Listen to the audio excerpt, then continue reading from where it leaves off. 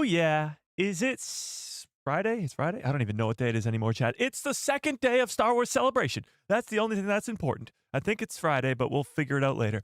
It's the second day of Star Wars Celebration, and today we got an Andor Season 2 panel and an Ahsoka Season 2 panel, and we are going to watch them live, or at least try to, if we're allowed to, and hopefully get some new trailers, some new updates, and possibly even a new Star Wars live-action show being announced tonight. Yeah, that's right. This is where the fun begins. Day 2 of Star Wars Celebration. Day 1 set the bar pretty damn high, and we're going to try and surpass that bar. But without further ado, let's dive into all of it. What's up, everybody? How's everybody doing on this fine Friday evening? Day 2 of Star Wars Celebration. Day 1 was a surprise to be sure, but a welcome one, getting the announcement of Star Wars Starfighter, starring Ryan Gosling, being directed by Sean Levy, getting an update on the Mandalorian and Grogu movie, seeing a trailer that was leaked out that was incredible. If you have not seen that trailer, I'm sure it's online somewhere, but if you can't find it, I did do a breakdown video in detail of each frame of the trailer, so go watch that. To top it all off, chat, to top it all off, they announced, and this was sort of in the middle of the night, so maybe some of you haven't seen this yet. I certainly hope you have. But they announced a Darth Maul series. The next live-action animated multi-season show will be about Darth freaking Maul. And that's pretty damn cool, if I do say so myself. And it's very exciting. But that was day 1, and we got 2 more days of this stuff, chat. And today seems to be the live-action Star Wars day. Yesterday was movies and animation, of course. And today seems to be the live-action day. Ahsoka Season 2, Andor Season 2, and it's highly likely that they're going to be announcing a news show that we don't even know about yet, or possibly a second season to like the Book of Boba Fett or Kenobi, or if we're lucky, the Acolyte. Oh, okay. But possibly a Season 2 to a show we already have. Skeleton Crew, also in the running. But the same way that we thought we were getting a Mandalorian and Grogu panel for a whole hour, and the first 20, 30 minutes of it was all about different movies, not the Mandalorian and Grogu movie, announcing Star Wars Starfighter. I think the same thing will happen today during this Andor live stream, and that's why we're live right now, because I think something crazy is about to go down. Some crazy big announcement for a new show or something like that. I don't even know what to expect, but we're going to go through it together, because the panel has just begun about 3 minutes ago. So without further ado, let's say hi to everybody in the chat, shall we? What do we think of the first day of Star Wars Celebration, chat? What do we think? Did it live up to your expectations? Did it surpass them?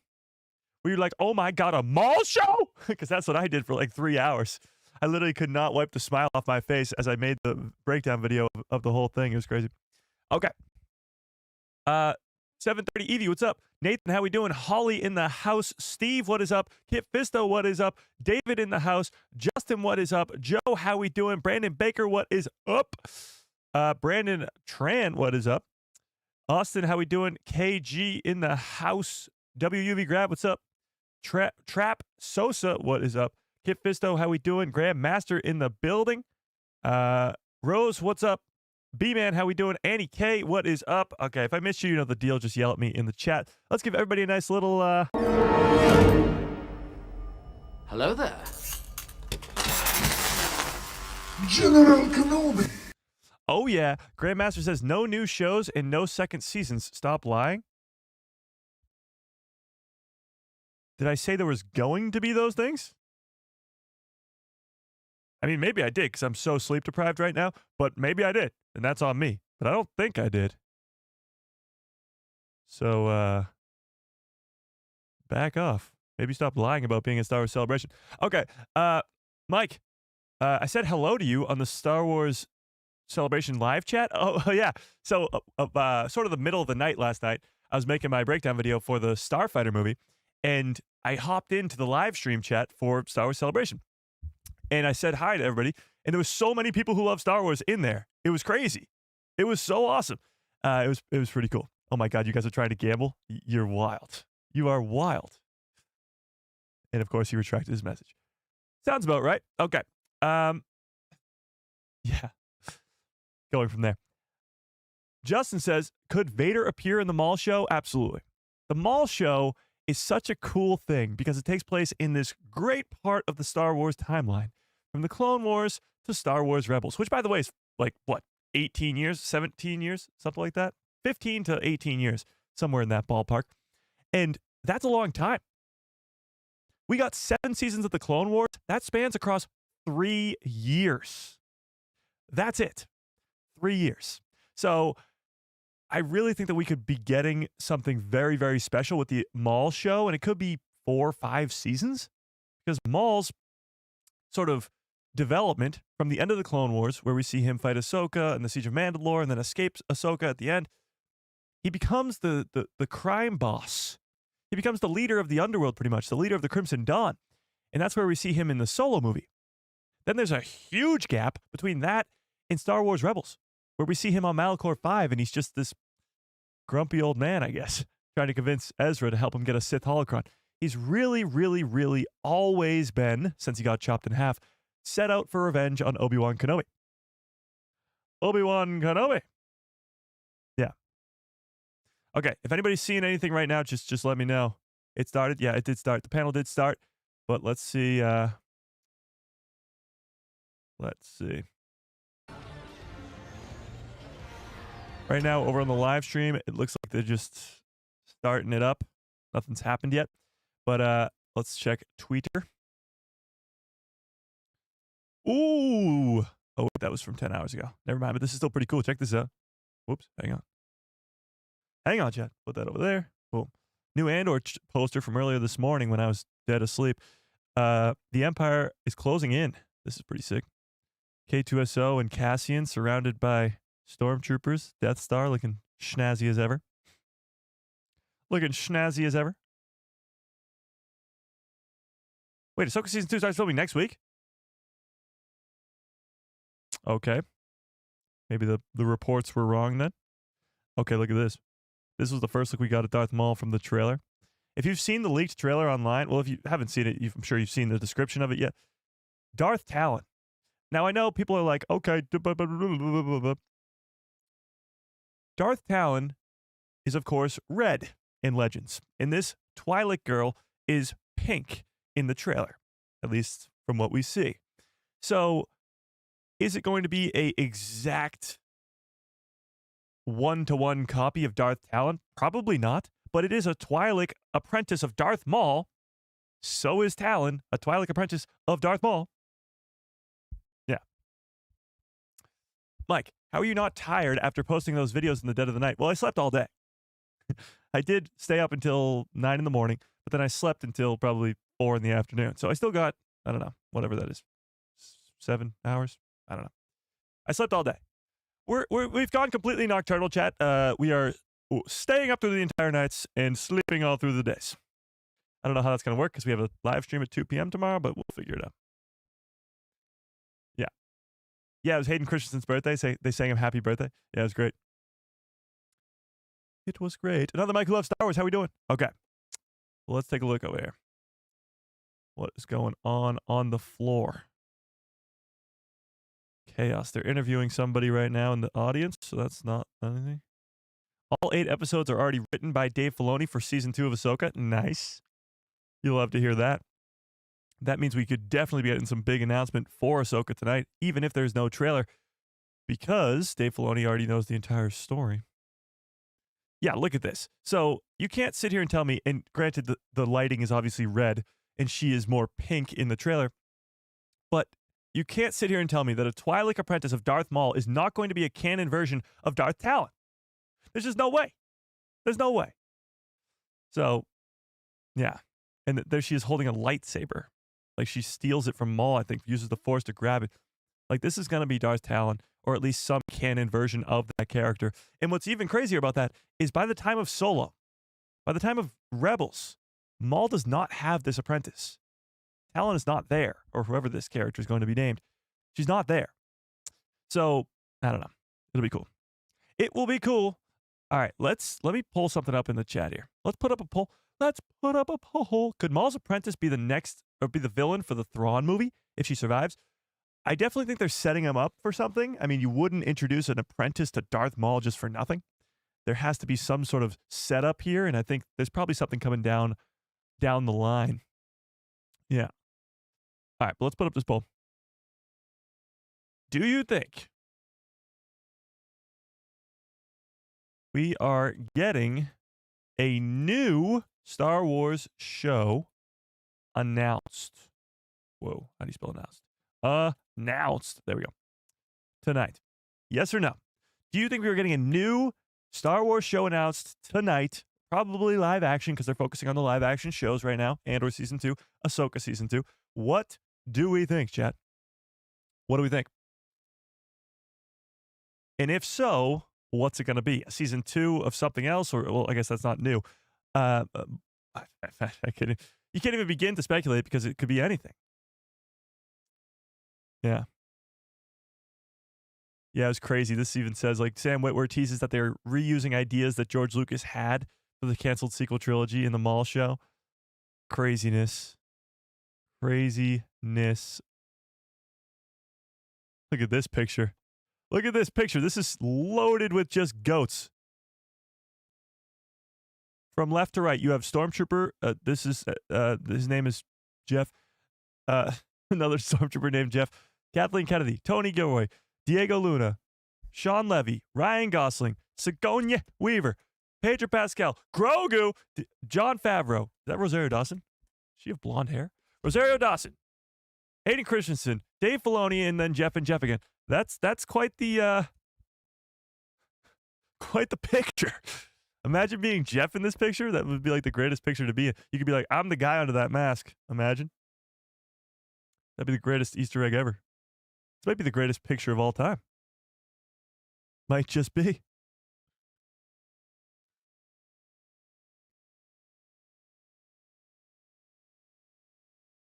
All right, let's see. Yeah, Pedro Pascal was talking the Mandalorian and Grogu movie up like crazy. He says one of the greatest adventure movies in all of cinema. So here's what we know about the Mall show.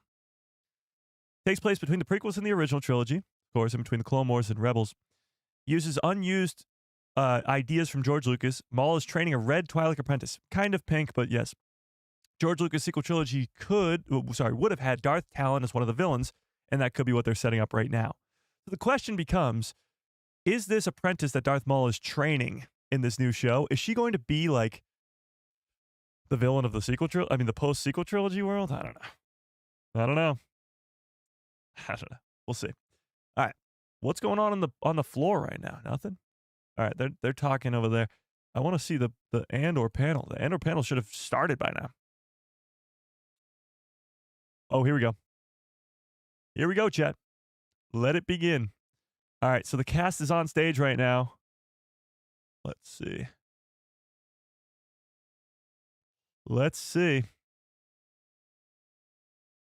Andor Season 2 panel at Japan just started. Here we go. Tony Gilroy.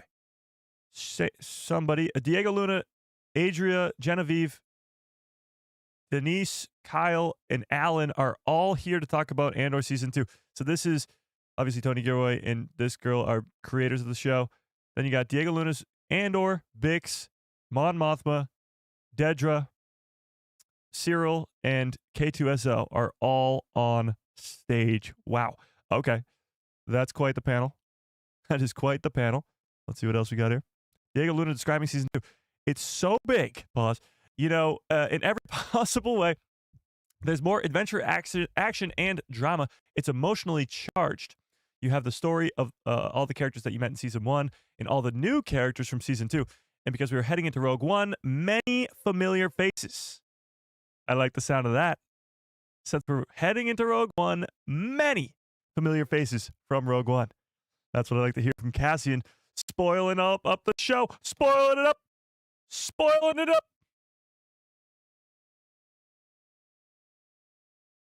Darth Talon versus Ventress would be sick. Yeah. So this is pretty much, to me, Diego Luna confirming that we're going to be seeing many familiar faces. We're going to be seeing a lot of characters from Rogue One. Like Bail Organa, probably. Obviously, Krennic and K2SO, but even still, more so, maybe Leia, maybe Galen Erso, maybe Vader, maybe Palpatine. Maybe Palpatine. There's an Andor teaser trailer being shown on the floor right now. What? Did we get to see it? Did we get to see it? This is one of the coolest scenes. We've already saw that, though, from one of the trailers. All right, here we go. Andor Season 2 broke down into the numbers by executive producer. 140 sets across 7 sets in 20... wait, what? Across 7 locations, maybe? At 24 locations. 700 costumes for principal cast alone. Jesus. 152 creatures created. Not enough aliens, chat. Chat. Not enough aliens. 30 droids created? Does that mean 30 new droids created or 1,300 VFX shots? That's craziness. There's Mon Mothma. All right. Oh, we got more. Hang on. Mon Mothma actress Genevieve confirms that Andor Season 2 will begin on Sandrilla with the marriage of her daughter. There you go. We kind of knew that already, but sure. Dedra actress says, we find out where Dedra comes from in this season. It's Andor's sister! It's Andor's sister! No, okay, it might not be, but it could be. It could be. Something's on the live stream? Hang on. Oh, they're showing it on the live stream. Please welcome executive producer and creator of Andor, a Star Wars story, Tony Gilroy. Yeah. Here we go, chat. Executive producer and Cassian Andor himself, Diego Luna. Executive producer, Sana Wallenberg. And stars, Genevieve O'Reilly. Yeah! Mon, Andrea Arjona. Bix, Denise Goff. Yeah. Dedra.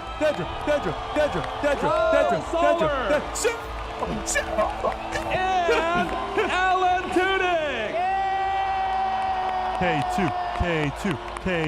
K2. Get that man All right, have a bowl of seat, please. cereal. Wow. Quite the panel we That's got here, amazing, chat. huh? Quite the panel. Would you like to sit down, please, too? Yes. So, can you believe the last Why time so you quiet? were all together at Celebration was just after the debut of Season 1? Tony, can you tell us about how that felt? I just want to ask one question over here. Over there? How many guards on each level? Never more Yeah. than 12. Bravo. Yeah. What's the question? This is as loud as it goes. I'm sorry, Yeah, Chad. how I don't did know you why it's so feel? quiet. Oh, man. This is the third one we've done.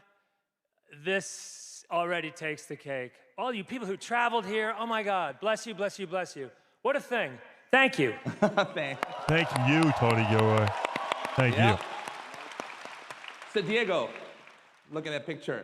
What did this moment mean to you? Oh, it's just, I mean, like many things that just happen in Celebration. Thank you so much for this reception, this love, This this is all wrong. energy. Yeah. It's There's no so special. females There's in that nothing scene. like this. There's no Twi'leks in that scene. Everyone watching at home also, a todos los que están viendo en América Latina, I don't know what he España, said. Yeah. saludos. Wait, what? Oh. There's, exacto, en México también. Sí, sí, sí. Qué chingón que están aquí. You know, there's 125 countries represented today in this room. That's what Star Wars means, you know? So thank That's you all crazy. for coming. It's beautiful to be part of this. And they say you Star know? Wars is dead. We obviously love the idea of going back to Cassian, but now knowing that it matters so much to you, that Andor has an audience that you're expecting these 2 years and a half, have been, you know, just a bless for all of us working in something you guys care about. So thank you so much. Thank you. Yeah. And Thank Diego, you. arigato from Japan. Arigato. Arigato gozaimasu. Yeah. You know. So from everything we've seen from the Look at that final R2D2 season, hat. and it looks just epic. It's epic. Diego, what can we expect? it's just, it's so big, you know, in every possible way. There's more adventure and action, the drama. I mean, we're getting close to Rogue One, so everything matters so much. It's emotionally charged. And you have the story of all the characters you met in season 1, plus many new characters you'll meet in the second season. Wow. And obviously, because we're heading to start the beginning of Rogue One, many familiar faces also you're expecting. Yeah. Yeah. It's gonna be intense. It's gonna be intense. And then when you finish watching this second and last season, go straight to Rogue One because you're gonna see a different film then. Wow. You're gonna see a different film. That's exciting. That's exciting. Yeah. It's pretty high praise. And Tony, talk to us about what time frame will be seen on screen. Season 1, we took a whole year. Okay. Season 1, we took a whole year to do the whole season. Second season, we're going to do 4 years in the one season. So each 3 episodes will represent 1 year. 1 year. And we're going to drop them, 3 a week. So it's basically like dropping a movie every week in essence. Yeah, and there'll be a quadrilogy. chunk.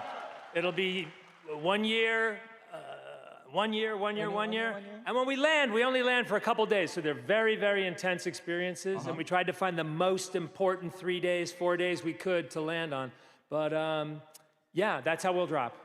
Wow. I'm not good at math, but is that 3 12. times 4? 12, right? Yeah. 12 episodes. episode, Cool. yeah. Okay. Quick So, math. Santa, from all the material we've seen so far, it looks like the production this season was or is massive. Yes.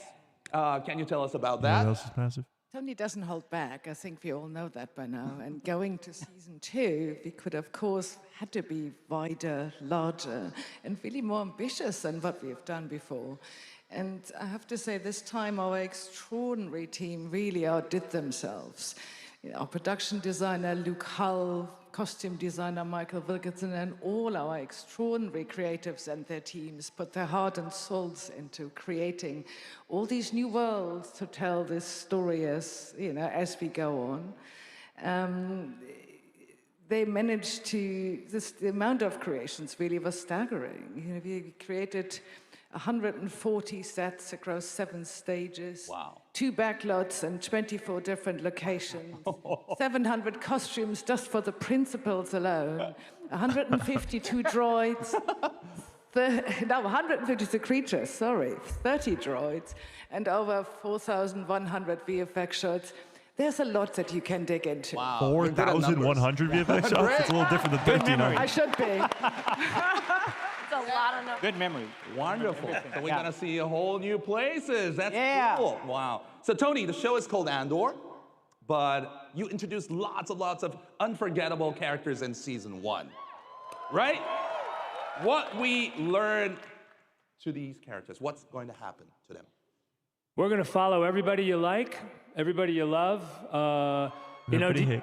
Cassian's at the center of this, but it's a chorus, it's a choir all around him. Right. We care about these characters as much as you do, and we will tell every story full out. So it may not be good, it may be good, It will be. a lot of it will be different. good. No, but I mean a lot of different. Who your favorite character is, but Because they're all going we to go die. all in on all of them all the way. Nice. Nice. Yeah. To Rogue One. Into one, which takes you into New Hope. Yeah. Okay. So, Genevieve. Hi. Okay. So, Genevieve.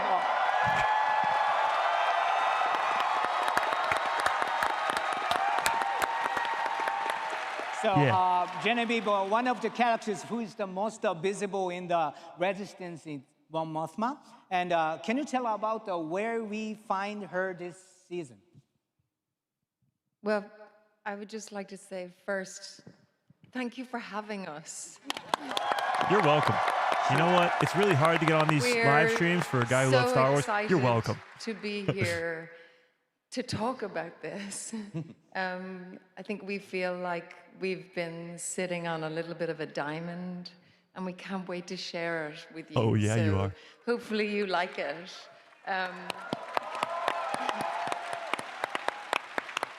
I think for Mon Mothma, we start somewhere where Sana was talking about. This season takes us to whole new worlds, whole new people.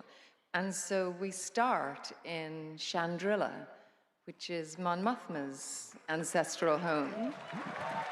Almost like we just read this before we started watching. We start with a wedding. Whoa. And all the complications that brings. Okay. And then we drive and we reach.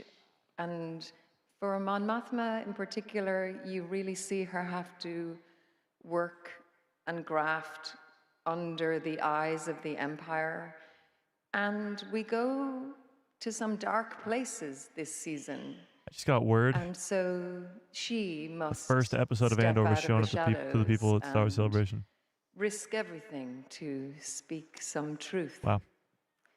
That's cool. Yeah. Lucky them. And whole first obviously, episode. we are thrilled to see Ben Mendelsohn back as a critic. Yeah. Right? Where's Ben Mendelsohn? And one of the more iconic bodies in Star Wars, but Deborah was pretty formidable in the season 1, right? Dedra. And Denise, talk to us a little bit about her arc this season. Oh my God, I'm so overwhelmed, so jet lagged, so emotional. This is incredible to be here. I'm being very un-Dedra and really excited, like a child. I'll try and be really serious. We find out where Dedra comes from in this season, a little bit about maybe what makes her who she is.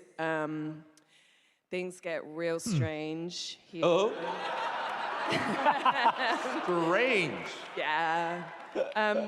But what's great, just she to pointed be to part Cyril, by the of way. this Strange between the two of them. thing. Like every character is so fully drawn. I've never been part of such an ensemble, and I don't want to give too much away about it. But yeah, Dedra really shows herself. It was much darker this season. It wasn't so girl boss. It was much more. It was much more fascist this season. Oh my God. Which is very unlike me, so it's serious acting I'm doing. Yeah, I'm so proud to be here with everyone and part of this thing. It's such a gift. Thank you all so much. She says we find out where she comes from. Now, obviously, I was kind of joking about her being Andor's Right. sister. Strange is a strange word, actually. That's a kind word. Yeah, okay. Speaking with Cyril, But the backstory what's going for Dedra on is with him interesting. and Dedra, Kyle?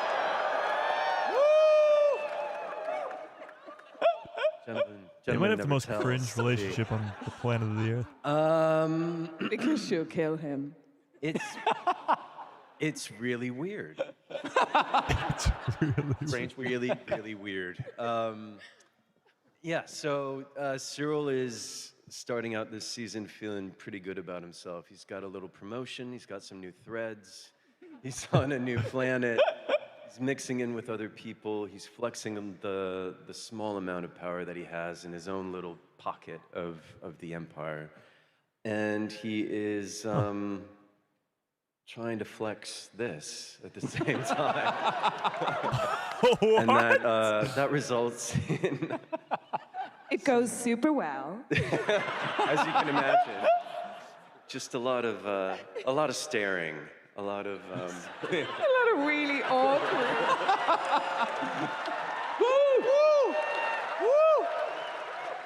no touching, no touching. God, it's the weirdest. But yeah, it's amazing. It's an amazing relationship to dive into because it's ultimately at the heart of Cyril's arc and, in a way, Dedra's arc. And they really, them coming together and opening themselves up to each other, ultimately forces them into extreme situations that they never anticipated. So it's pretty spicy. Pretty spicy. All right, chat. From that description, Strange, weird, spicy. Yeah. I think Cyril's in charge. We'll go on. On Gorman. Okay.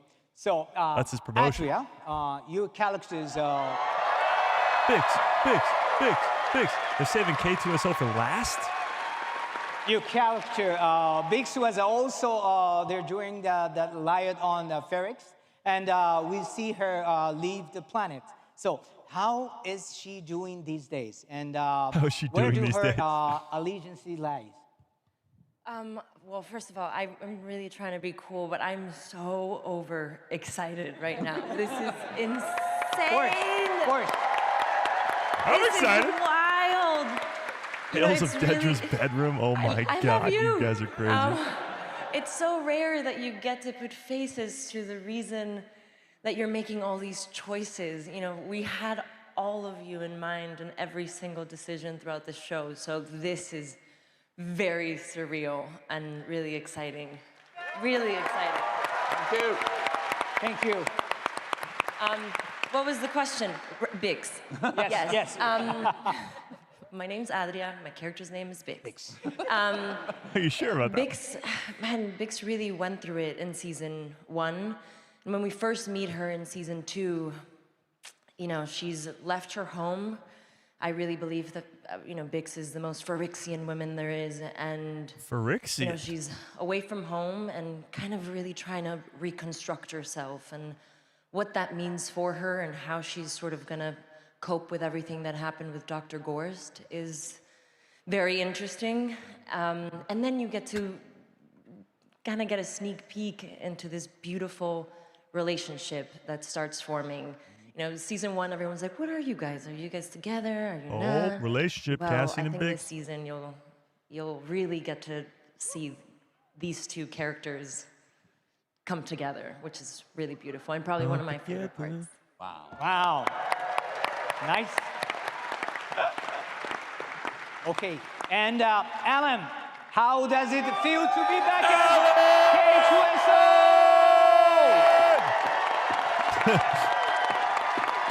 How'd you feel?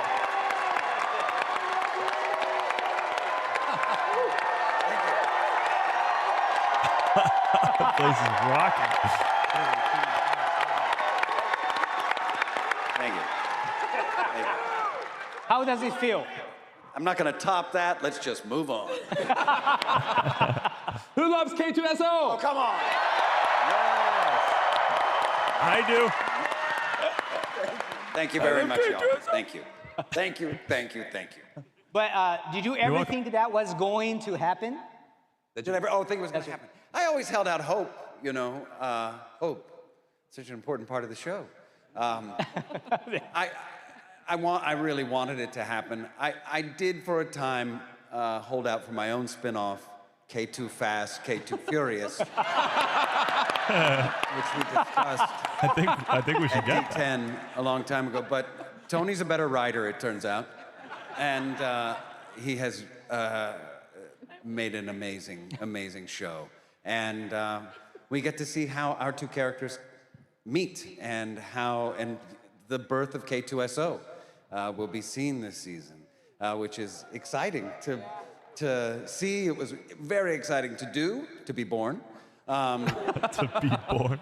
And yeah, it's beyond. It is. Are they playing it's cards? beyond Are they anything I playing could have hoped. sabacc at the It's table? What's going such on an here? important- Is that It Melshi? feels like a very important series. No, I don't think and it is. Oh, is it? It's great to be a part of it. Yeah. Cheers. Great to have you back. Welcome back. Welcome back.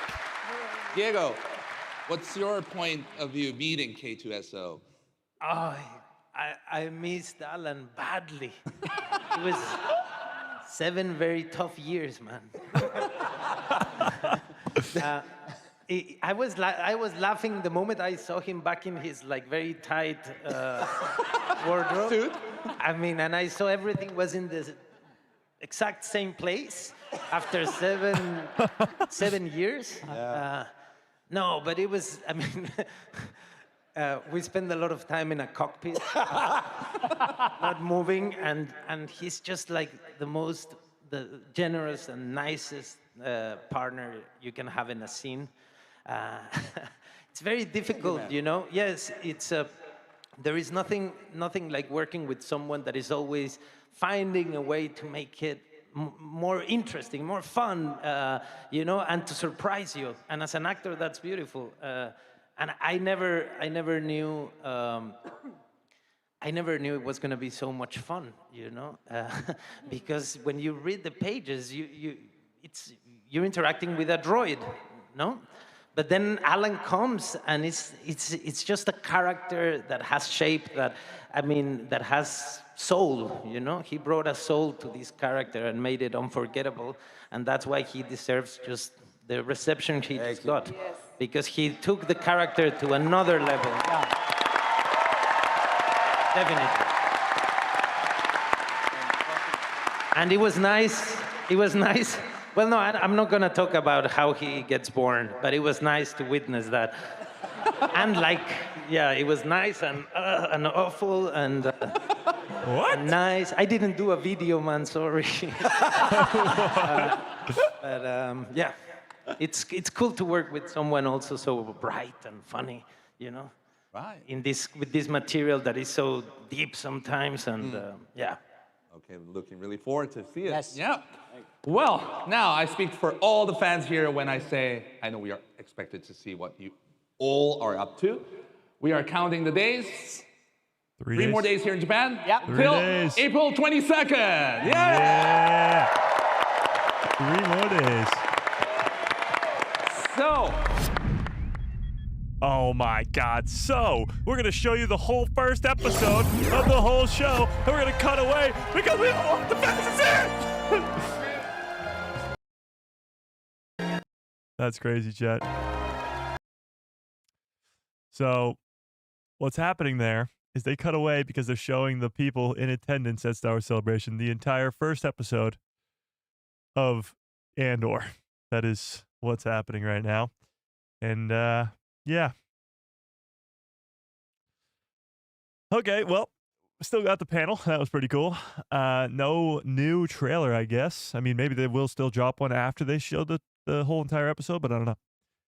It is like a 50-minute long episode, so I guess we'll have to wait and see. However, we did get a a lot of information, let's say, about each individual character. Dedra and Cyril's relationship might be the most awkward thing in the history of cinema, or not even cinema, in the history of screens. Sure. It's just so awkward. Like the way those two characters together is just the weirdest match ever. It's awesome though. Gotta love it. Yeah. Your pal Joe, what's up? Says, Mike, you'll be at the next celebration, mark my words. Well, it depends on where it is. I mean, it depends on if it's like nearby or not. I'm not a big fan of flying. And to fly to Japan would be like, I don't know, 18 hours or something. I don't know. Yeah. True. You pay for the exclusivity. I mean, I get it. You're showing the people at Star Wars Celebration this exclusive stuff because they paid to come to Star Wars Celebration. I fully understand that. My biggest thing, especially about yesterday, was not releasing the Mandalorian and Grogu trailer publicly, which was really weird. I get that, like, you want to give the people there something, but give them something else and then show us a trailer. Because we all watched the trailer. I mean, we watched it live yesterday. But, yeah. What are you going to do? I saw somebody say, what if Dedra gives Cyril a bowl of cereal? That would be like the greatest moment in all of Star Wars. Probably the best scene ever. Yeah. I'm so ready for all the awkwardness. Oh, me too. Oh, me too. Yeah, 4 days, I guess. 4 days until Andor Season 2, right? Is that right? 3-4 days? Something like that. It's Tuesday. Yeah. Let's all play Helldivers while we wait. I've never played Helldivers. Heard it's good, though. K2's greatest line. Congratulations, you're being rescued. Do not resist. Well, they talk about the birth of K2SO in that panel. What the hell does that even mean? Like, obviously, he's going to get reprogrammed because he's an Imperial droid that's reprogrammed to be a Rebellion droid. But, like, what? Seriously, Star Wars, what's up? I think they did that for The Rise of Skywalker. They gave them a trailer and released it online the next day. Yeah, and I thought they were going to release it this morning when Pedro Pascal and Sigourney Weaver went on Good Morning America, but they didn't. I really thought I was going to wake up this morning to the reality that my breakdown video for the Mandalorian and Grogu leaked trailer, it was useless because I spent so many hours doing it, and then they just released the trailer afterwards. Yeah. Yeah, I don't know. I hope she gives him C-3PO's... Wait, what? I hope she gives him C-3PO's in blue milk. Oh, O's, I get you. Like Cheerios, C-3PO's. Funny. Did anybody see the Darth Vader episode 2 official teaser trailer yet? What? I'm waiting for season 1 finale on Monday. Oh, you're watching the season 1 finale on Monday. Nice. The Rise of Skywalker trailer takes me back. Those were the days. I mean, that trailer was enormous just because the laugh of Palpatine at the end. It was craziness. Abso-fruitly. I'm looking forward to the Ahsoka stuff later. Me too. I mean, the first season of Ahsoka is my single favorite season of a Star Wars show ever. But yeah. Okay, hang on. Star Wars just posted something on Twitter. Let's take a look. Let's take a look. Oh, and Anthony Daniels is on the stage. Hang on, chat. We'll go listen to Anthony Daniels in 1 sec.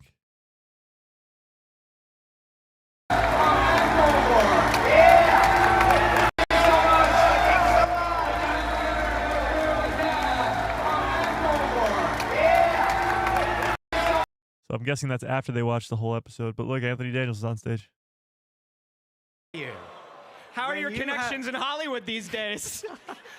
When you have created a character as wonderful as C-3PO, you don't have to do anything else.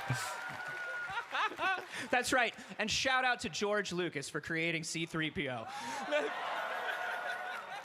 Well, George Lucas may have thought of the character in the script, but who made it real? These two have like a never-ending beef going on. That's right. You're right. We should also thank the wonderful effects team at ILM, the model builders, the droid builders, the costumers. This is true. Yeah. And if only the costume had been ready on day 1 of filming.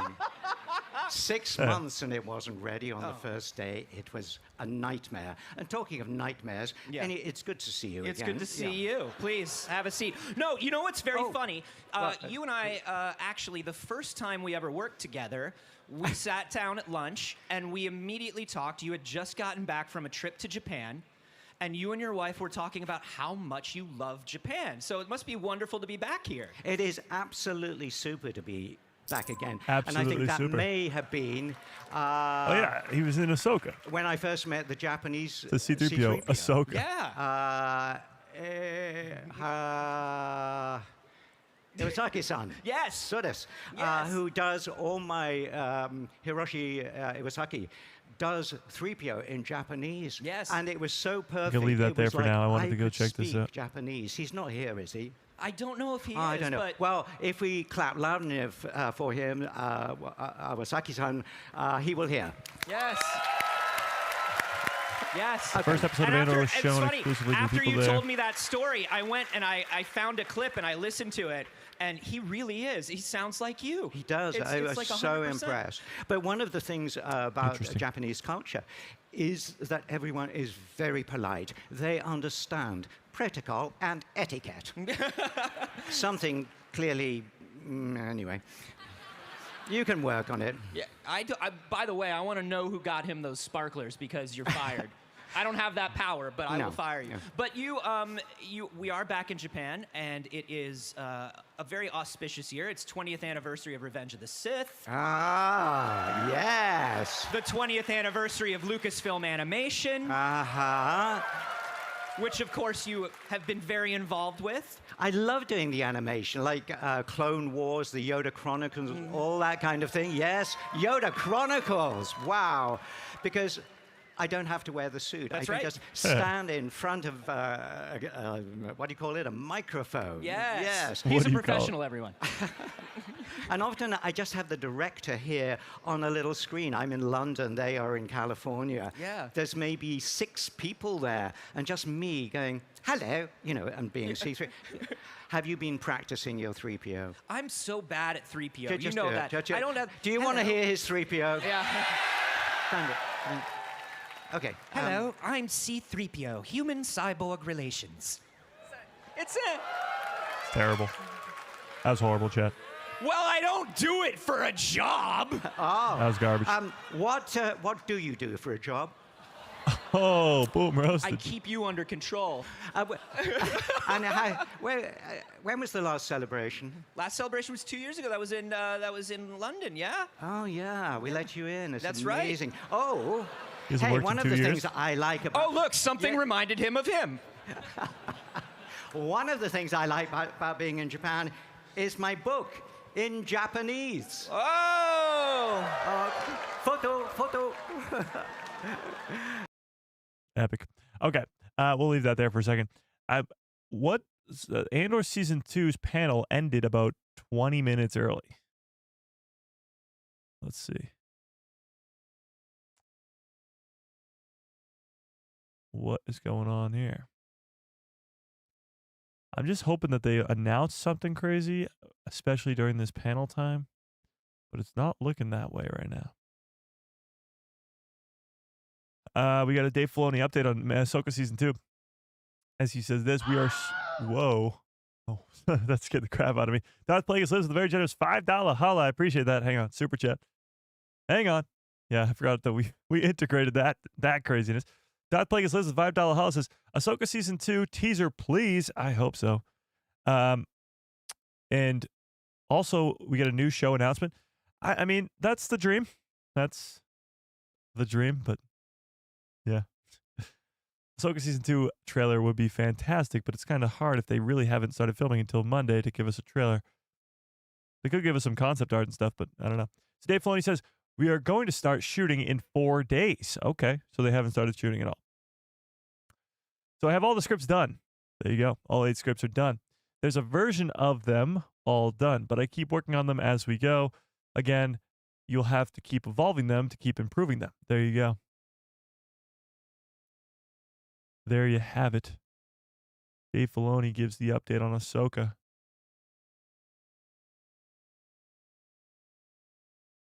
Check this out. It took some time after making her debut in Star Wars: The Clone Wars, but Ahsoka slowly became one of the most beloved figures in the Star Wars universe. Ahsoka went from being Anakin Skywalker's Padawan to one of the most powerful Jedis in the galaxy, and she's since appeared in other projects like Star Wars Rebels, but also made her live-action debut for the first time in The Mandalorian Season 2, which led to her own show, Ahsoka.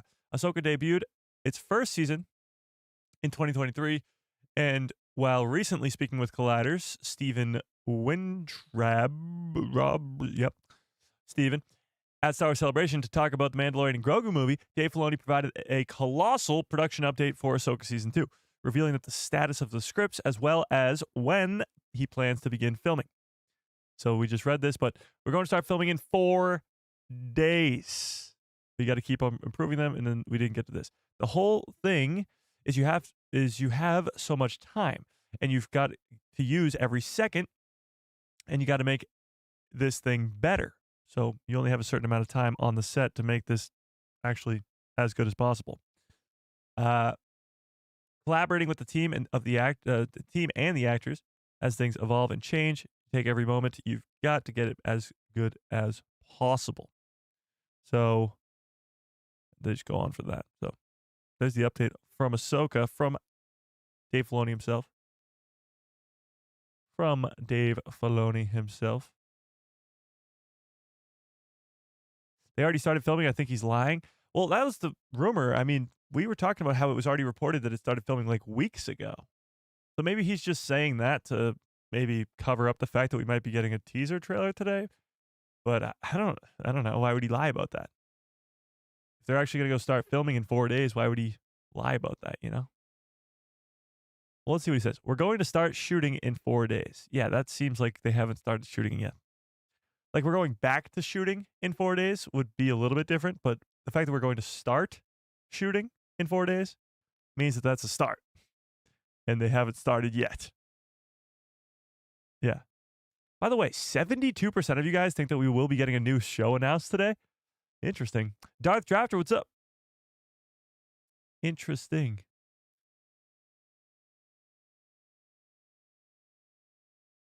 Huh. The more you know. All right.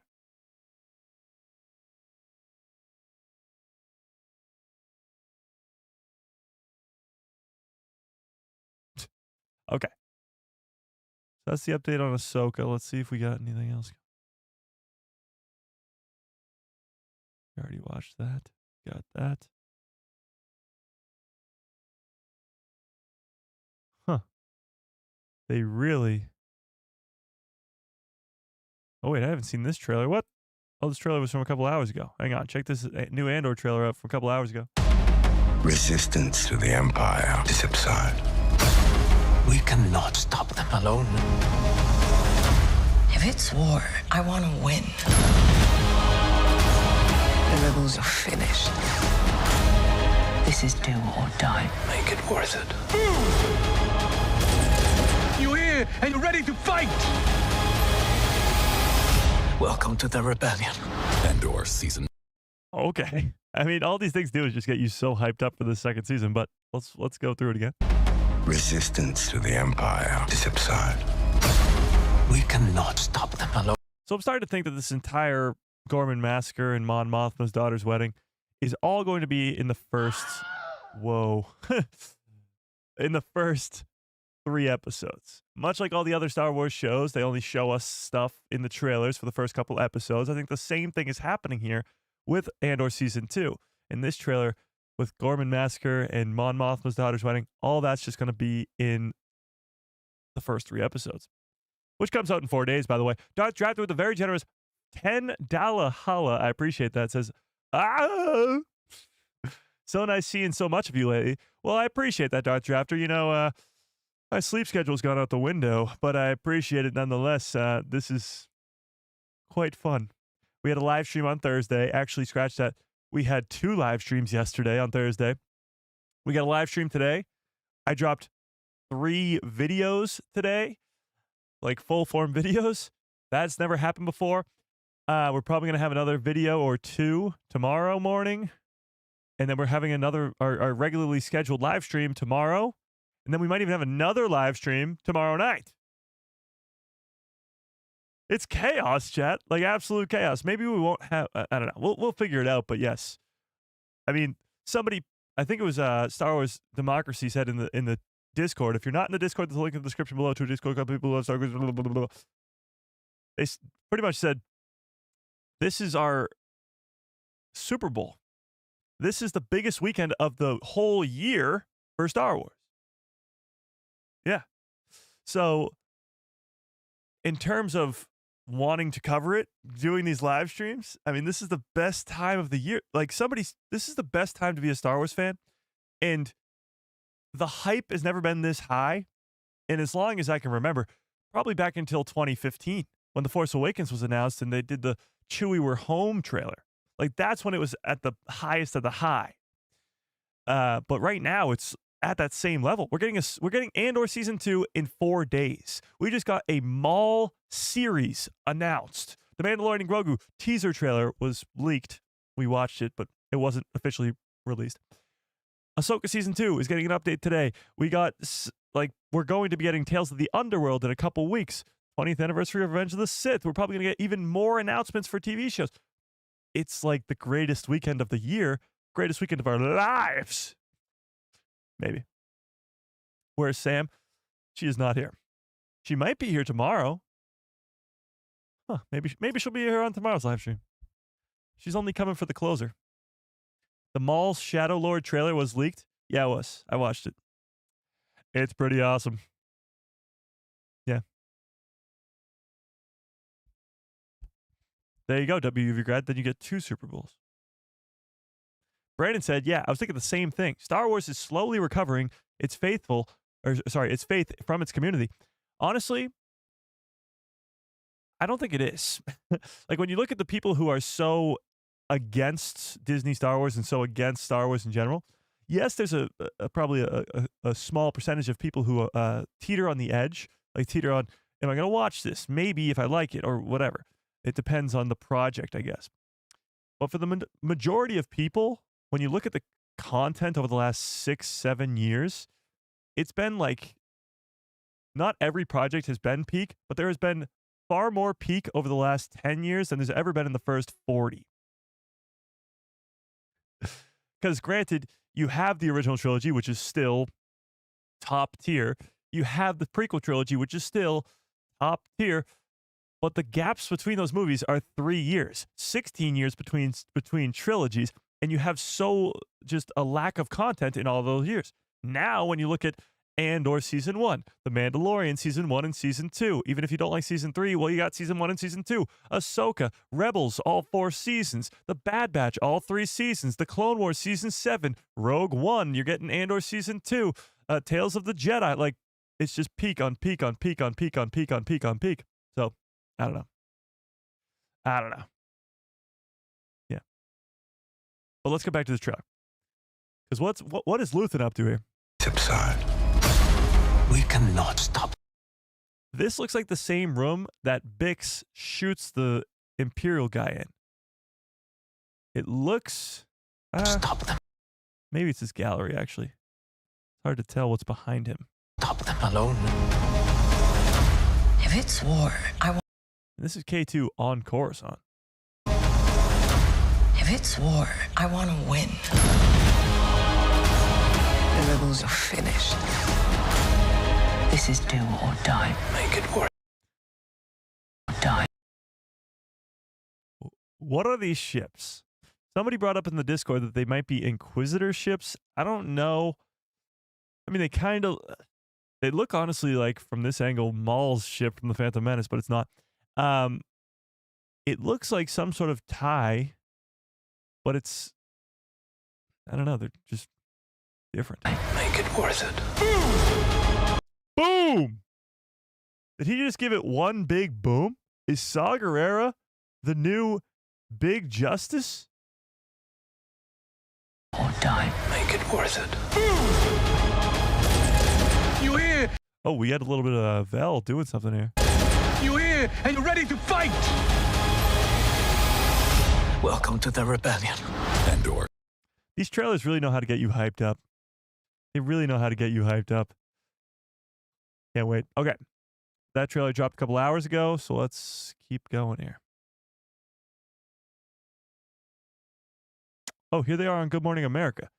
They talked about the Mandalorian and Grogu movie, but they didn't even drop the trailer still. That's craziness. So here's an Rook cast, sorry, is going to be in the Darth Maul show. Rook cast from Son of Dathomir stuff. Pretty damn cool. The animation style, they said, was new. And I really don't know what that means. Like, the animation style being new. I don't know. Like, is it going to be a combination of, like, the Clone Wars and the Bad Batch meets Star Wars Rebels? Because that's what it's in between. Because the Star Wars Rebels animation is so different than the Clone Wars or the Bad Batch even animation. So I don't know how it would. It definitely looks more Clone Wars than it does Rebels, but they were saying in the official StarWars.com post, it says it's a brand new animation. Style of animation, that is. Geek Ledger says, I rented out oh my God, that scared the crap out of me. I rented out a whole theater for May the 4th. I also got a ring engraved with her favorite Star Wars quote. Wait, what? That's awesome. That's awesome. Can I get an invite to this? What theater? Can I get an invite? Sorry. Another Mike who loves Star Wars with the very generous $2 holla. I appreciate that. Says, Mike, those are definitely Inquisitor ties. Really? Hang on. We got to go back and fact check this. Season 2, streaming April. Finished. This is critically acclaimed. Do or die. All right, I got to look up some Inquisitor ships right now. Critically acclaimed. Inquisitor ships.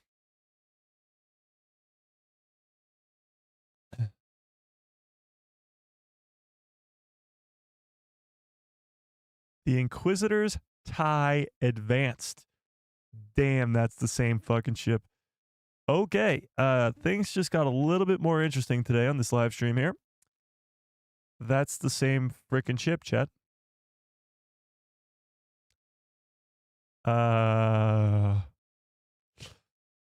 Okay. All right, as the thing would say.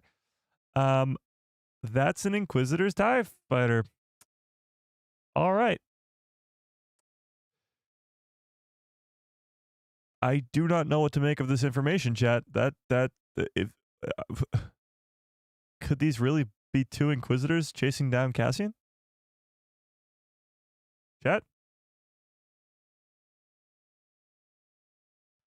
I don't think they are. Like, to bring in two Inquisitors into this would be insanity. I don't see them doing that, because two Inquisitors would slice Cassian's head off pretty quickly. Pretty damn quickly. Mr. Slash X, what's up? So, what's going on here? I mean, do these not look the exact same? Look at that look at that TIE fighter, and then look at this one. It's not deniable. It's clearly the same. This is what? What do we do with this information, chat?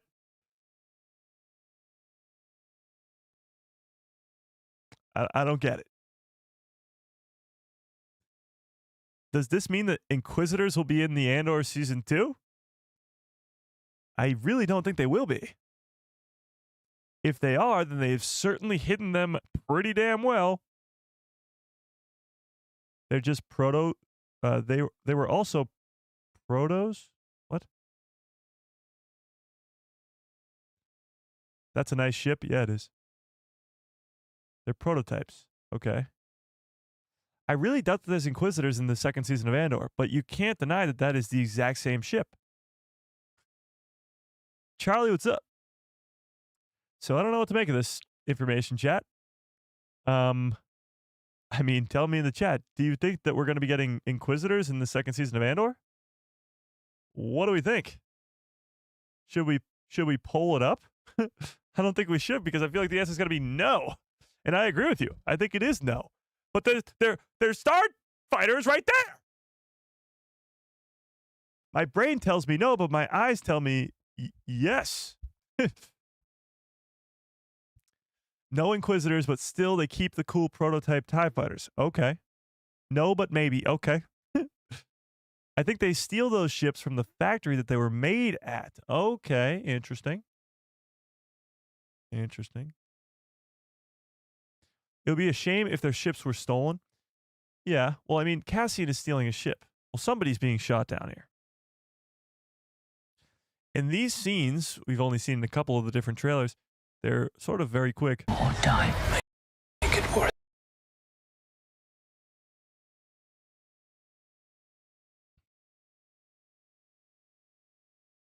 If there's really Inquisitors in the second season, we have no idea what we're in for here. I don't think there will be, though. The information that has been given to me, that's right in front of my eyes, is undeniable. And I don't know what to make of it. So, Inquisitors, maybe. Cassian looks possessed here. Make it worth it. Boom! Boom! You're here and you're ready to fight! You're here and you're ready to fight! Cassian! Are you ready to fight? I love doing Saw Gerrera's voice. It's one of the best. Welcome to the rebellion. Boom! Andor season. Sorry. Resistance. Honestly, Krennic to me is going to have a big role in the second season. I don't know to what extent he's going to be in contact or face to face with a character like Cassian. I don't think that's even possible. Now, granted, Dedra and Cassian, they are only in the same planet together once at the very end of the show. So you can have a villain throughout the entire series not ever meet Cassian, I guess, in theory. Yes. But Krennic is definitely not going to be meeting Cassian. That's for damn sure. Oh my God. 50 Thunder with a very generous $5 holla. I appreciate that. Let's take a look at this. Says, where is it? Oh, just a quick scream to say how great it is to be a Star Wars fan right now and how great it is to be a part of this channel. Thank you. No, thank you, 50 Thunder. That's very, very generous. I appreciate it. But yeah, I mean, there's literally no better time to be a Star Wars fan than right now. There isn't. You could argue 1977, but what are you going to do? Wait 3 years for the next movie? Sorry, okay? I wasn't around back then. I don't know what it was like, but you'd have to wait around 3 years for the next... Okay, you have to wait around 3 years for the next movie. Now you can go watch that movie currently right now on Disney Plus whenever you want. You can go back and watch the whole entire first trilogy, prequel trilogy, sequel trilogy, and you can get hyped up for what's to come next. 2026 looks like the most insane year for Star Wars we may ever get.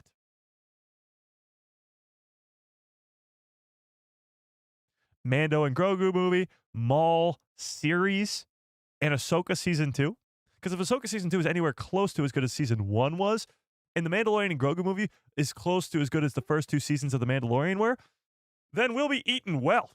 Very well. Because guess what? The creators of the Bad Batch and Star Wars Rebels are creating the Maul series. It's Sam frickin' Witwer as Maul in a Maul series. That's going to be a banger.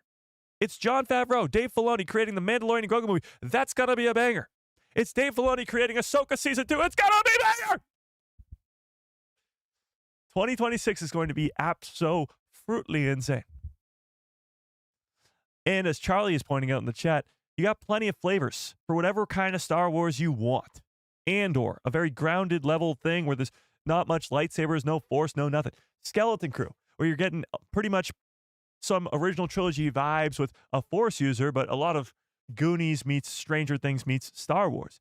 Original trilogy stuff. You're getting The Mandalorian, bounty hunters, and all that stuff. You're getting lightsabers in the Force in Ahsoka season 2. Whatever you want, whatever kind of Star Wars you prefer, you have it. Animation, Darth Maul. Tales of the Underworld. Live action, all the other stuff I just mentioned. So you pick your own poison. Whatever you like in the Star Wars universe, whatever aspects of Star Wars you deem to be the best, you get it in all different kinds of projects coming up. Yeah. All right. What else is going on stage right now? Anything? Oh, wait, what? Another trailer that I haven't watched yet from 10 hours ago. Hang on, let's check this one out. There are so many trailers. It's ridiculous. We got 2 that I haven't even seen yet. Check this out. We need to silence any resistance. It's time. We need to build an army. They will not go quietly. That is exactly what I'm hoping for. Open fire!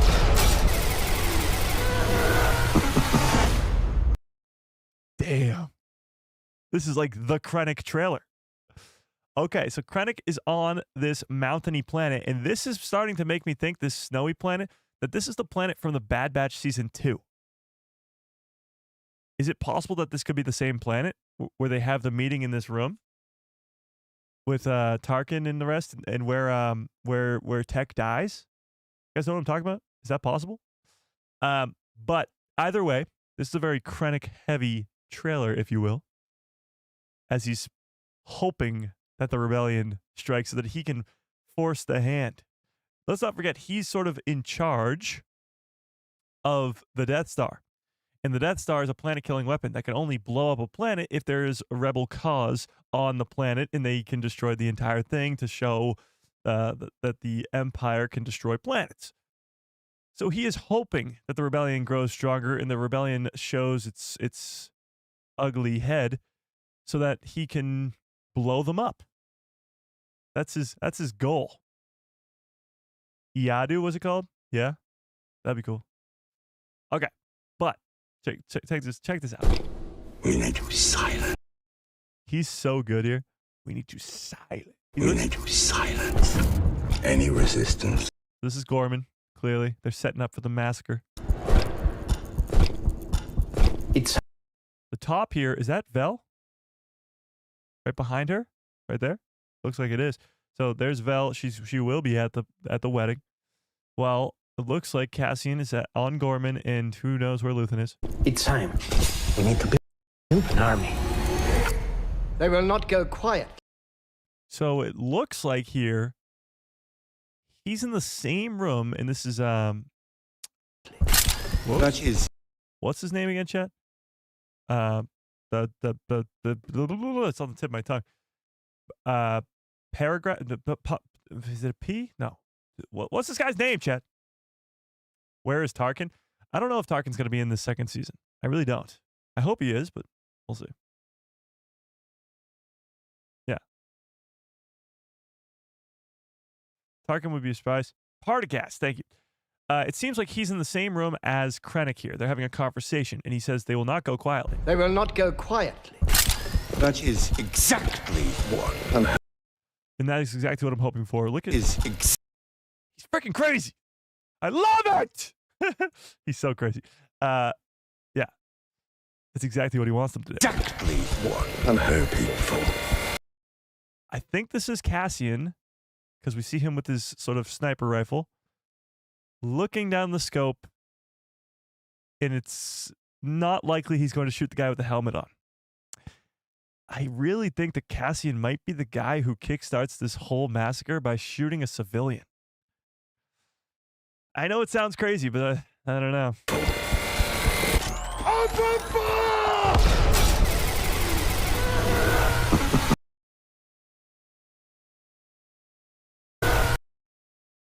Just trying to see if we can see who's in the cockpit. It's very hard to tell. So good. This trailer is like make Krennic look insane trailer. And he does look insane. Yeah. Yeah. Okay. It's so real. When I saw that, you want weapons? It's okay. They will let you... Wait, what? They will let you get them? I'm confused. Tarkin is a surprise for later on in the show. I would hope so. I mean, it would be great to see Tarkin again, especially in this time period revolving around the higher-ups at the Empire and the Death Star. But, I don't know. If you're bringing in Tarkin, you're bringing in everybody else, like Palpatine, Vader. I'm sure you'll have Krennic, obviously. But Tarkin, to me, he's in Rogue One, so you have that already going for you. There was the whole lawsuit thing, but I don't know if that ever sort of materialized into anything. But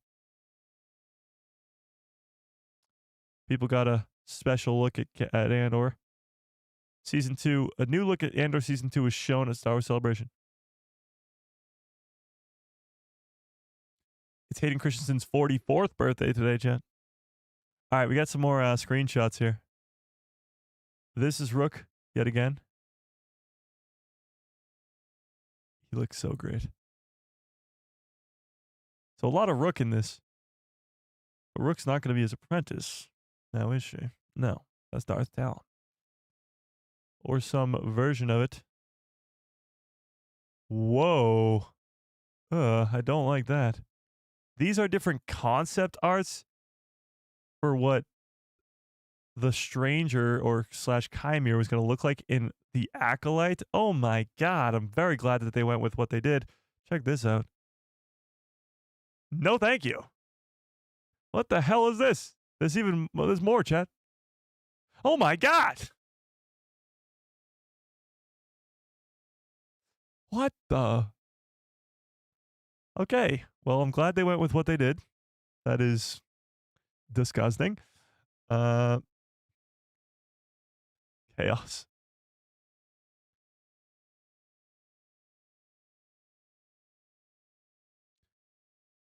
What's going on stage right now? No way that Anthony Daniels is still out there. Oh, he's not. Okay, never mind. I was just stuck behind.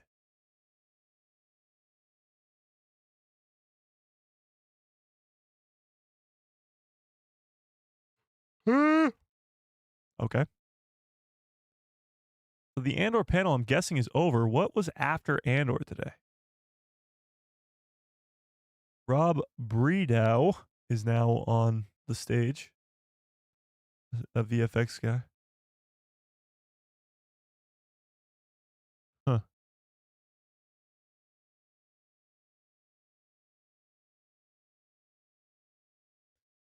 I don't know, chat. I don't know if they will actually give us something new. Hang on. Let's see. Let's look up the panel. The panel schedule right now. Star Wars Celebration panels. Okay. So today is Saturday. They just had the Andor panel. So now we're looking at 11, which is a bunch of just nothings. So it's not until midnight here that we get the Ahsoka panel. That stinks. Okay, so hang on. Andor cast will be coming out on stage at some point soon. Okay, that's cool. That's cool. We'll have to check that out. And then Ahsoka doesn't happen till later. Dang. Okay. Huh. So for the rest of the day, it just seems like Ahsoka is the highlight. And then after that, doesn't really seem like there's much going on for the rest of the day. Oh, Siege of Mandalore is getting screened today. That's pretty cool. Oh, Lucasfilm Games. Yeah, so the Bit Reactor game will be officially announced. It was probably a trailer too. Yeah. And that's about it. And then the third day is the shortest day of them all, but it's going to be probably where we get the most new announcements because they want to end the weekend on a bang, just like they started the weekend on a bang. But here's the entire schedule that I'm looking at right here. So right now we're in this 10 a.m. slot where we just watched the Andor celebration thing. Then they got streamed from Celebration stage, so this means that it's going to actually be streamed online, and that's where we're going to get to see the actors and actresses go out on the stage. Right now, it is this VFX guy, unless they already went out there and we missed it. Wait, what the hell? Old Republic? Go back.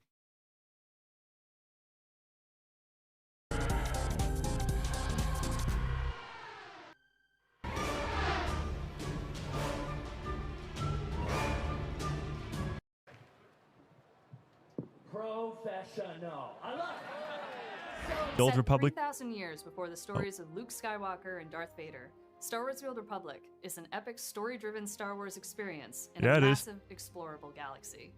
With 8 unique origin story paths and hundreds of story choices across dozens of planets, which path will you choose first? Will you fight to protect the Republic or support the rise of the Sith Empire? Will you seek justice? These are the games that we want, chat. But this is, of course, just the same game that... It's the same old game. Amazing. I can't believe they got it all It is not the game we are looking for. in a single volume, honestly. I mean, it's going to be a thick book. It's going to be a big 5 years. It's the whole 50. Where's the remake? Okay, that's what we're waiting for. But when you look at the panels here, so these Andor cast people will be on the stage at some point soon. And then later on in the day, you get all this other stuff. The Ahsoka panel is really what we're looking for. And then the Ahsoka cast, I'm guessing Hayden and Rosario, will go on the stage.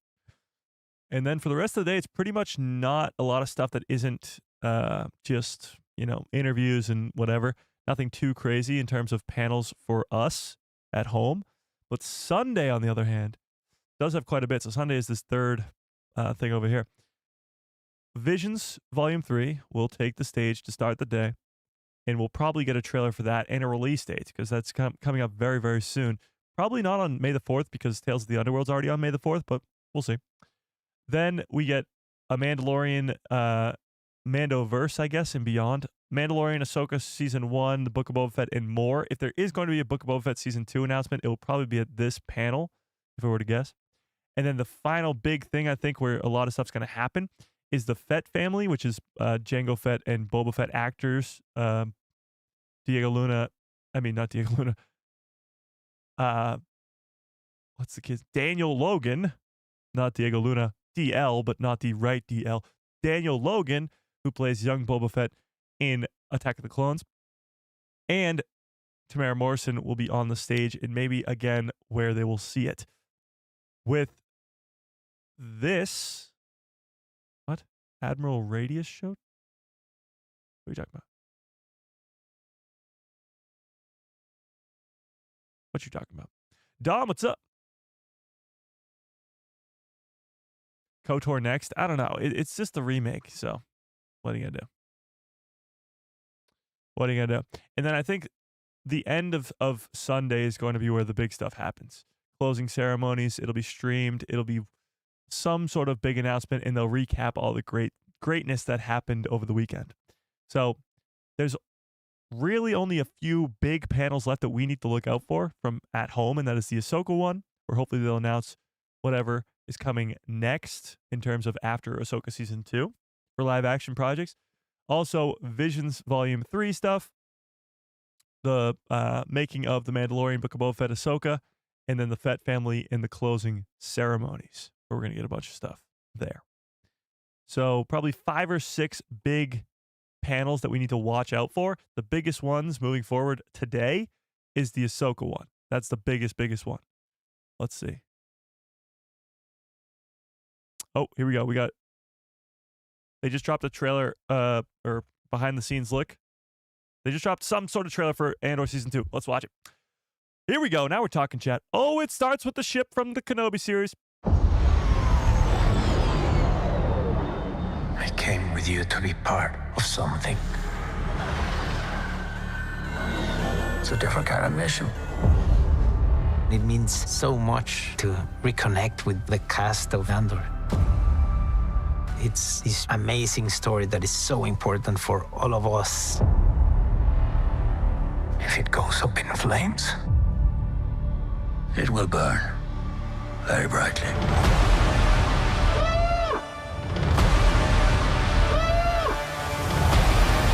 You see so much growth and so much destruction. So the evolution of these characters is pretty intense. The actors, they were so great. You start to realize what you can write for. Everything's in play. Everything's in motion. Nobody can escape the crushing power of the Empire. We need to speak out. We need to stand up. There is peril at every corner.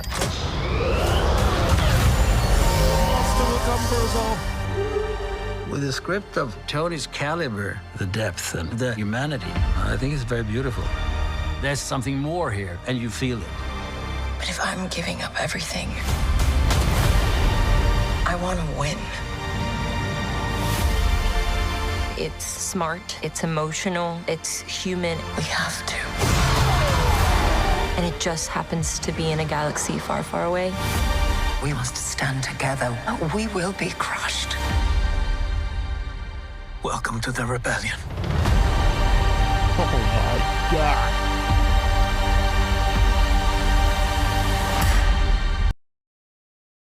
Talk about hype.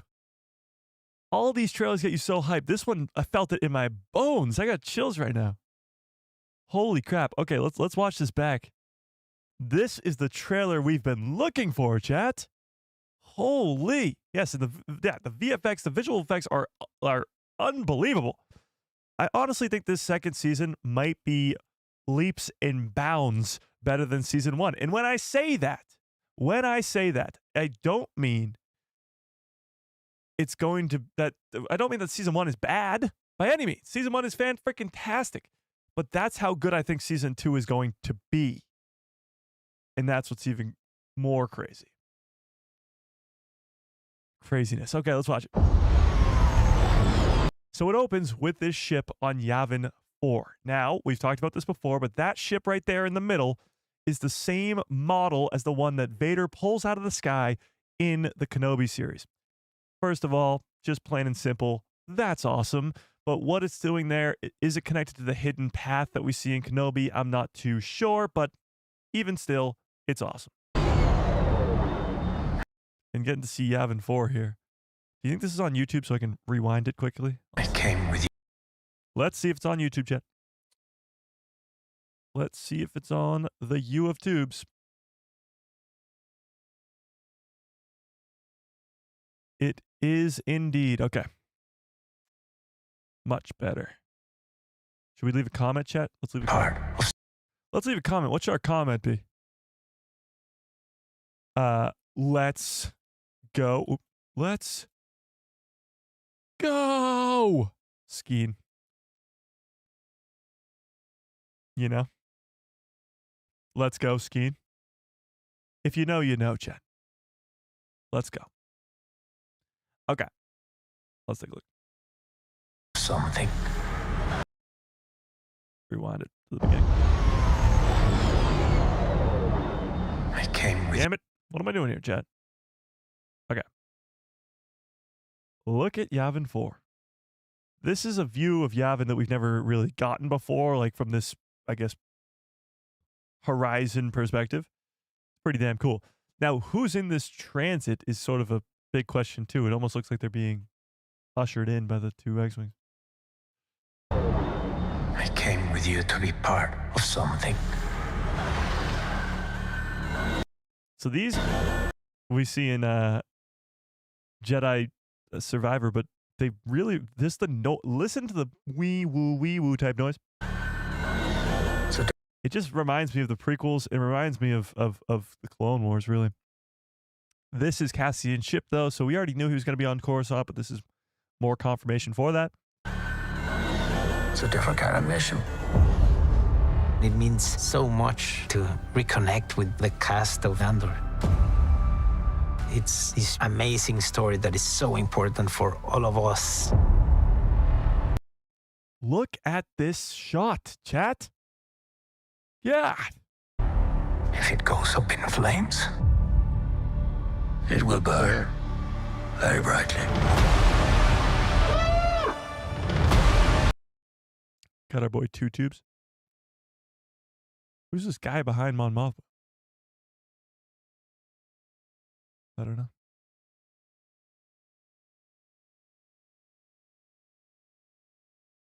Saw's going to go through it this season. I got a feeling he's sort of the guy who's going to get the most crap. Like, when we see him in Rogue One, he's pretty beaten up and battered around. Is this the same location, though? No, it's not. It's different. And here are the people running away from stormtroopers at the top of the stairs. You see so much growth and so much destruction. So the evolution of these characters is pretty intense. The actors, they were so great. So this planet, some people think it could be Yavin 4. Some people think it could be Kenari. To me, I don't think it's Yavin 4. Just plain and simple, it looks more like Kenari. Yes, Yavin 4 is also a jungle planet, but like these ferns, to me, honestly make me think of Andor a little bit, but they make me think more so of Kenari. Because I don't think Andor will be in this second season. I mean, tell me in the chat if you do, but what do we think? Ryan, what's up? Says, have I missed any Star Wars news? Well, we did watch the entire Andor panel, or at least as much as we could, with the actors and actresses, and now they just dropped this trailer. So no, you haven't really missed much, but I guess you missed some. And we talked about the Maul stuff, too. Right. You start to realize what you can write for. Everything's in play. Anything going on in this gallery chat? What do we got going on here?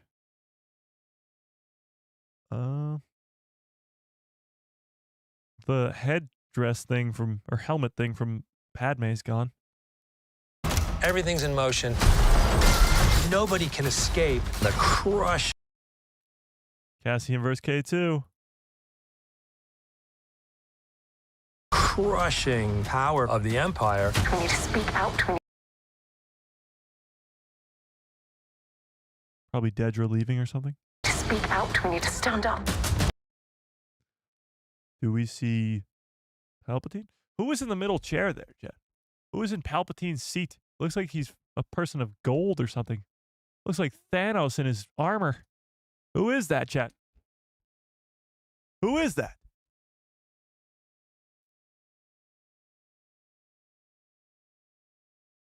Do we know? Bix is going to get it, though? Well, Bix, I think, is going to get her revenge. Yeah, for sure. He's an advisor for him? Maybe. Well, she's going to be screaming, the monster will come for us all, and she's going to be talking about Palpatine. Calling out Palpatine specifically. It's going to be huge Wang? No.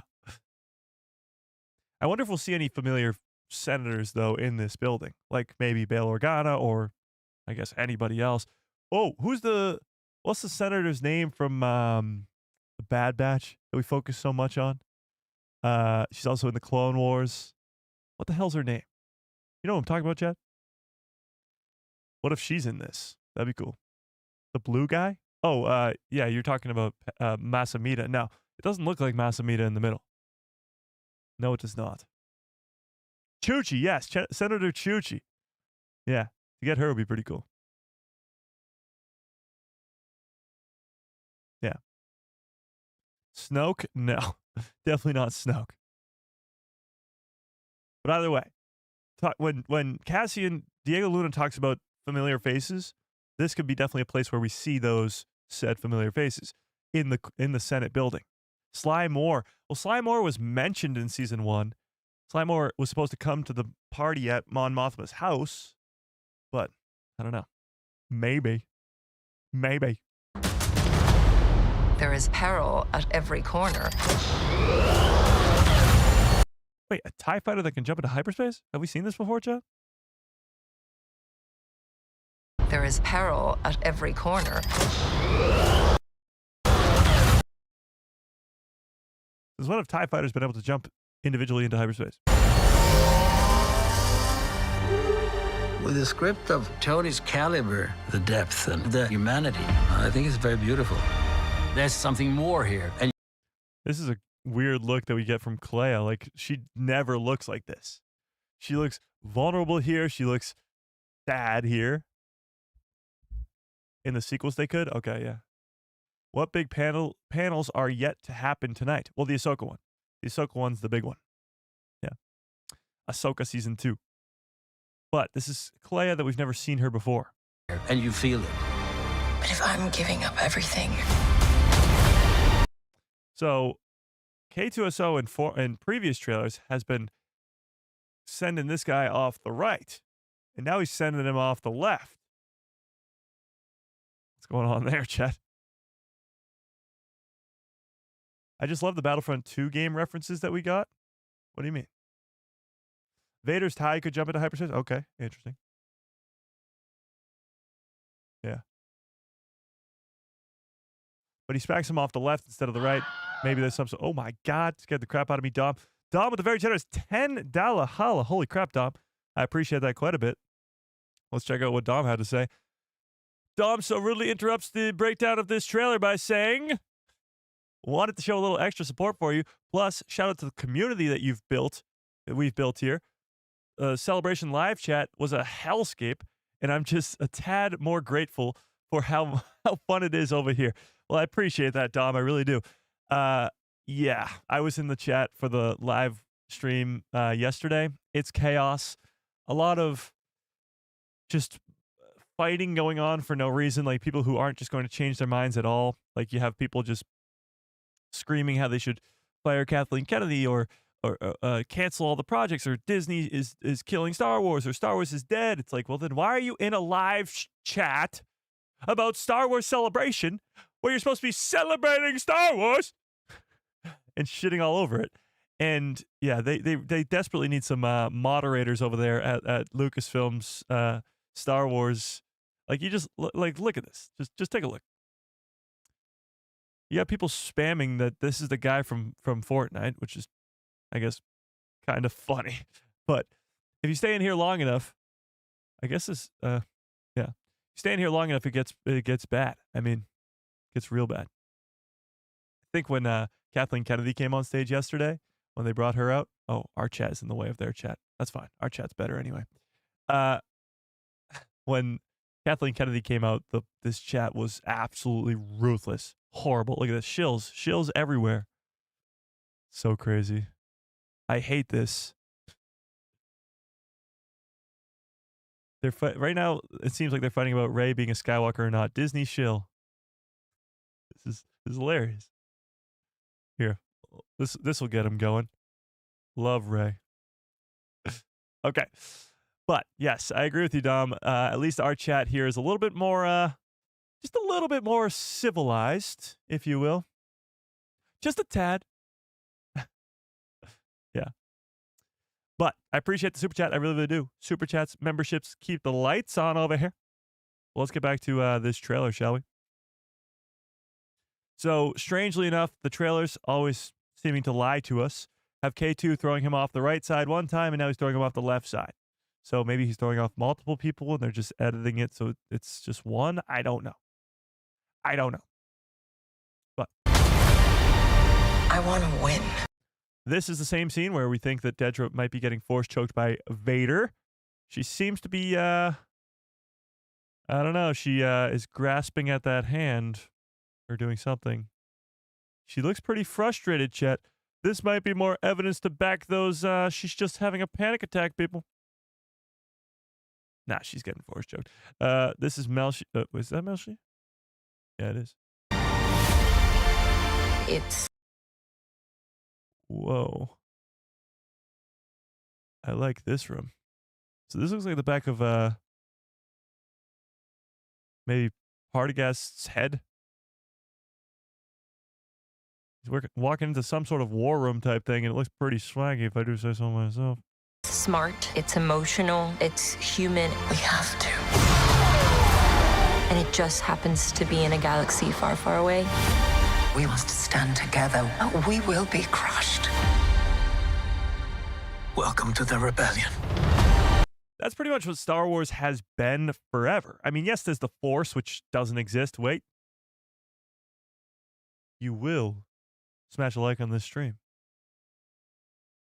I have no idea to know if that actually worked, but the Force really doesn't exist. Lightsabers don't exist. There's obviously stuff in Star Wars that don't exist, but the underlying story, all throughout the entire Skywalker saga, really, and all the other shows as well, it's really stuff that you can connect to because it's stuff in the real world. And that's pretty much what Bix's actress is saying here. And Andor specifically, because he doesn't have the Force, doesn't have lightsabers, you can connect to these characters even more because they don't have that crazy special ability that makes them feel different from you. So you really connect to these characters even more, and it feels like the real world. And that's sort of what she's getting at here. And let's just listen to the music. Because I mean, it's awesome. Human, we have to. And it just happens to be in a galaxy far, far away. We must stand together. We will be crushed. Welcome to the rebellion.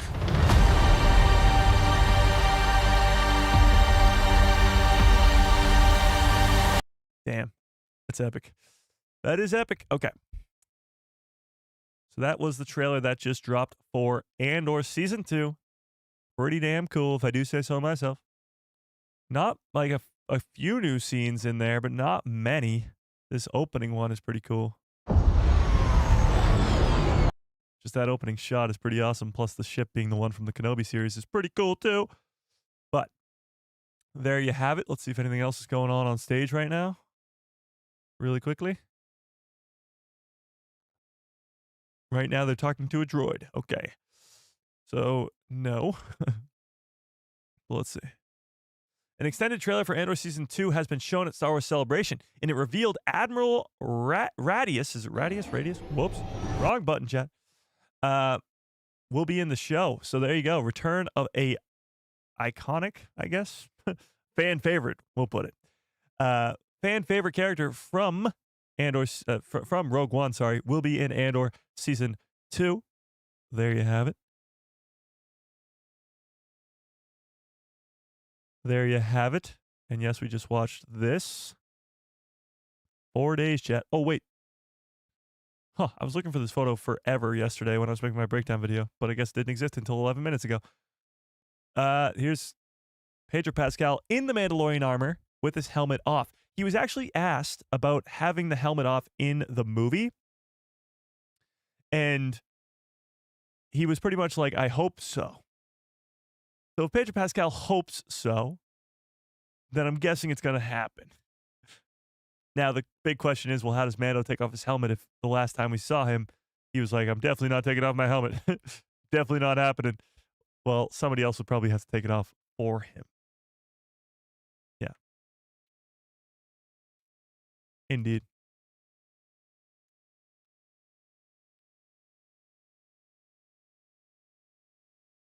He looks so badass. You know what really makes the whole costume, and honestly, you're seeing it a lot more now in Star Wars? It's the cape. But it's not just the cape. It's the cape that's sort of got the holes in it. And it looks all, you know, rugged at the end. We just saw this in the Tales of the Underworld trailer. I wonder if we'll actually get another Tales of the Underworld trailer. I don't know. Interesting. Grand Admiral Thrawn, what's up, says, that's not what I watch Star Wars for. What's not what you watch Star Wars for? I don't know. I may not agree with every decision that Disney and Star Wars make, but they make a lot of good stuff too, and this weekend especially is about celebrating the good of Star Wars. Exactly. That's the biggest thing too, is if you are always looking at the negative things, not only in Star Wars, but just in life, then you're going to have a pretty sad life. Like, sorry. That sucks. Like, don't you want to have fun in your life and enjoy life and be happy? Then choose to look at that. Like, you don't have to choose at the things that you hate to look at the things you hate the most. If you don't like The Last Jedi, that's perfectly fine. Guess what? You don't have to watch it. You can enjoy the other stuff. Yeah. You know. The problem I think nowadays, and this is just in general, is negativity. Not only does it sell, because negativity sells big time, a lot more than positivity, that's for damn sure. You look at, like, even the news. The news is always just negative stuff. People are fed just negative information all the time. It's always negative, never positive. And I think that just correlates and I guess accumulates over time that everybody just not becomes negative, but they just see the negative and they think about the negative and then they feel negative and then they feel sad and depressed and all that stuff that seems so relevant today. It comes from all that. Everything around us, the internet and the news and all, it's always negative. So when I look at something like Star Wars, when you look at something that's so hopeful, it's literally built on hope. The entire thing, the whole first freaking movie is built on hope. It's got to be something that brings you joy. It's got to be something that brings you happiness. You can't sit here and watch this trailer that we just watched and listen to this last note that goes boom. Listen to it again.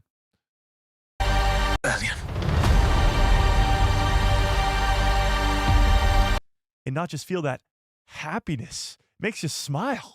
It makes you smile, chat. Yeah. So there you have it. That's my spiel for the day. Just live a happy life. Why be so negative? Why so negative? Why choose sadness when you could choose happiness?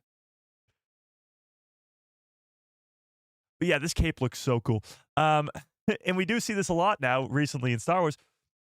Even in the Maul trailer yesterday, he's wearing this cool-ass cloak with a cape, or it looks like a cape on the ground, and it's all mangled and whatever. Same thing with the Tales of the Underworld when we see Asajj Ventress, or the Inquisitor, I should say, with the same sort of cape that looks like... It just is a badass look, you know? Badass look. Yeah. Oh. Who's on the stage right now? Anybody? Well, looks like they're about to bring out somebody. Maybe. Let's tune in. No, they're not. I came with you to be part they're of showing. something. You've already seen that trailer. We've already seen that one, chat. Hang on. Are they bringing out the Andor characters? They might be bringing out the Andor characters. All right, we'll tune into that in just a second. Let's see if there's anything going on the Twitter right now. So this is pretty damn cool. I mean, that's already one Rogue One character down. I'm sure there's a lot more on the way, but this is at least one. Yeah. Reviews are good, but being angry is dumb. Yeah, I'm not saying that you don't. I'm not saying you have to like everything in life. That's definitely not what I'm saying. If you don't like a certain thing, that's perfectly fine. And liking and disliking things is absolutely your personal perspective, and it's fan-freaking-tastic. But doing that, not liking something, and then crapping on somebody else for not liking on something are two completely different things. Yeah. But Radius being in, or Radius being in Andor Season 2 is pretty cool. And honestly, opens the door to see a lot more familiar faces, especially Rogue One characters. Absolutely. All this Star Wars content and information overload is actually pushing my anxiety crazy. Oh, that's okay. Well, that's not good. Mike, do you think Skeleton Crew will be renewed for a second season this celebration? I don't know. They had a Skeleton Crew thing last night, and I thought maybe they would do it there, but they didn't. So I have no idea. I don't know. Skeleton Crew is weird because the Kenobi series, the Book of Boba Fett, the Acolyte, obviously, all sort of have a setup. Maybe not Kenobi, but Book of Boba Fett definitely, Acolyte definitely, have a setup for a second season. When it comes to the Skeleton Crew, there's obviously room for more stories to be told with these characters, but the first season doesn't set up a second season. You know? So I don't know. As much as I'd love a second season of Skeleton Crew is fan-freaking-tastic. I just don't know if they will do it, you know? What is the most exciting thing that has been teased or dropped so far in Celebration? The mall show. And I don't really think that's like close. Like, yes, the Mandalorian trailer was awesome, but it wasn't released publicly. I watched a grainy footage of a phone footage. And yes, the Starfighter movie's cool. Sean Levy's great. Ryan Gosling's great. But we don't really know the plot. And when it comes to the Maul show, not only is Maul my third favorite character of all time and a badass Sith Lord, but the big gap in his story needed to be filled, and now they're going to fill it with a multi-season animated series that gives us the underworld of Star Wars, bounty hunters, gives us all this story evolving around Maul, the bad guy. Because we've had Star Wars animated shows. I mean, you got the Clone Wars, 7 seasons. You got Rebels, 4 seasons. You got 3 seasons of the Bad Batch. None of them are the main characters of the villains. None of them. So now we're getting the perspective of the bad guy. It's really hard to have a whole show revolving around a bad guy when he has no redeeming qualities, like no qualities where you can go like, oh yeah, he's a good guy. The same way we were talking about how you want to be positive in life. When we're watching a show about the bad guy, it's hard to root for him, you know? The whole gist of the show is he wants revenge on Kenobi, which we know he eventually finds Kenobi in the deserts of Tatooine, where he dies. It's much like Andor. We know that where Cassian dies. It's on the beaches of Scarif, to the Death Star, the creation that, or the freaking super planet-killing weapon that he created. In theory, he helped create, let's say. So the same way that Cassian, we already know where his story ends, and yet we're wicked hyped up for season 2 because it's going to be awesome. That's the same thing that's happening with the Obi-Wan Kenobi. I mean, happening with the Maul series because Obi-Wan Kenobi kills him on Tatooine. We already know where his story ends. But even still, the Maul show is going to be absolutely insane. A new Andor trailer? New as in even newer than the one we just watched? Or did you mean the one we just watched?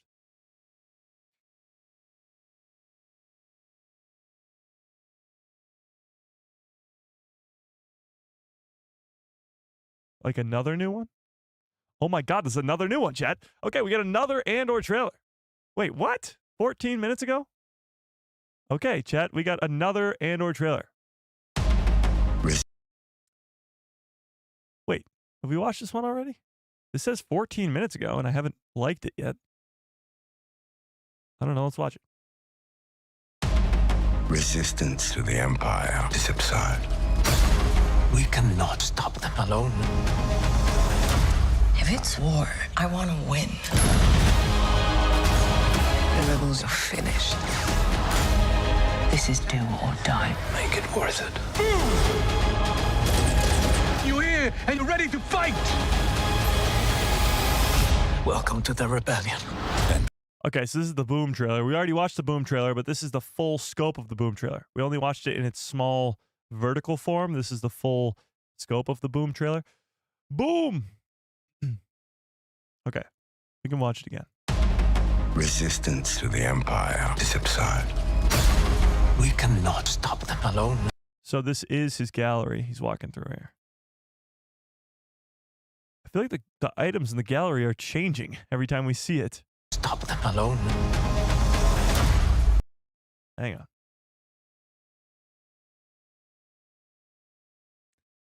If K2's on Coruscant, it's highly likely, especially because he's fighting against the Empire, that Cassian is with him. So Cassian helping Mon Mothma off of Coruscant might actually be Cassian and K2SO helping Mon Mothma escape Coruscant. That's pretty awesome. If it's war, I want to win. Yeah, you do, Bix, but sadly, you're probably not going to win. See, you're not in Rogue One, so, you know, it's highly unlikely that you're going to survive. But we'll see. We'll see. The rebels are finished. What is the show? It's this is how my brain works, chat. It's very, very strange, okay? In my head, I'm hearing the soundtrack to another show that I've watched before, and I can't think of what it is. But listen to this really quickly. Just the da-da. That's a soundtrack to another show. And then it goes like, do, do, do, do, do, do, do. If anybody can figure out what I'm trying to think of right now, I will... you win the day. I'll give you... Actually, no. I'll give you 1,000 credits for the gambling thing that we created the other day. 1,000 credits, if you can figure that out. Yeah. 1,000. Loki! It is totally Loki! Oh my God! Yes! Yes! Okay. I owe you 1,000 credits, young yees. It is Loki. It's the da da, and then it goes ding ding ding ding ding ding ding ding. That is so spot on. Oh my God. See, this is... I'm crazy, chat. If you haven't realized over the last, I don't know, how many years have we been streaming? 3 years? I'm absolutely lost my mind. Absolutely lost my mind. But it works because, I don't know, you guys are crazy too, I guess. Sorry, I watch a lot of TV. I guess I do too. Because I hear this and immediately think of that show, and it was Loki, and I just couldn't think of it. That's Star Wars Geek. What's up? Finally made it to a stream. I appreciate you being here. Okay. If anybody's heard, if anybody in the chat has seen Loki, please tell me you hear it too, and I'm not just crazy. Right? Right? Samantha's in the chat. Everybody say hi to Samantha. You hear it too, right, Samantha? You've seen Loki. I mean, come on. Rebels are finished. So Detra says the rebels are finished. The rebels are finished, and this could be Canary yet again. Is Clea invited to the wedding too? And where is this wedding? No, this can't be the wedding because this is on Coruscant, and the wedding's on Sandrella. Or maybe this is Sandrella, but it looks like Coruscant. I don't know, chat. I don't know what's going on here. I don't know what's going on here.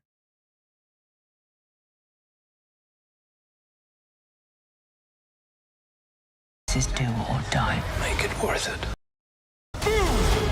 Boom! You here and you're ready to fight! Have you ever streamed a drunk C3PO? What? Drunk C3PO? What is what is a drunk? What? Okay. Welcome to the rebellion. Andor season. What is a drunk C-3PO, chat? Is that just when C-3PO gets drunk? Is Anthony Daniels still on the stage? Who are these guys?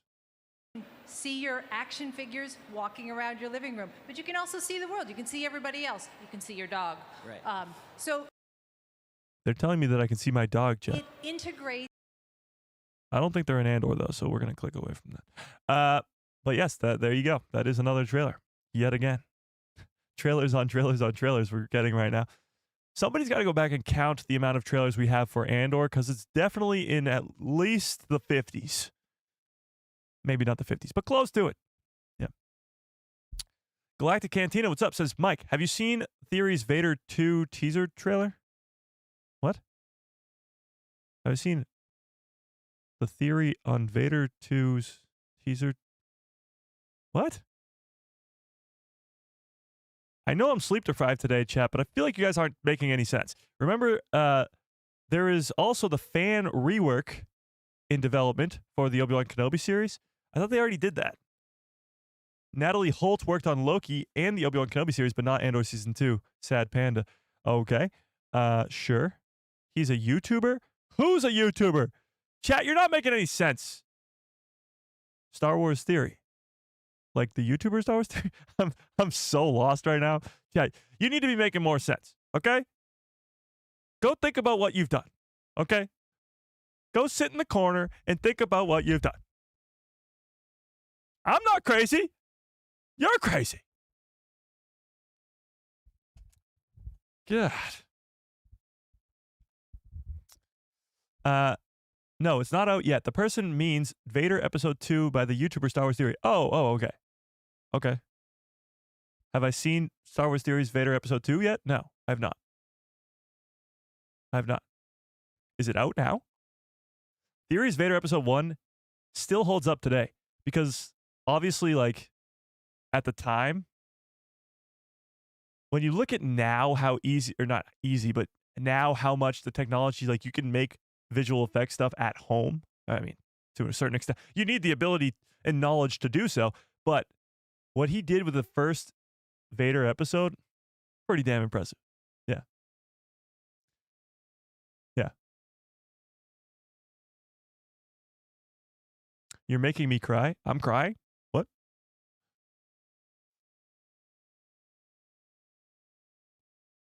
Check it out now. It looks like it's going to be good. I thought you said it wasn't out yet. What?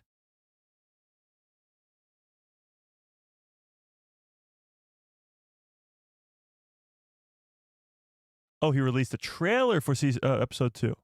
Ah, I get you. I really don't want to get shut down for watching his trailer. No offense. I'm sure it's great. I'm sure it's fan-freaking-tastic. But we definitely don't want to get shut down for watching that. Yeah. Another trailer's out? Wait, what?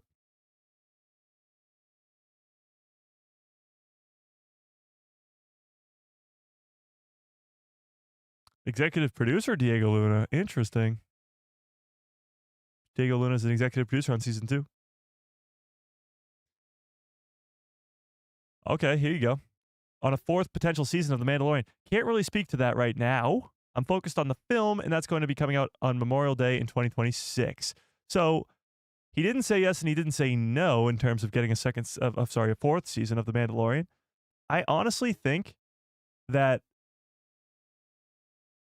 we will never see Din Djarin go back to Disney Plus. And the reason for that, honestly, is when you look across the board at the Mandoverse projects, and The Mandalorian's the first one to go to the movie theater, then you probably see it as, well, here's how I see it. Ahsoka season 2 is going to stay on. Ahsoka's going to stay on Disney Plus. Will she be in eventually a Mandoverse movie, crossover movie? Probably. But when you look at The Mandalorian and Grogu, they've made the evolution to the big screen, and they're going to stay there. Because I do think that The Mandalorian and Grogu are going to be getting a trilogy about Grand Admiral Thrawn and the heir to the Empire, and Din and Grogu will be the center of all that. And then by the end of that, I think Din Djarin's going to die. So I really, truly believe that Din Djarin will probably never be back on Disney Plus. And the reason that he's not saying yes or no in terms of a 4th season is because, well, that would spoil the movie. It'd kind of tell you where the movie's going to go if we are going to be getting a 4th season after it. You know? Yeah.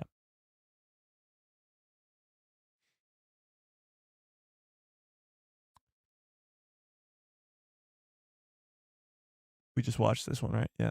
This is the Boom trailer. Boom! Anthony Daniels on what he loves about being Star. Wait, what? This is just a blue screen. Oh, okay. Okay. Okay. We want Fortnite? Look, it's headphones.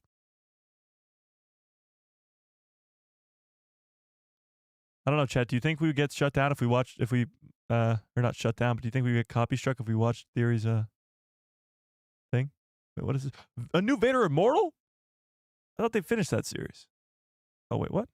No, it's, wait, what? The hell is this, Chad?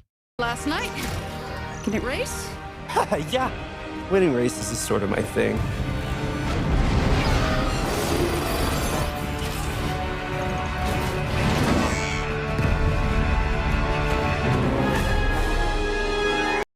From the creators who made Vader Immortal. That makes more sense. The Force is more powerful than you can possibly imagine.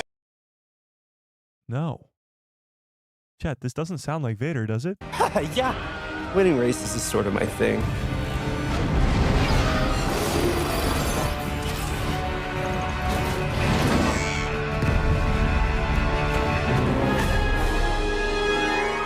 The Force is more. That doesn't sound like him. Vader, what's up? We got Darth Vader in the chat right now. Powerful than you can possibly imagine. Follow me and I will instruct you in its ways. The Vader Immortal series is incredible. I played through Vader Immortal 1 on my VR headset. I never played the other ones, but I did watch sort of a tutorial, some other person on YouTube. I don't even remember the creator, so I would love to give them a shout out, but I don't remember. I'm sorry. But I watched them, and it was awesome. I mean, the storyline itself is so great. It's sort of just Palpatine trying to resurrect Padme. You, as the person, you get captured on Mustafar. Oh my God, my brain is broken. Mustafar, and you get captured by Vader, and it's like so awesome. And it's VR, so you're like living in Star Wars, but it's awesome. But I don't remember Vader sounding like this. Incredible, Captain. How are you doing that?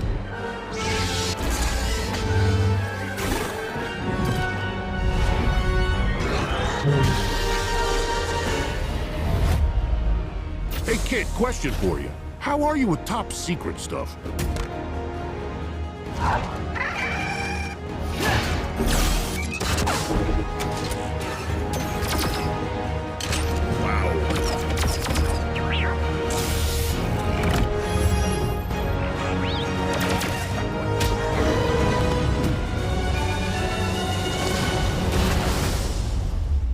In terms of Star Wars, like, VR might be the coolest thing, because when you're in a VR headset and you've actually watched, you've give me a 1 into the chat if you've used VR before, because if you know, you know. Once you're in there, you feel like you're in this entire universe because your whole perspective is the screen.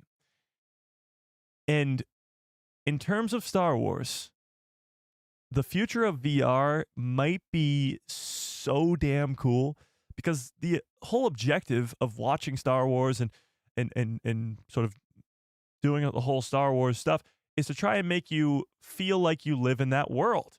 And VR is the closest thing to that, especially in Vader Immortal. When you jump into hyperspace, which is the first thing you do in the first one, is you're in a ship and you pull the lever to go into hyperspace, and you just see that you are going into hyperspace. It's like the coolest thing ever.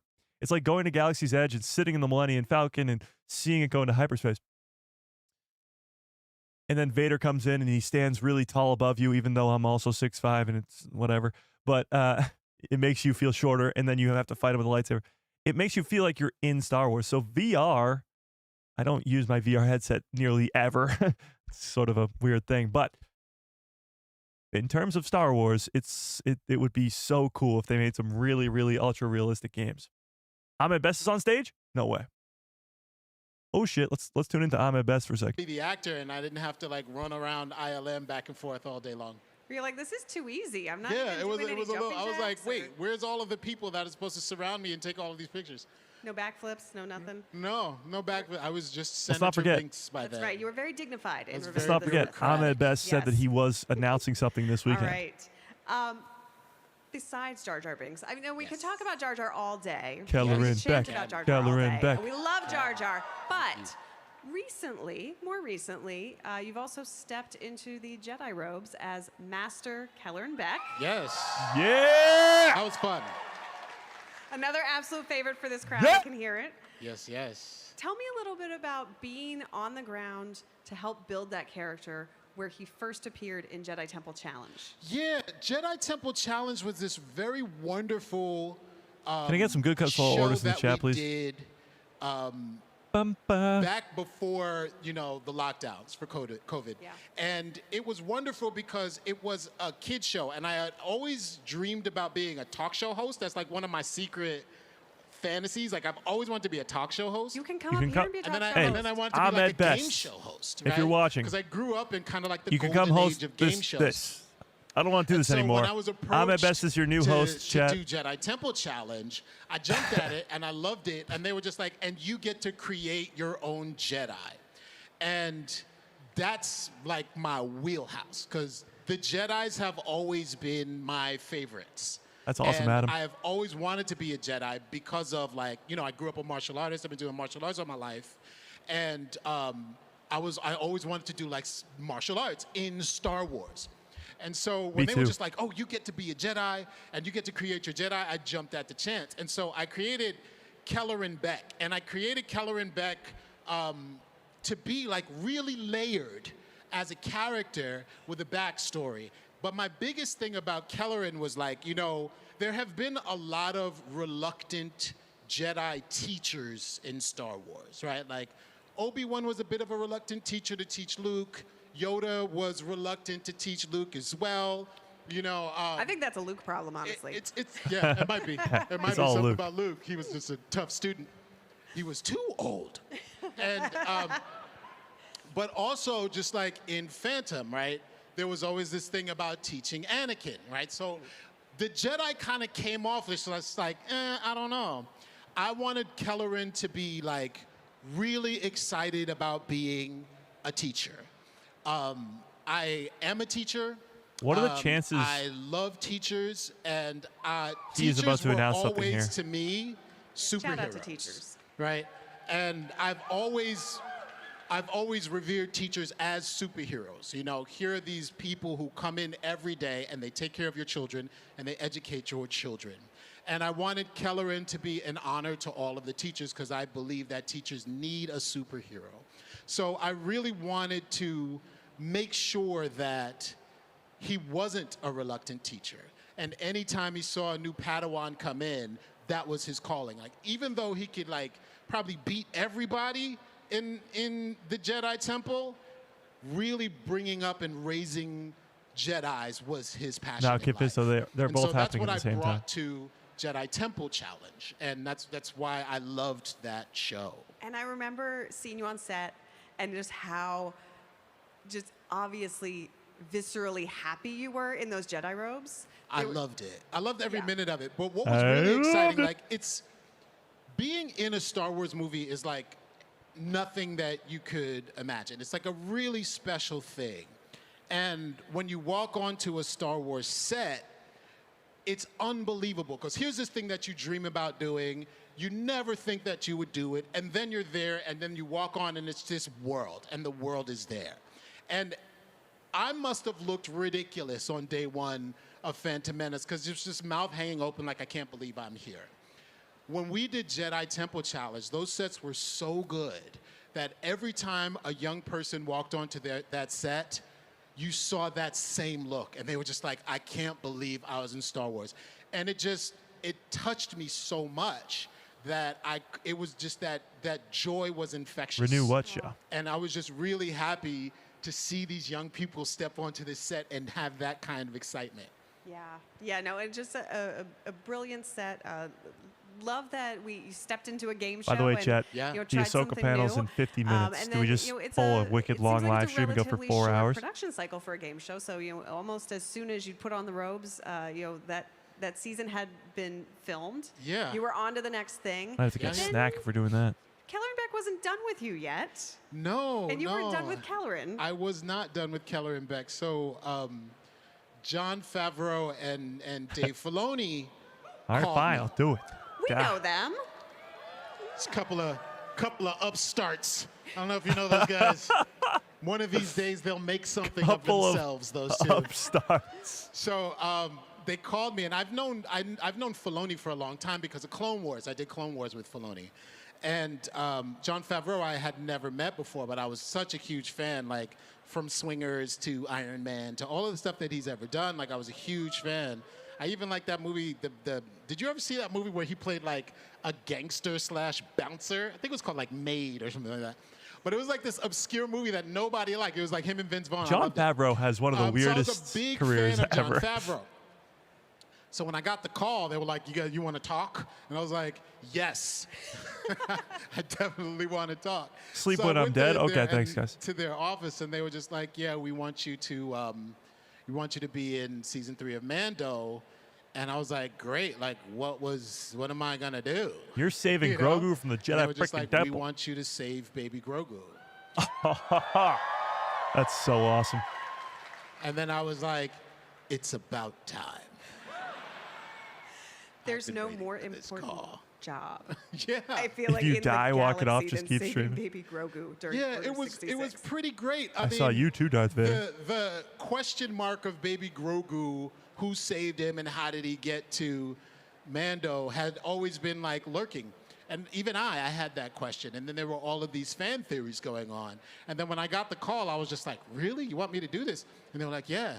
And we want you to have like the coolest 5 minutes in Mandalorian history." And I was like, "I'm in. Let's go." Yeah. He's so badass. Amazing. And just recently Might be the best we scene learned, from I season think 3. just yesterday actually, that Master Kelleran Beck is going to have a Marvel comic moment pretty soon. Yeah. So, yeah, That you're really one is super special. You know, I grew up a Marvel Comics fan. That was my comic book. I mean, it was like 10 titles a week, Marvel Comics. I just loved it, and I love them all. I really love how Marvel just ties all of the comics together in this universe. And when I heard that Kelleran was going to be a part of Marvel, I was like, here is a character that I created, came out of my head, and resonated so much with the fans that Marvel Comics felt it was good to have him as a character in their books. And now it's like everything that I imagined in my childhood is coming true. I honestly, it's really, I can't believe He it. literally created this character of Kelleran Beck no, himself, and I love that for you just for because fun, you deserve all on of the this greatest things. game We're show. trying to get through your whole And now resume, it's and I can't the even guy do who it all saved because I Grogu. know we skipped at least one character Yeah. from Attack of the Clones. But most recently, you also got to make another headcanon dream of mine and a lot of other folks come true by voicing Darth Jar Jar. Yeah. Oh yeah. It seems like a fever dream, So but that was that the thing. happened. You know, that one, I always liked this Darth Jar Jar theory. Same. That was going around. Rebuild you know what the the funniest galaxy. thing is? Like, people come up to me and go, "Have you heard this Darth Jar Jar?" And it's like, how could I not have heard? It's everywhere. How could I not have known? But I usually say, "No, tell me about it. What is this thing?" But I always wanted to explore this whole Darth Jar Jar thing. Darth right? Kit Fisto. And Nobody so talks about Darth when Kit Fisto in that. Rebuild the Or Galaxy Darth Rose came Tico. about, I was just like, "Oh, this is just absolutely perfect. Misa going to This hurt is the you. best way to like explore Darth Jar Jar and really like start talking about him." And so I was really excited to be a part of it. And I got to do a whole bunch of like comedy ad-libbing while we were doing it, which is like my thing. I just loved it. It was wonderful. Is there a line that you remember you improv that's in the Yeah, season? a lot of them. Is it Misa going to hurt you, sir? But the I am the Phantom Menace. I've always been the Phantom Menace was totally improv. That's awesome. And it's something that I've been meaning to say for over 20 years. I am the great. Phantom Menace. And when we last saw Darth Jar Jar, Yeah. things didn't seem to end so well for poor guy. Yeah. I was very despondent about that. Yeah, I mean, Darth Jar Jar came in and made such an entrance and then had a great fight Yeah. and then all of a sudden crushed. I was like, what's going on? So real quick, let me pause because Star Wars Democracy says in the chat, and this is a very good point. So I don't think we'll be getting any footage from Ahsoka. No, I don't think so. However, cast announcements and cast appearances are very, very important here. Not only is Hayden Christensen already at Star Wars Celebration, we know that for a fact, and he's going to have a big role in season 2. But even like a character like Ewan McGregor coming out on stage during the Ahsoka panel, like that would be a huge piece of news, like enormous, if Ewan McGregor was confirmed to be in Ahsoka season 2. Or they bring out Rory McCann, who's going to be the new Balin Skull, or they have casted Abeloth. Like all these crazy things could be huge announcements that we get in about an hour during the Ahsoka panel. Even though there's not going to be a trailer, it's still likely that there's going to be some massive announcements, like cast members and plot, because the plot of season 2 is going to be absolutely insane, especially if it's confirmed to be Abeloth and all. Natalie Portman would be insane. Yeah, exactly. Exactly. Let's get back to this. Does that mean I'm out of a job? I feel like, having just gone through your resume, you'll never be out of a job. I think there's always going to be some amazing new thing for you on the horizon. I hope, especially in the Star Wars galaxy. Yeah, let's announce it right now. I think we actually have a message here to show the fans. Oh, yeah? Yeah. All right, let's take a look. Can we What's roll the it? message? Let's see. Hello, Star Wars Celebration Japan. It's Dan Hernandez. And I'm Benji Sammet. We're the showrunners, writers, and executive producers of LEGO Star Wars Rebuild the Galaxy. We've been asked, what's next for Sig, Yessi, and Jedi Bob? Will there be more Darth Jar Jar? Star Wars Celebration fans were excited to announce that their story will continue. As a lifelong LEGO builder, I wanted to reveal the all-new title, Brick by Brick. Take a look.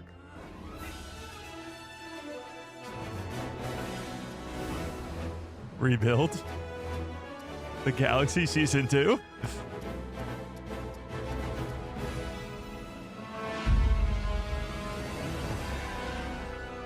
Pieces of the past. Huh. There you go. Rebuild the Galaxy season 2. Yes. Rebuild the Galaxy season 2. Pieces of the past. Oh, yeah. What could that mean? So Sig Riebling and Darth Dev are back for Pieces of the Past. Yes. What can you tell us about this? Darth I feel Jar like Jar you're must be keeping a lot of back. secrets from me here. I cannot confirm nor deny what Secrets of the Past is going to be for the next season, but you will definitely see some familiar faces. There will be some characters Darth Jar that you Jar. know and love. All right, keep your in secrets. Rebuild the Galaxy. I believe we also brought along Secrets of the a new Past? poster to share. Is that right? Yes, there's a new poster. Let's see it. Chewbacca. There it is. Ooh, all right. All right. Wait, a what? lot going on. An Ahsoka We've got- Tano? There's a Chewie there. There's a giant Chewie, brick-built It's some Chewie. sort of Easter bunny. Jackson. Where are my Jackson fans at? Jackson, yeah. All right, yes. Sig has an orange lightsaber, I see. That's amazing.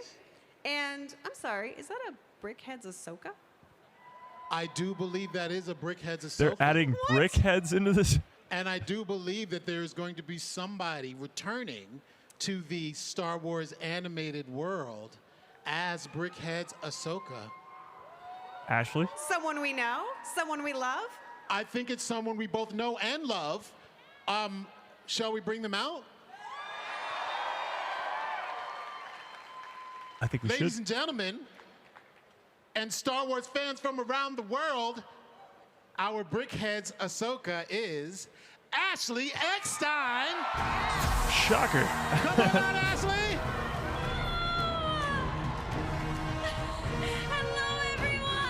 She's actually going to be Brickhead Ahsoka? Well, like, why not just make her Lego Ahsoka? Ashley! There's a bantha over there, Chet.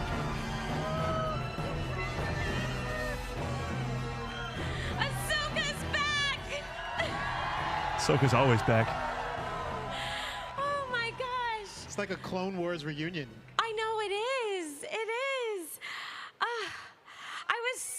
Oh, thank you. I love you too. I have to tell you, I was backstage. I was so nervous. Oh no, why? Why? You know what? When I got the call that I was going to be returning as Ahsoka, I cried. Yeah. I've missed her so That's true because she hasn't played Ahsoka since Thank you. Clone Wars season 7. So much. And this has Is that really been right? a dream come true. I am such a huge fan of Lego. I didn't even think of that. Such a huge fan. I have so many of these Ahsoka brick heads, and now I get to voice her. Oh, Ashley, you're going to make me cry if you start crying, so it's going to domino. Everybody stop crying. Everybody's going to start We're crying all if Ashley starts crying. crying. That's what's going to happen. But Ashley, we love you. We're so happy. I never to even have thought of you back that. here. We're so happy to have you on the live stage. What can you tell us about? She hasn't been coming Ahsoka back since to 2018. voice That's Brickhead's wild. Ahsoka. She was so much fun. Do we think Ahsoka I will be in the had mall so show? much fun in the studio with the Lucasfilm animation team and Dan I know and she's got the Benji. Ahsoka hair. It's such a fun story. Obviously, there's no spoilers here. But you know what I love about Ahsoka's storyline in this? And it's such a Spoil good the storyline. representation of Ahsoka because, you know, last time I think I was on this stage, I talked about how Ahsoka lives in all of us. Actually, no, she's in Tales of the And, Jedi, right? We've really made Ahsoka's story our own story. We've experienced Star Wars for an entire generation through Ahsoka's eyes. And I think we've all played with Ahsoka. Like, we've literally created our own story through Ahsoka. And that's what this story is about. But you know what? There's so much heart in Brickhead Ahsoka, and we're all going to relate to her. Ahsoka lives in all of us. You're going to love it. Oh, I cannot wait. Yeah. Maybe phrase that a little differently next time. And Ashley, you mentioned working with Dan and Benji on Rebuild the Galaxy. Do you have any favorite memories from being in the recording booth for this one? You know, I got to just have fun. I think, you know, you were talking about this, how you were ad-libbing. It really is a mix of me as Ashley and Ahsoka. Because what a lot of people might not know, I was cast as Ahsoka to be myself. So especially Clone Wars Ahsoka is me. I mean, Dave and Henry, and they just said, just be yourself. Use your own voice, your own personality. And Dan and Benji did the same. They were like, just bring yourself to this Ahsoka. What would you say? How would you say it? And we had so much fun. It was like going back to 2006 when I first started recording Ahsoka, and I was able to step right in, step back into her boots, and just have the best time. She never leaves you. For sure. She doesn't. She doesn't. She's a piece of my heart and soul. Yeah. Yeah. Yeah, Dan and Benji are just two of the most open, generous creators of anything Star Wars, and they are huge Star Wars nerds. Like, they love everything about it. They know everything about it, and they're one of us, you know, which makes working with them just so wonderful. Absolutely. All right, this is such a love fest. I hate to break it up here, but I have to ask I gotta ask a question. Oh. Darth Jar Jar has a red lightsaber. Ahsoka has her lightsabers. Who would win in a lightsaber match between Darth Jar Jar and Brickhead's Ahsoka? Oh. Oh, we're crowdsourcing. I think, can I don't know who if wins, you can Chad? answer this question unless you. I mean, Ashley Who wins, believes she has an answer. Well, you know what? Since we're building our own galaxy here, Yeah, we'll rebuild the galaxy. they wouldn't fight. They would team Exactly. up. They would team up. Ahsoka falls to the dark side? Yes. Yeah. No losers. Is Darth Jar Jar going good, or is Darth Ahsoka Jar Jar going bad? might break good. Who knows? Oh. And turn into a Force ghost. Hey, this is Ahsoka our Tano own turns canon into, here. We're gonna leave the villain. storyline to Dan and Benji, but Ahmed and Ashley, we would team up. Plot armor wins. I believe it. I believe it. And I love Rebuild the Galaxy because it's just a mixed up, crazy storyline. It's just like playing with your Lego at home and just so much fun to continue with Star Wars Rebuild the Galaxy Pieces of the Past. I can't wait. It's coming out on September 19th. Thank you both so much for stopping by. This was such a delight. Thank you so much. Oh my goodness, don't go away. We're building more Star Wars Mike thinks Celebration the Live Easter brick by Bunny is brick, canon. and you I don't won't want to think miss I it. know.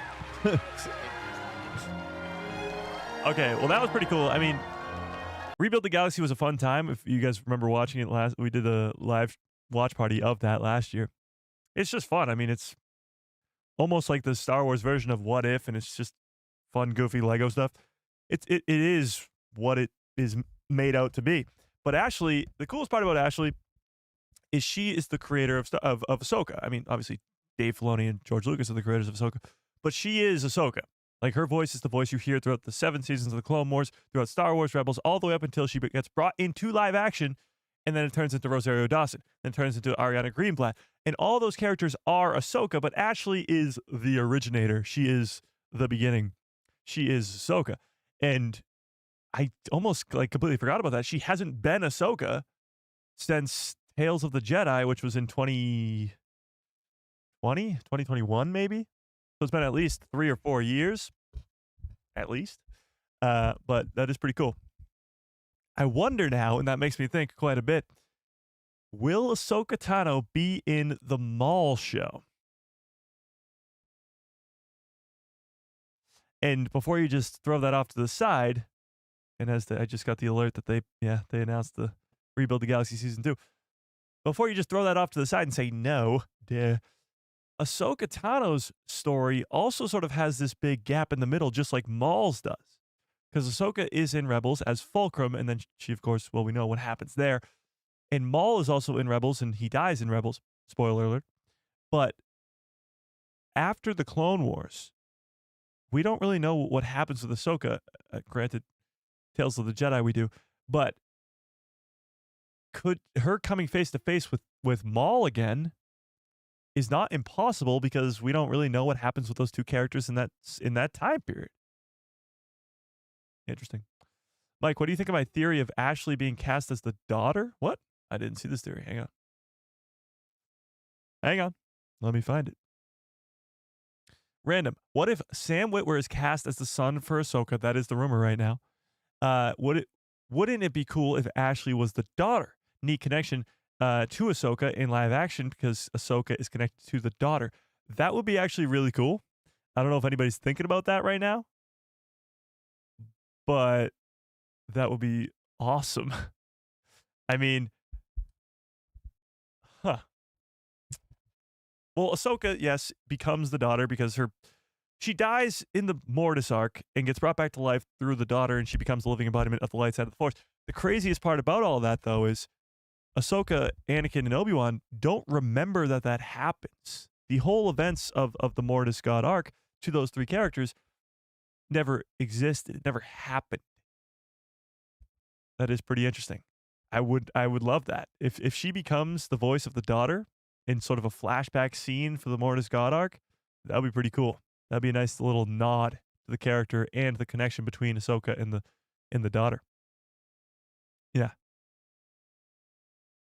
Don't do Maul versus Ahsoka again. It's already been done. Well, I'm not saying Maul versus Ahsoka again, because yes, the Clone Wars already done that and did it spectacularly. But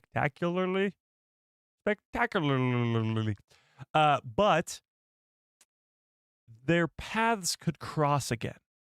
Maybe even Maul sends his apprentice out on some sort of mission, and she gets crossed by Ahsoka. It would be wild, because Darth Talon, of course, we are speculating as being this introduced into canon with this Twi'lek character from the Maul series.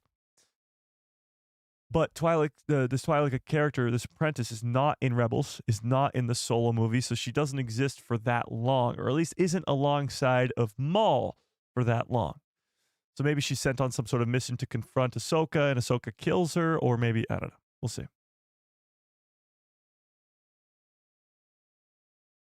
Oh, I missed your super chat? Fuck. 50 Thunder. Say, Mike, you stupid idiot. You missed my super chat. You're such a dumb, stupid face dummy. Yeah, hang on. 50 Thunder with a very generous super chat. Damn it. Says, congratulations, Samantha, on your award. Oh, okay. Well, thank you, 50 Thunder. That has nothing to do with me. God. Ugh. There you go. Andor guest on stage. Oh, shit. Andor guests are on stage. Welcome to the rebellion.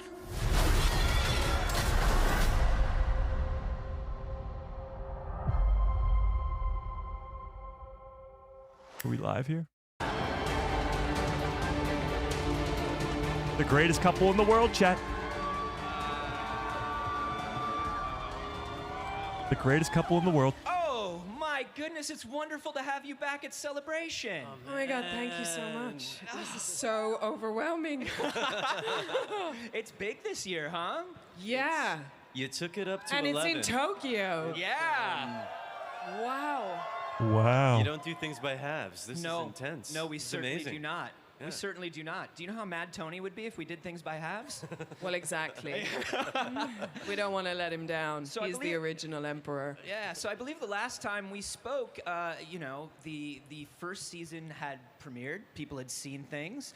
But now this, you're talking about how kind of nervous you are. It's because now you guys are here with something to show off that isn't out yet. Yeah. And what's that energy like?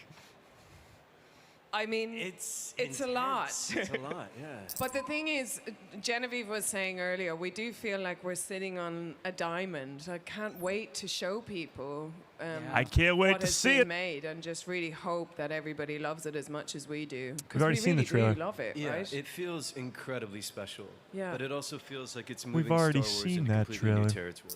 Yes. Like, Yeah. I mean, what Mr. Tony Beckham, and what's Diego up? have achieved on Rogue One is then just turned up in season 1, and season 2 is honestly, when I watched it back, I was hit by a juggernaut sucker punch. I Yeah. mean, it's huge. It's really good that it's not all coming out at once, because I did it 12 hours in a row. And that was a lot. That I feels think like it would be an it's- intense binge watch. It's yeah. too much. It's actually too much. Oh my God, Kyle, look, somebody has a towel Whoa, with you that's on a it. Kyle towel. Oh my God. And they got Kyle and Kyle fans. heads, yes. I'm Somebody gonna gave need me one of those. them. Listen, we could meet up with Kyle afterwards because he'd like I to take that love home. Oh my God, that's so incredible. good. It's That's Who's so got ones awesome. with me? Thank you. Thank you very much. Well, I do want to talk about this because That is so awesome. So many great characters in Andor. It's such a wonderful. I think one of the things that is wonderful about it is such a character-centered, character-first piece. Yeah. And your two characters were big breakouts for people, and are. Don't know what that says about you guys. Well, that's the thing. It's not normally characters that we feel very complicated about, right? Yeah. We look at the Empire, we look at Imperials, and sometimes we love them because they're kind of Machiavellian and larger than life, and sometimes we hate them. But it's very rare to feel sorry for an Imperial officer. Yeah. You know? Yeah, that's going to change, I think. That's, you can forget about that right now. Yeah, yeah, totally. But sounds like- you'll get some nice. I get some feel. love. What Dedra, the actress for Dedra, is pretty much saying here is that her character is not going to have any redeeming qualities in this next season. Like, maybe you liked her in season 1, but she's going full evil. That's what I'm getting from this. Yeah, he Cyril gets gets some some feels. Yeah. Yeah. But Well, he's just trying. He's No. just trying to impress his mom, really. Ultimately, at the end of the day, he loves his mother. He loves his mom. And how bad Yeah, can he he's a be good if boy. he loves his mom? He's a good boy. Really. Can I say something? This isn't on the cards, but it's very interesting for me. Is it fair to say that your two characters are just like the ickiest couple in Star Wars? Just like so icky. There's a funky weird. Yeah. I think there's a Funky new weird. term we need to come up with in the Weird. dictionary. Yeah, weird, Like funky weird. They're Weird. really Funky weird. Funkily weird, Yeah. man. Yeah. Yeah, individually, I'm kind of like, I hate them in measures. I feel badly for them in measures. And then every time they're together, I'm like, no. Yeah. Too much. Yeah, but I think us too, like when there's a scene that we were shown the other day where they're somewhere together and they're just sort of looking at each other, and even as actors we're like, what are they doing? Like, he does the weirdest things, like his eyes, he does all this kind of talking with his eyes, but then the smile, it's some weird smile that you give her. But we weirded each other out. Yeah. It was really good. We had a silent competition. weird It off. was just kind of like, what can I bring to it today that'll make you break? There was a lot of laughing. There was a lot of breaking. Well, I mean, there has to be because you two are such lovely people. You're people. You know what I mean? You're humans at the end of the day. And your two characters are just like really almost trying to outdo each other in how bad they can get. Yeah. You know? And so I imagine you have to break. Yeah, we broke a lot. I just think he's so, like, honestly, I just think he's so brilliant. There's times when, especially in this season, he does there's some really insane twists, and he'd be coming Name 3 of towards them. me. I can't. I'm glad Tony is literally backstage. Tony will fire But he you. does things that I can't help but be like, oh my God, look at what Kyle's doing. so there's like, I get to be an audience, and in the character, it's just, it's great. Getting to work with good people is a real treat. Oh, then everybody seems like Bad absolutely romance. amazing and just top of their game. I do want to shout out, by the way, since we're talking about people at the top of their game, Catherine Hunter, who plays your mother. Oh my God. I mean, right. I mean, Catherine is not so much of a well-kept secret anymore, but you know, in England, she is a dame. Yeah, she's a legend. I mean, she's a living legend. Yeah. And what she achieves with Edie is, I think, nothing short of magnificent. And then when you plop Edie into Cyril and Dedra's hermetically sealed, weirdo, funky apartment, and she just swans in and blows the place up with her weirdness. It's a weird off, Jet. This dinner party from hell was probably one so of the like good. top 3 things. Yeah, for sure. This season. And it's early on, so it's like before things get super dark, you get to see the kind of weird domestic meet the mother-in-law scene. And she comes in like entirely dressed in color, and Dedra is like, what is going on? She's spilling She her touches- stuff yeah. everywhere. She's eating everything. Yeah. She's dripping stuff everywhere, and she's just What? like, Brilliant. deal with it. Yeah, it's so good. You've inherited me now. Yeah. Yeah, Grogu but meditating in the background. Dedra figures it out. Yeah. And I mean, Dedra's sort of journey too. Like, if Cyril's sort of, both characters have this thing that is both their ambition and the thing that is holding them back, right? Cyril's mother he wants his mother to love him, but she is clearly just a destructive force in his life. Yeah. And for Dedra, that's the Empire. Yeah, totally. And also, what you're seeing is like someone who's indoctrinated. Dedra's been brainwashed from a very young age that the Empire is the one true power, and she can't see outside of that. And actually, it's quite tragic, because to live that way, neither of these characters have an example of love or intimacy in the way that, Cassian has Marva in the first season, literally telling him what love is and showing him what love is. Neither of these people have access to that. And so I think you really see the effect of growing up that way. And poor Dedra, she can't have intimacy or love or any of it, but she still does awful things and must be punished. Yeah. I mean, that's the thing, right? Is she So she's talking, of course, about the backstory of Dedra. Is it possible that Adam is onto something here? The Imperials might have stolen her from Kenari, and the only thing she's known from a very young age, which is from that young age on Kenari, is the Empire? That would be crazy if she's really Cassian's sister. The other option is that she, from a very young age, was just taken by the Empire, and it's all she's known. Or she's like the daughter to Krennic or something crazy like that, but I doubt that. But, I mean, the theory of her being Cassian's sister is not all that far out there anymore. But she keeps talking about how it just gets dark. Like later on in the season, it gets really, really dark with Dedra. Like she's just going to go down a very, very dark path and no redeeming qualities. She does not have a model of any sort of right and wrong other than good for the Empire, bad for the Empire. Yeah. And something that was very interesting to watch you play with Dedra in season 1 was this thing of like, she is smarter than most of the people in the room. She is more dedicated than most of the people in the room. You see a lot of Like these me. Yeah. No offense, anyone. Yeah. But you see a lot of that, like, the Empire in Andor is definitely depicted in a way that is unique to sort of newer Star Wars, which is most people are just there for a paycheck. Yeah, exactly. And they wear like, they're messy and they sit like this. And Dedra's like a pure, thoroughbred Empire. True believer. True believer. Yeah. And it's what makes her so dangerous. Like, I do think this season gets much darker, you know. In Again, the first season, it was really good because the first season too light, too fun. Too light, too fun. It was honestly cartoonish. Especially all the torture and everything. Yeah. I mean, just not scary enough. But I do think, you know, in the first season, I got Grogu to play in the with the background be idea, like, everybody fell for her as the girl boss, you know? Yes. It's like, oh my God, she's a woman in a man's world and all of that. And then suddenly she's torturing Bix. And It's it's like- like, oh no, what have I put my faith in? Yeah, she's a bigger monster in a monster's world, really. Exactly, and it's really good to play with the idea of like whatever you identify as being, it doesn't really matter. If you're a fascist, you're a fascist, and that level, right? Wow. I wasn't expecting that. But it's true, and I think that it's really great by making her female initially in season 1, it's like you got to trick people, you know, and now, but in season 2, she's definitely.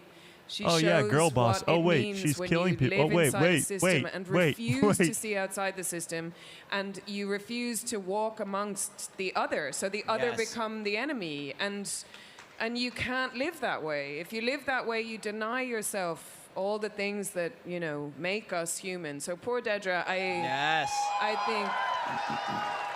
Oh, this is amazing. You should follow me around. This is brilliant. You should follow me around. Wow. Thank you. But yeah, I mean, you're Somebody has a touching on sign something that now. says Everybody Palpatine is a applauding. fascist. Andor does have some strong things to say. You know, there are through lines here that are The Ahsoka applicable panel starts in 15 to minutes, people's or lives and to 18 lives of minutes. society. I mean, what has the series meant to you as you've been working on it? Oh man, exactly that. I mean, I think it opened me up to the gift of Star Wars, actually. It's been telling this story for almost 50 years. And it's a story that we've been wrestling with since we came onto this fucking planet, which is how do we live Did together? he just say fucking harmoniously? planet? Can we do that? How do we exert power over one another? How do we love? How do we sacrifice? What does it mean? And Andor, man, just takes that to a whole new level. And it isn't just applicable to now. You could show it 100 years ago, you could show it 100 years from now. It would resonate even more deeply because it's so universal. It's so potent to our human experience. And because it is so dark and so much darkness happens in season 2, you're broken open to actually confronting yourself going, there has to be another way.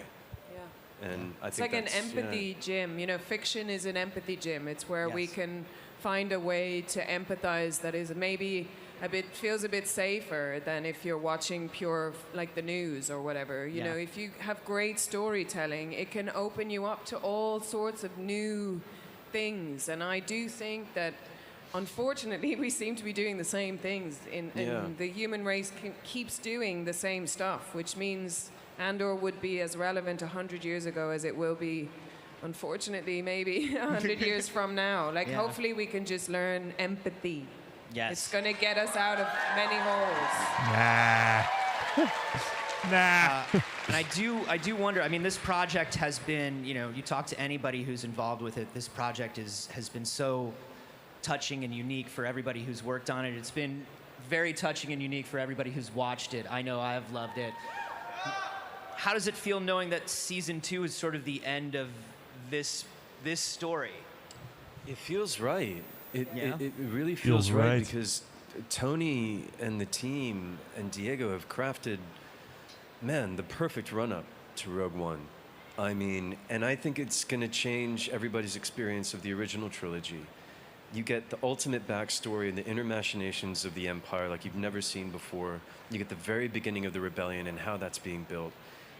And this beautiful, horrible story of sacrifice leading to a story made 50 years ago that you could watch that trilogy and just have a whole new experience. Yeah.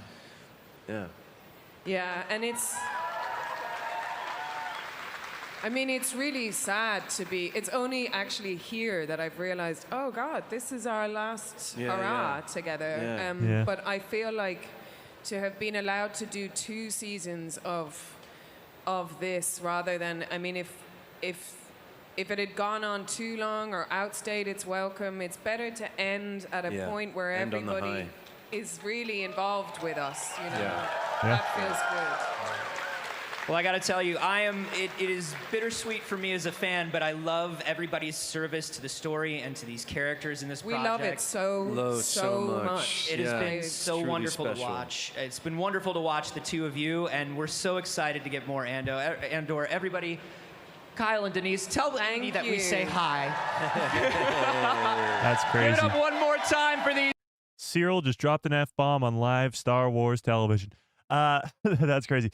But, I mean, what they talk about there, of course, season 2 being very, very dark, but the fact that it's only going to run for 2 seasons and it doesn't want to overstay its welcome, Star Wars does that so well. 7 seasons of the Clone Wars is what the Clone Wars should have been. It was the perfect amount. 4 seasons of Rebels was the perfect amount of storytelling. 3 seasons of The Bad Batch. You could have stretched The Bad Batch on for 5, 6 seasons, then it would have sucked. Could have done the same for Star Wars Rebels. Could have done the same for made a million seasons of the Clone Wars. They know how to beginning, middle, end a story pretty damn well. And I think Andor is going to continue to prove that point. Absolutely. The funniest thing to me, though, is they're talking about all this dark stuff, the Empire, all this craziness, and Grogu's just sitting in the background like,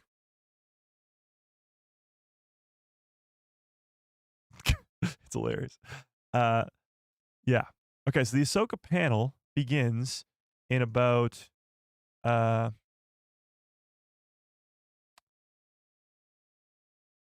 Ahsoka panel begins in 13 minutes.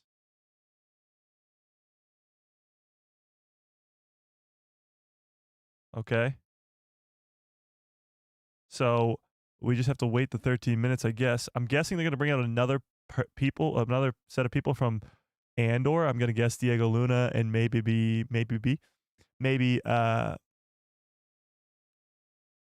Genevieve, who plays Mon Mothma.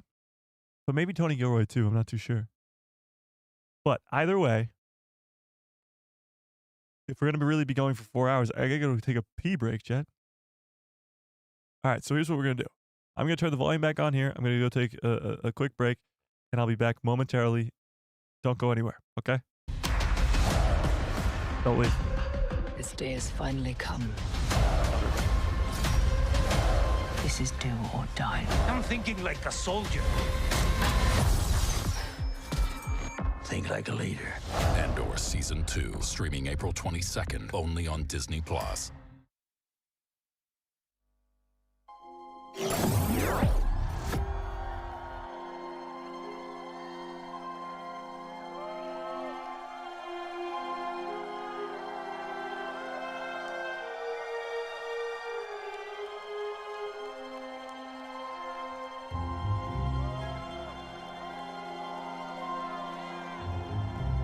We first met this dynamic duo back in 2016. One knows a thing or two about making 10 men feel like 100, and the second will be there for you because Cassian said he had to. You know them, you love them. Give a rebellious applause for Diego Luna and Alan Tudyk!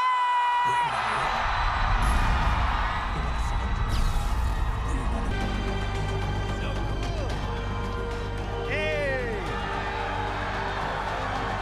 everybody. Wow. This is exciting, huh? It is.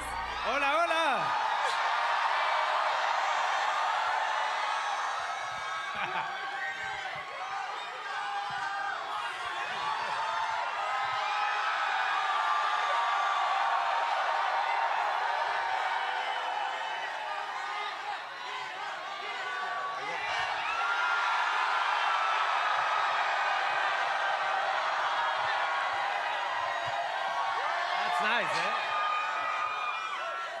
incredible. Wow. ¡Qué increíble! Sí. This is insane. Can you feel the love? The love, the energy. Wow. So cool.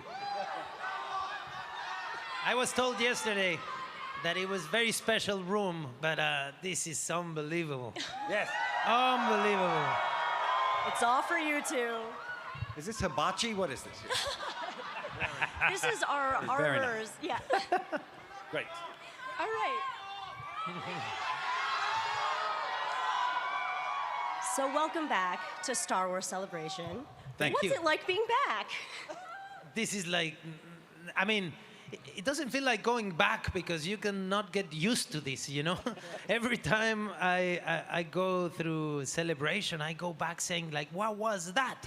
This is something, this is impossible. And belonging to this community, to this family, means a lot. You know, it's been 10 years and I'm not getting used to this. This is unique, special, and I thank you all for the love you have for what we do. It's a glorious fever dream. How about you, Alan? What's it like for you being back at Star Wars Celebration? Yar. This is amazing. This is different from anything I've experienced. I mean, I've been to a lot of cons, and we went to some Disney. We did some stuff, but this is great. This is different. This feels different. I mean, you guys can hear how much enthusiasm is happening here. When it's pointed at you, it's pretty powerful. It is. It's moving. Indeed. Yeah. Thank you. I will see you in hell. All right. This is the best solution to jet lag. No? I don't feel it anymore. I feel Awake now. pretty awake. So Andor season Diego 2 Luna's on will stage? finally show What the the hell, fated Chad? meeting of Cassian and K2. Yeah. I'm back. What was it like for you to be working back together after Rogue One? For me, it was like I got pizza. Sorry. What I miss, chat? What I miss? What I miss? Alan and Diego on stage. I got cold pizza, chat. I got cold pizza. Okay, let's keep it going. like so special. I was telling Alan like how important for me it is to finish this way, you know, to deliver this second season, this final season, sitting down next to him. This all started with him 11 years ago. You know, we were partners in a crazy film, at least for me, a revolution in my life. Many things happened since then, you know, and I experienced that with Alan. I feel that close to him, and making sure, you know, that we get to the moment where Rogue One starts, you know. Yes, it's a... Yeah. I don't know, I've never been asked to approach my work this way, you know, storytelling this way, knowing what the end is, having shot the end with, like, I mean, 10 years now, right? But we shot a whole film about the end of the story. And now, you know, building all the backstory means so much, you know? It's like revisiting 10 years also of my life, you know, my personal life, because the revolution Cassian is going through, I went through that with this project and with this character. That's wonderful. Yeah. And Yeah. Alan, what was it like for you? Is it almost like you've never left, or is it Hi, kind of Hodge, like a what's up? whirlwind getting back together? It was great when I got my stilts.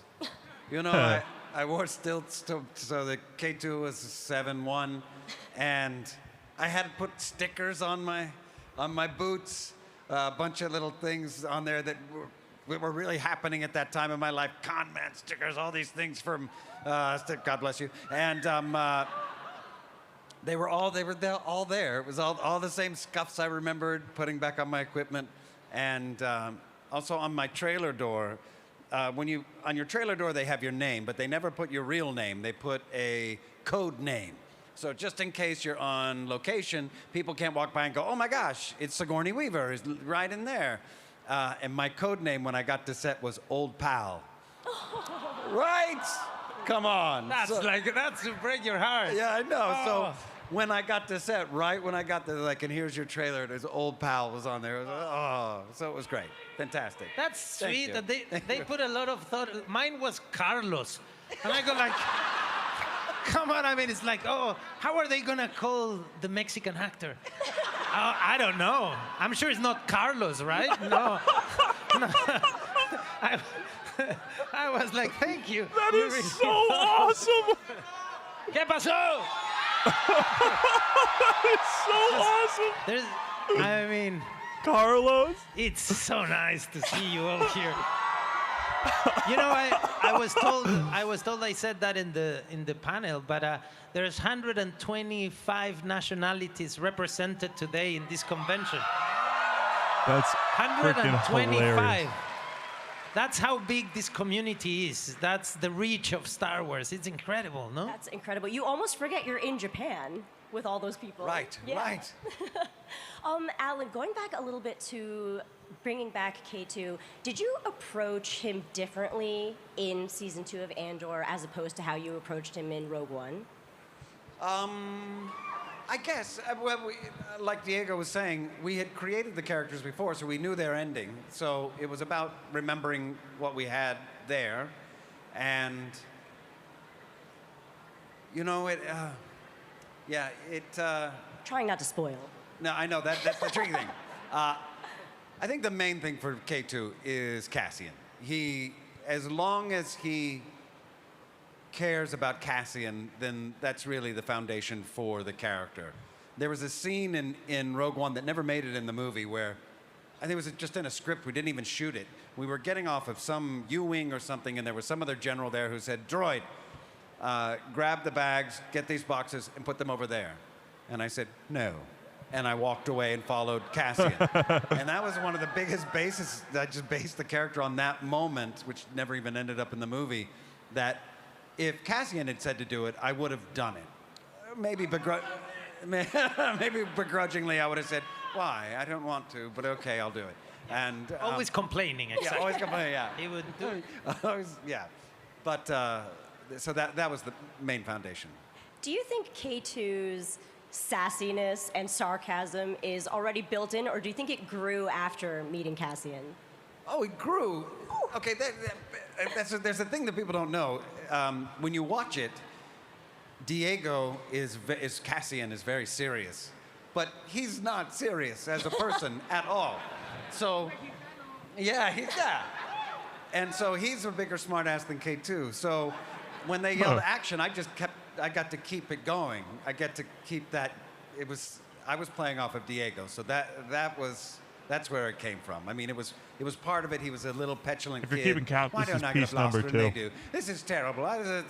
He was always complaining. But his smart-assness came from Diego, I think, a lot of it. That's great. I remember you once called K2 an anti-C-3PO, which makes so much sense now. Yeah. And Diego, how has your relationship with the character of Cassian evolved and changed from Rogue One to Andor Season 2? I mean, dramatically, definitely.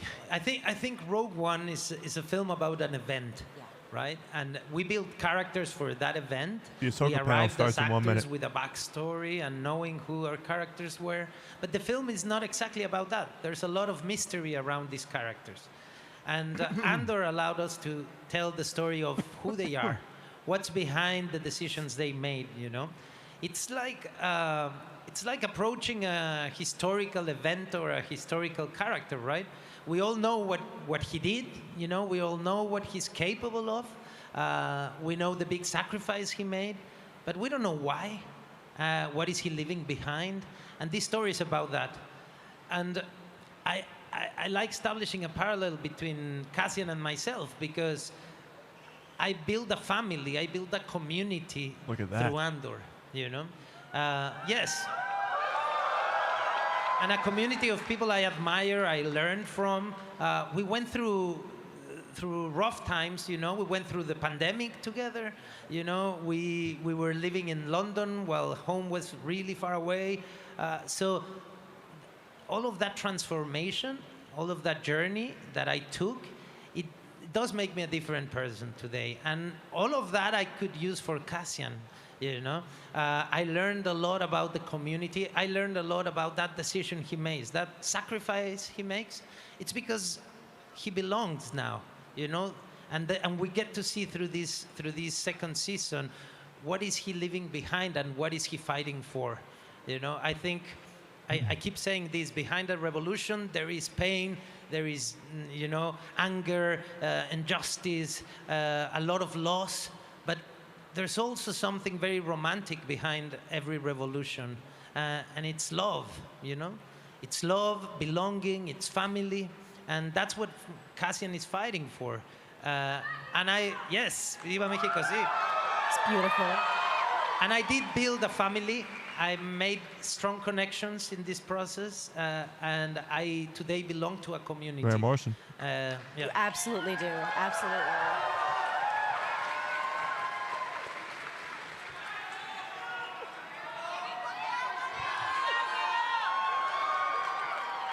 This happens tomorrow.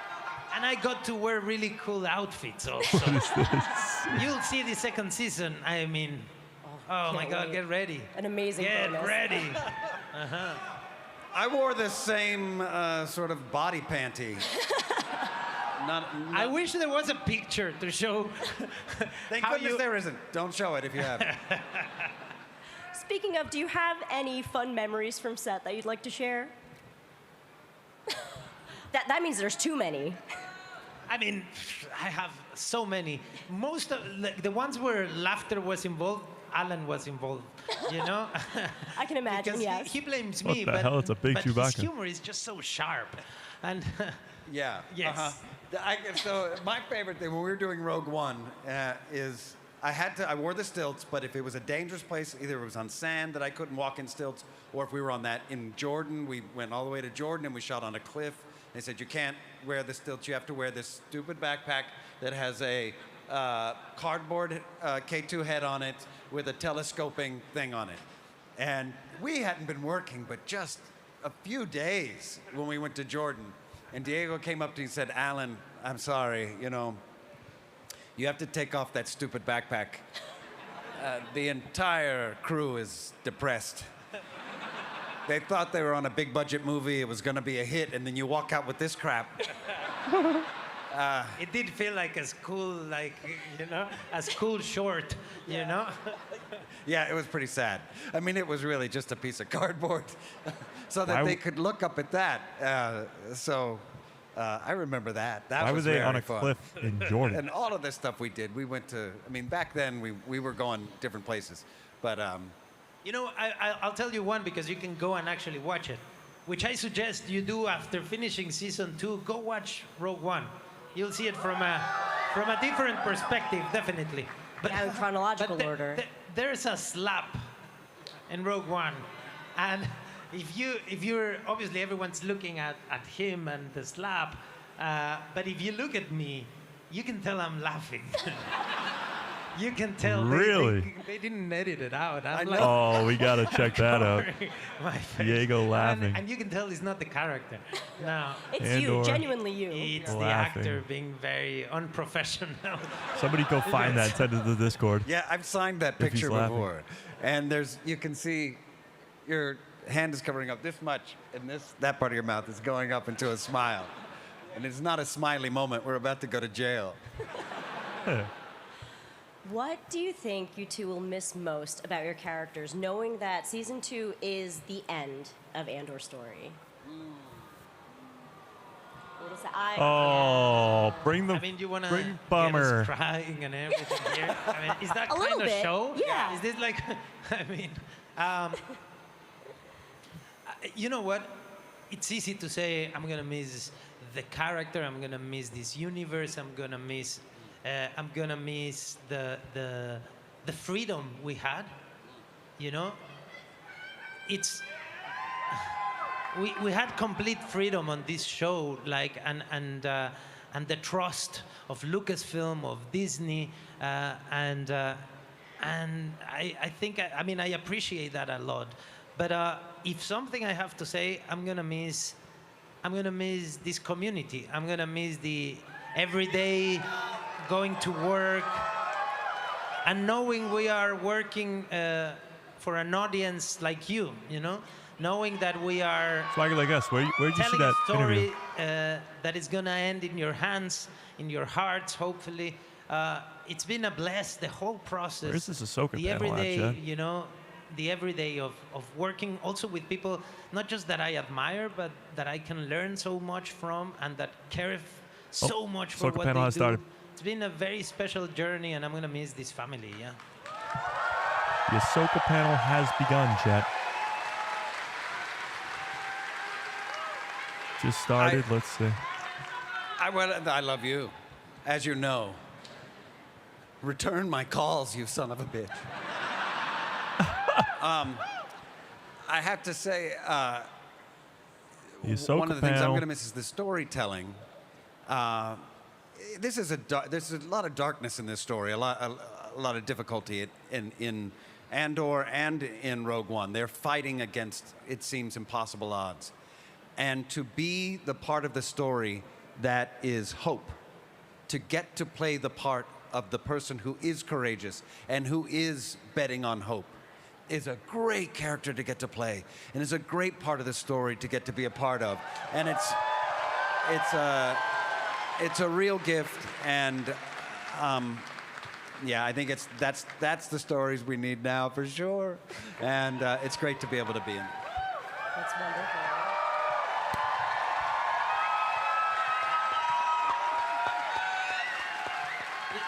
You know, one thing that and this is the right place to talk about him and what he brought and the tools he gave us. Tony. One thing this show does is that pays respect to one perspective, you know? There's someone behind this show, and there's a point of view that is celebrated in this show, which is Tony Gilroy's, you know? And yeah.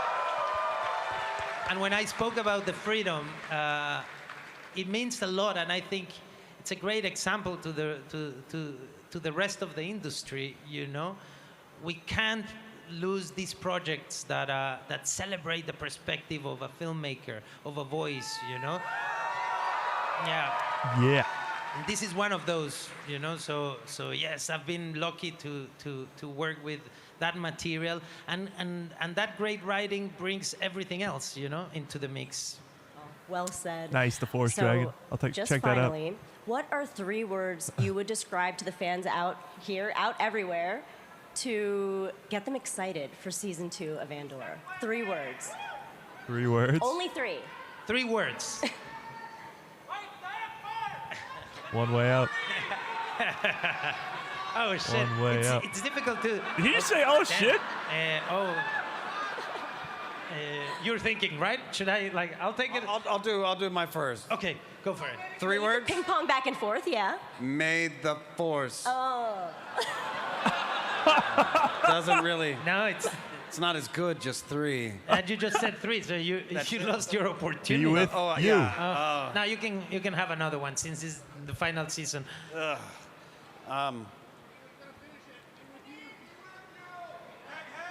Be with you. those are my other 3. That's it. Right off the top of the dome. Thank you. These two are hilarious together, on screen and off. I'm gonna say. I'm tempted to say them in Spanish.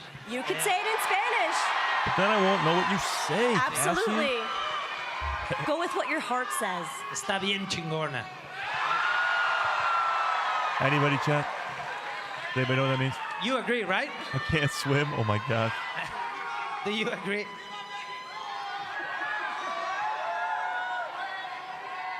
What are the words? Do they translate into 3 words as well, or would it take a lot of words to say it? No, it does translate, but I don't know if I'm allowed to say. Oh, what? in Spanish, you can get away with. Yeah, right. No, that's good. I said that's it good. already, right? And he's a true rebel. Nothing happened. We're still here. No, it's truly. It's That's good. No, I just want to say this thank is you. so Gracias. Arigato. I already said it and we're still here. Oh, that's so funny.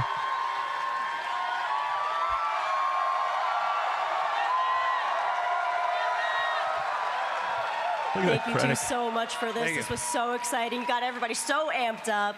Right. Can't wait to see how Cassian and K2 meet up in season 2 of Andor. Besties at home, don't go away because we have even more Star Wars Celebration live for you. That's fast forwarding. Are we live? All right, we are live now, chat. I think they're going to cut to either the Ahsoka panel or we'll see from there. What did he say, chat? Has anybody translated it yet?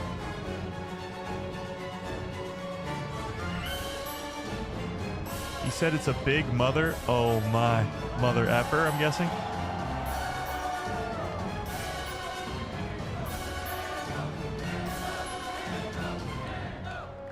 He made B2 and K2SO. That's awesome. Oh my god, he just ate his head off. All right, Chad, if we're on the pizza counter still, I'm on slice number 3.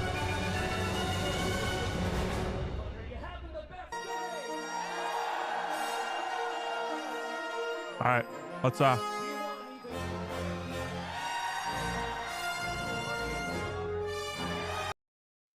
Okay, so usually what they do here is if they are going to show us the Ahsoka panel, it will be like in a couple minutes after, sort of on like a playback type deal. But we do have some stuff going on here right now. Let's go full screen on this shit. Sorry, chat. Excuse my language. Hey, if Cassian Andor's saying mother effers on live stream on a Disney freaking broadcast them, I think we're fine. Here we go. Dave Filoni's on stage. Jon Favreau's on stage. Rosario Dawson, blonde, is on stage. And so far, that is it. Just the 3 of them right now. Oh, we got some concept art. Wow. I fought for years to have Ahsoka ride on a wolf, Dave Filoni says. Legendary. Now, granted, the wolf that she rides on, or that they ride on in Ahsoka Season 1, is not really like a Loth wolf, like we sort of expected it to be, but still. Jon Favreau calls Chapter 13 The Jedi, which is probably one of the best episodes of The Mandalorian. Essentially the pilot for the Ahsoka series.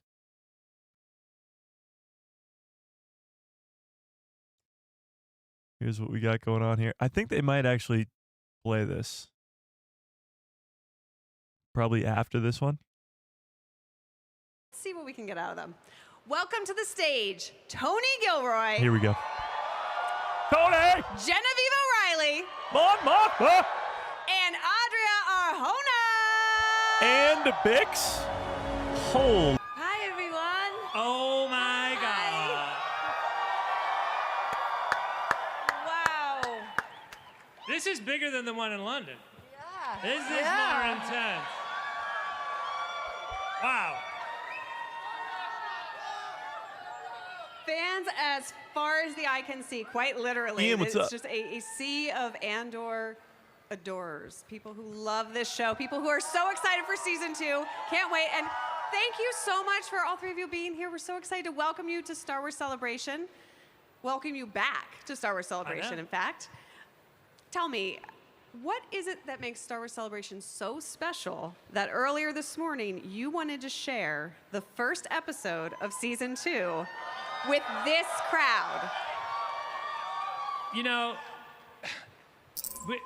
Diego and we had this experience last time we came, and you could see today when everybody walked out on the stage. We've been on a junket now for a couple weeks. We're pretty battle tested and kind of not jaded, but we're ready for anything. Everybody kind of, we all took a hit when we walk out there because I mean, this is the down payment on our show. Everybody The here is down an payment. investor in this show. I mean, really. You Oh, we're are the, I invested. mean, you are the reason that the show gets made. I mean, and when you not that you forget about it, but when you're confronted with it, like it's just like it's a mind blower. Everybody on that stage was just it's Yeah, like a mirror to what you're doing. Because we're all together on set. We're all together each day. But it's you who it's made for. So it's wonderful to be here with you now. I mean, it sounds like a T-shirt, but it's really for real. It's legit. It's really legit. It's Sounds like a T-shirt. You can feel the passion in the room, and that's how we get to do this. I mean, we sort of got emotional a little bit ago, and I mean, I just think I'm not cool enough. It is so exciting to be here, and I don't want to hide it. Too cool I don't for want to school. hide it. I also hear a lot of Spanish. I've heard a lot of hola, so hola, ¿cómo están? They're in Japan speaking Spanish. All three of you What is going separately on are here? more than cool enough, first of all, number one. But all together, it's a little bit, the coolness factor on this stage is a little breathtaking. Am I right? So funny because we're called Speaking of nerds breathtaking, and geeks and Genevieve, not Aria, cool. Audrey, you look gorgeous today. Thank you. Tony, you too. You look gorgeous today. I'd be remiss. I mean, I don't look gorgeous today, chat? What's going on here? You guys don't tell me I look gorgeous. What is something wrong? Ferrex lives. Ferrex lives. you're a man after my own heart. I love a theme T-shirt moment. I know we can't say a lot about season 2 right now, but one of the things that everyone keeps commenting on is the amazing costume design from Michael Wilkinson returning again for season 2. So one of the things I think maybe we can talk about a little bit today are those amazing costumes. I'm going to start with you, Genevieve, because Mon Mothma is a style icon. She has been since day one. She's like the Padme Amidala of this show. Well, that's terms of thanks costumes. to these guys allowing Nerd is for the us new to cool. explore I like that. But it's definitely the artistry of Michael Wilkinson. You must have seen a few of them Also in true. episode 1 this morning. You must see some of the costumes in that. And then it just, there are more and more, and they get more and more beautiful. They're like, it's like wearing pieces of architecture. And it, yeah, I mean, Grogu in the background be there's like, some really special ones coming. That was just enough information, and yet, no spoilers. I know I almost said something, and But then they I know there's stopped a wedding myself. coming. I mean, there's no secret. There's a I mean, it's a 3-day wedding. We're going to get to the wedding, and the clothes get crazier all the way through. Is it fair to say if Mon Mothma at work is already so regal, that Mon Mothma for a wedding is just going to be next level? I mean, it is next red level, wedding, and possibly. it's more breathtaking than I could have ever hoped for. And that's down to Michael and his team. I mean, it's extraordinary. The designs were extraordinary, but he also allows for color and movement. I'm sure you've seen in the trailer that Mon Mothma gets to have some moves this season. There's a dance moment, I think. Yeah, nice. Audria, how about for you? Biggs. You know, Biggs season 1 starts with this beautiful sort of workwear, and because of everything that she goes through, you know, she is more and more and more sort of disheveled as the season progresses. So I was really excited to get back to Mina Rao Peace, Pam. and get back in the workwear and find sort of her strength. Michael's incredible. time. I've never done a season 2 of anything. So I've never come back to a character, right? And I think through costume, it was so easy to sort of, the second I put the costume back on, the second I put those boots on, I was like, and she's back. I'm here. And it was all thanks to She's Michael. back. I always love to ask this question, but did you keep anything from the wardrobe? I did. Star Wars What pizza? did you Yeah. keep? I did. What did you keep? I'm so sorry. It's the boots that I wear. My last scene in the show, I am wearing a pair of boots, and Michael And she had dies the in them. beautiful gift to tell me that the boots belong to me.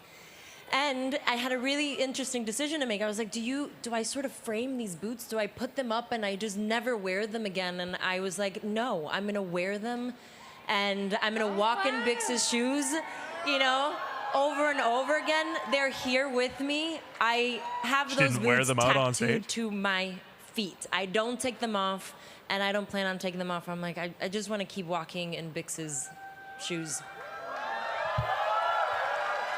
Yeah. Beautiful. Grogu be like, Genevieve, I feel like by your reaction, you did not take anything from set. I did not. I feel silly. I really feel like I should have taken something. Jewelry. But I definitely can't be wearing her clothes around. I mean, That's true. her shoes are comfortable. So, but no, I want to go back and smack myself. Tony, how about you? Do you save mementos, tokens from working on Andor? No, I mean, You guys think I Bix have a will die? basement full of Season swag 2? from years and years and years of all the other movies, and it's kind of a joke. I keep it all down there, and there was one thing I wanted from season 1. I have one of the instruments from the band in Ferrix.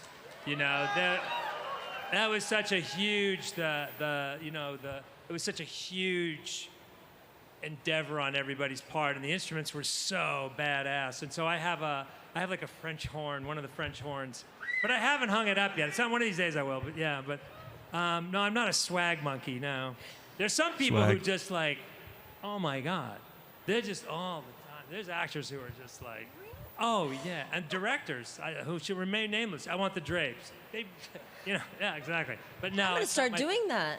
You can get away with that? You get away with what you get away with, right? The man created Andor. He can do whatever he wants. I know. Today. Yeah, today for the next couple weeks. Tony, I want to talk a little bit about the writing in Andor. Talk about it. You and I talk about this every single time I see you because I'm such a fan of your brilliance and your monologues in particular. Andor season 1 had some really powerful monologues from Stellan Skarsgård as Luthen. Luthen's From monologue is Fiona one of the Shaw best. as Marva Andor. In that finale where you stole the instrument from that scene. What can fans expect from season 2 in terms of beautiful monologues?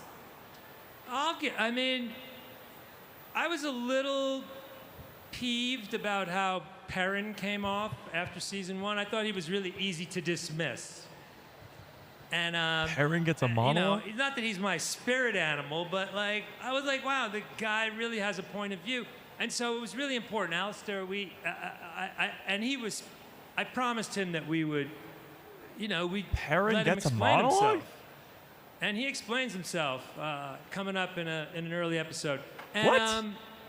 Actually, if you watch closely, their marriage is so complicated. I think people will really understand in season 2 that it's a lot more complicated than they thought. It's a very sophisticated. They've been married when they're 15, arranged marriage. Imagine what that's like. And they have a couple scenes that really deepen our understanding of it. But then he gets to give a speech at the wedding. And then if you notice, there's a shot where she's listening. There's a reaction shot. And you could see how they were when they were 15.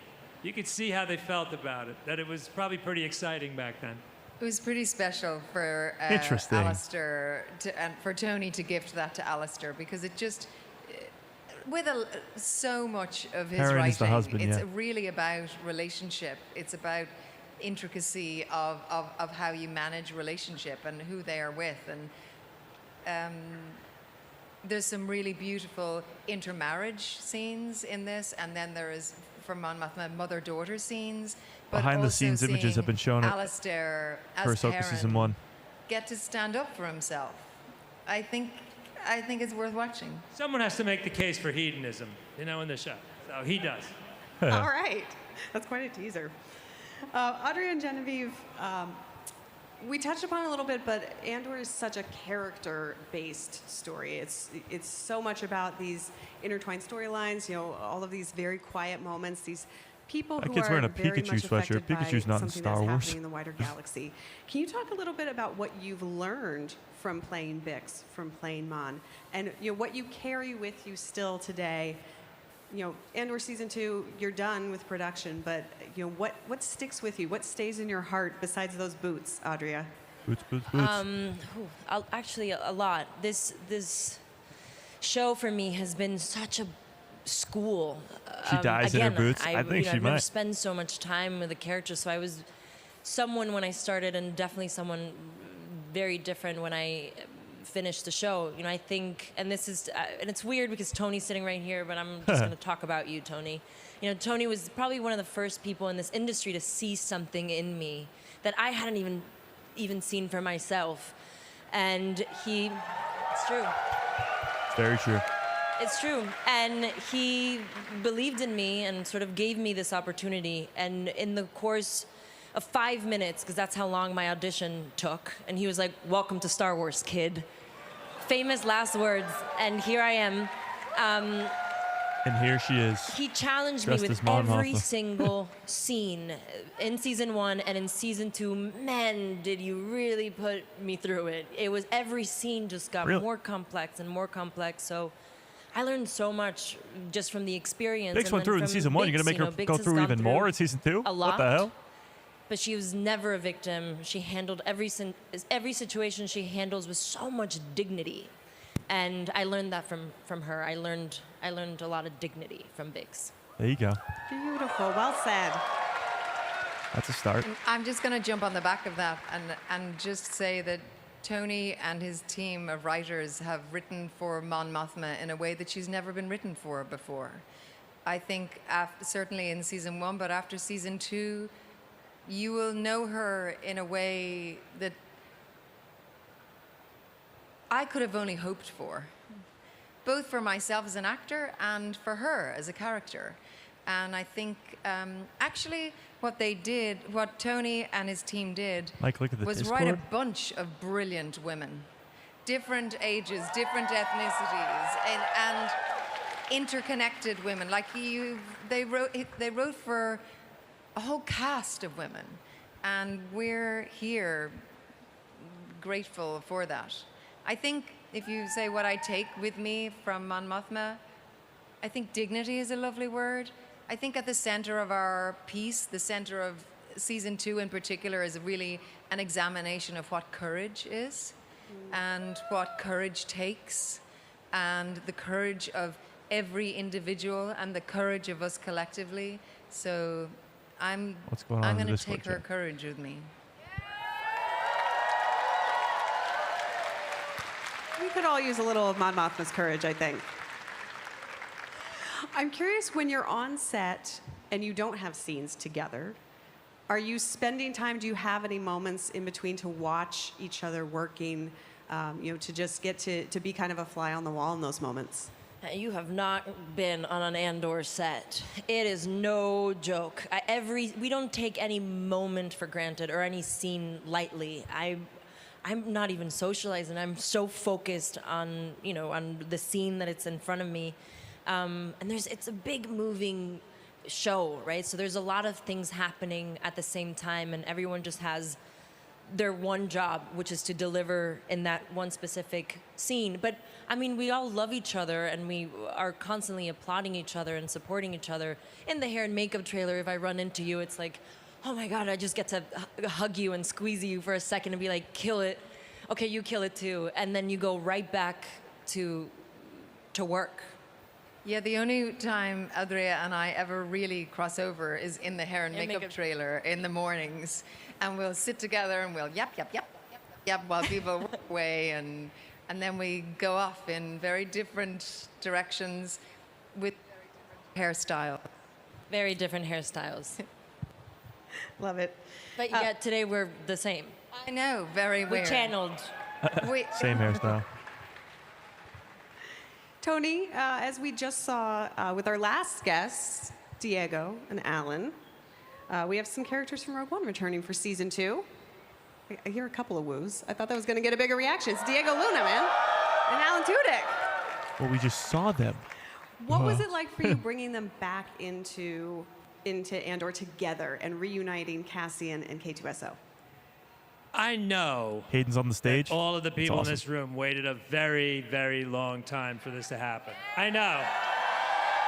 Hayden is on the stage. And I know that Alan waited a long time for this to happen.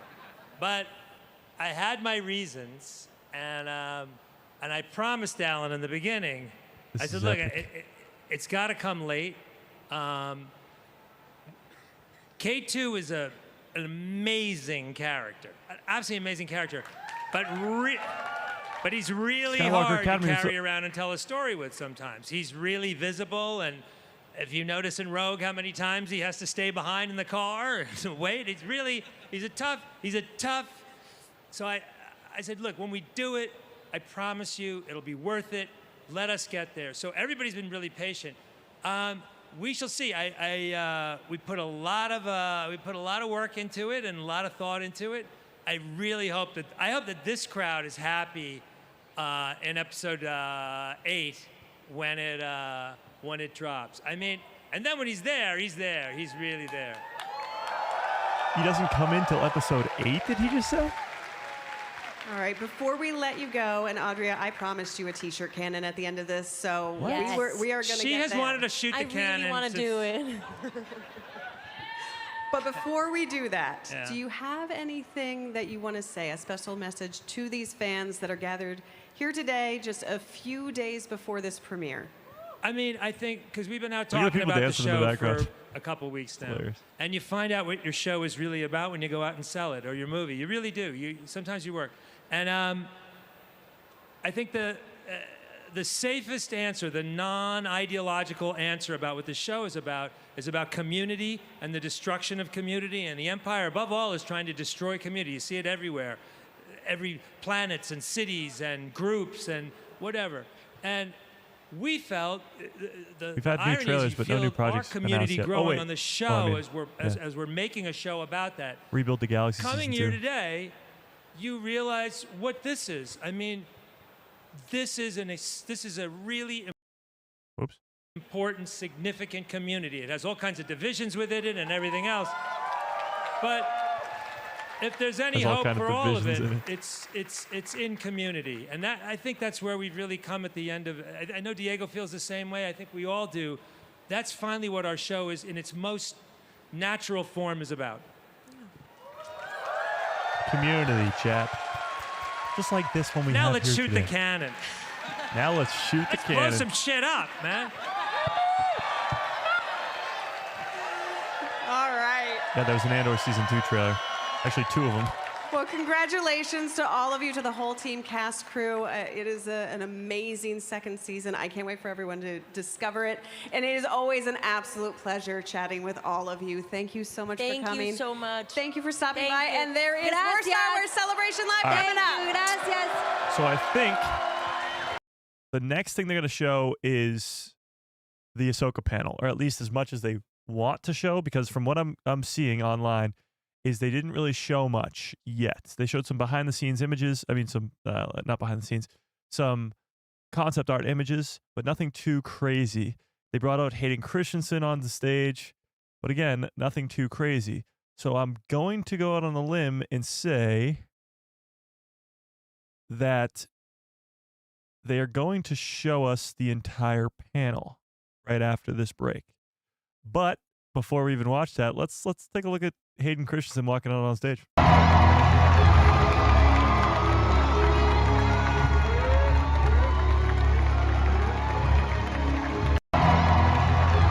Place is rocking. Okay, but hopefully they'll show that entire panel. I think they will right after these guys get off stage. But because I don't think they've spoiled anything or given too much away from what I'm seeing online. Getting some behind-the-scenes images from the first season. Some interview stuff.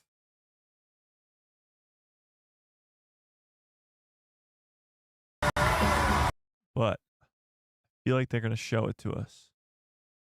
Dave Filoni talks about the challenges of bringing live-action Ahsoka. One of the biggest debates we had was if we could get Ahsoka on the screen in an effective bias. There's no simple element to it. Okay. Well, that's why her Leku have changed so drastically over the years. I'm really interested to see if they're going to show us. All right, here's the deal. If they don't show us then we'll just go over all the news that has been leaked out. But if they do show us, then that'll just be a lot easier, and we don't have to go through all the grainy images and all that stuff. We can just see it in HD. That'd be nice. Let's see. All the way back in 2008. And since then, she has grown from Ahsoka. animation Here we to go. live-action self-titled series. Here we go, chat. Let's join Dave Filoni along with some very special guests for a look back at the first season of Ahsoka. Ahsoka! Here we go, chat. Here we go. We can't wait for this show!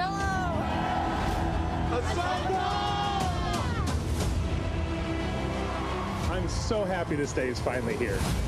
Me too. There's a lot of Ahsoka love today. Buckle up. How are we feeling right now? It's gonna be amazing! Great start to a series. Zarya is so compelling. She is on fire and she knows her stuff. She's in it.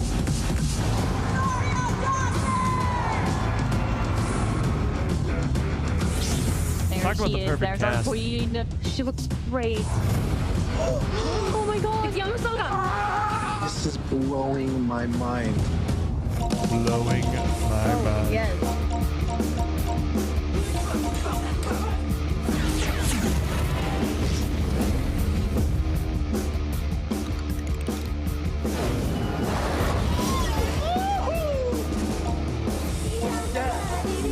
This episode, it's so good. I don't even know what to say. I don't want to blink. I don't want to blink. Let's go, Ahsoka! Long live the Empire. Long so live the Empire. Zarya Dawson killed it. She's perfect. Best Star Wars I've ever seen. Best Star Wars I've ever seen, and that's not even an 進行 understatement 役 yet. の That's just サッ the シャさ truth. んをお迎えしましょう。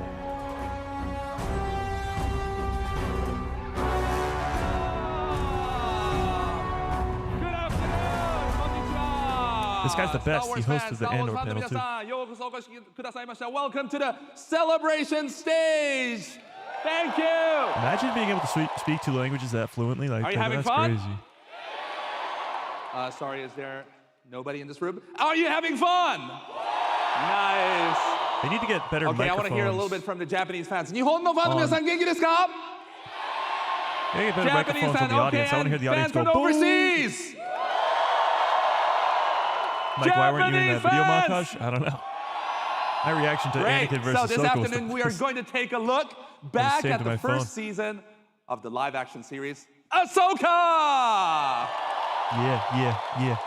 Yeah. And I'm so excited to tell you that we have the expert joining us for this conversation. Please welcome creator, writer, and showrunner Dave Filoni. I don't think the audience is like low energy. I just think the microphone on the audience is like just low. You know? He's wearing his Ahsoka jacket. Gets a standing ovation, chat. Executive producer Jon Favreau. Standing ovation.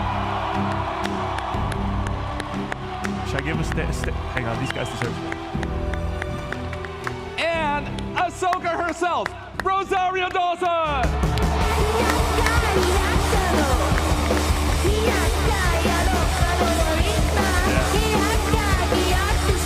The music gets so loud there, Jack. All right, welcome to Japan. Welcome to Tokyo. Please take a seat. That's what I'm talking about. That's what I'm talking about. Great atmosphere, isn't it? Incredible. Incredible, right? So before we speak about the series Ahsoka, I'd like to talk about the character Ahsoka because I think she is one of the most compelling heroes in the Star Wars saga. Do you agree with that? That's a fact. So Second many greatest of us character all have time. followed her since her debut in the incredible animated series Star Wars: The Clone Wars. And we've watched her grow up, right? So Dave, I understand you were very inspired by Miyazaki's work when creating Ahsoka. Can you tell a little bit about that? Yeah, I mean, obviously, I come from animation. That was the first medium I did, and one of my favorite animated films is Princess Mononoke. And to honor that great film, one of the reasons why Ahsoka has 2 wolf fangs on her cheeks is because San and Mononoke did. So you'll catch little things like that throughout. Obviously, I worked for years to get Ahsoka to ride a wolf. And finally, I got you riding one, which was kind of it's selfish, I know, but I can't help it. I just love that image. You put this guy in charge of something, he's going to just do I'm whatever gonna he plug. wants. He doesn't need it, And but it's if the you best. haven't seen Princess Mononoke, please watch it. It's just phenomenal. And support support Japanese animation. There's nothing like it. It's inspired. If you've seen Visions, our wonderful animated series, there's so many great creatives in the world, and they're doing a wonderful job and keeps all of us inspired as well. So thanks to them. Glad to have you here in Japan. Yeah, I love it here. They all know I love it here. Great. And John, you and Dave have been working together for almost a decade, you know? Wow. In the live action only, you mean? Yeah. So how did you and Dave start talking about bringing Ahsoka to live action? Well, after the first season of Mandalorian, we were figuring out what to do for the next storyline, the next timeline stretch. And we thought there would be an opportunity to start introducing other characters that had been established in other media. And the idea that Dave could start bringing to the live action screen characters that he's been knowing well over the course of, at the point it was already a decade, yeah? With George. Mm-hmm. And of course, first and foremost, his favorite character, Ahsoka. Mm-hmm. And the notion was, let's do an episode where we feature her, find the right person, find the right aesthetic, and Dave directed and wrote that episode. And it sort of served as a one of the de facto greatest pilot episodes of for the us to entire see if this was show. something that could work. Top 3 easy. And if anybody of you have seen the episode The Jedi George in on the season set. 2 of The Mandalorian, you saw Dave bring that reality to life.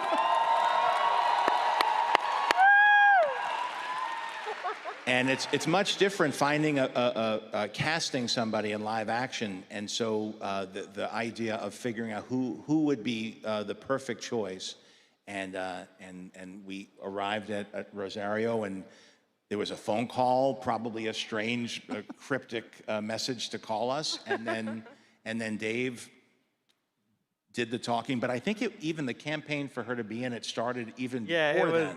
It came to my attention because you were involved online on social media, and Trace Kenobi brought your name to me, and I was like, oh yeah, she would be good Ahsoka. That was my thought. And then it was years, though, before I actually was able to make it happen. And when I told John, when I said, well, I'd like to have Ahsoka be in Mando, he said, well, who do you think would play it? I said, well, I think Rosario Dawson wants to do it. And you were like, I know Rosario. And I was like, well, then let's talk to her. And then we did. And then here you are. And now you're Ahsoka. It's kind of now you're Ahsoka. that. Rosario, you remember that moment? Yes, I do. Very, very well. As a matter of fact, it was on Skype, I think, or something we were on. Skype. And I remember going, okay, this is for real. They're really talking to me.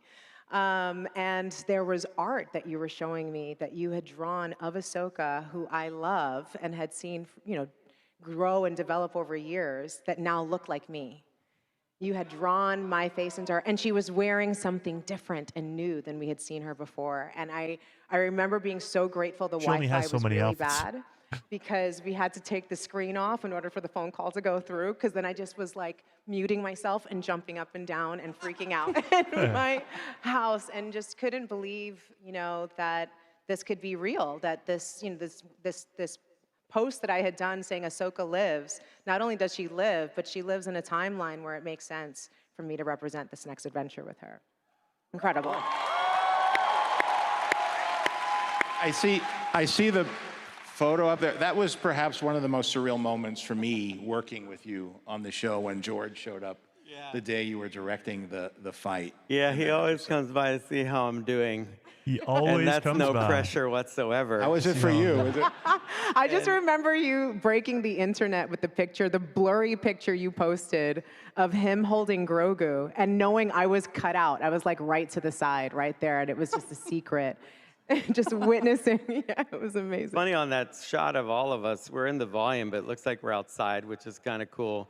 And that's the day that we were shooting volume. you fighting Diana Lee and Asanto on that walkway. Wow. And we had one day to shoot that fight, and George showed up, and I was like, I have one day to shoot this fight. But everybody came down the stage because George was there, because who wouldn't?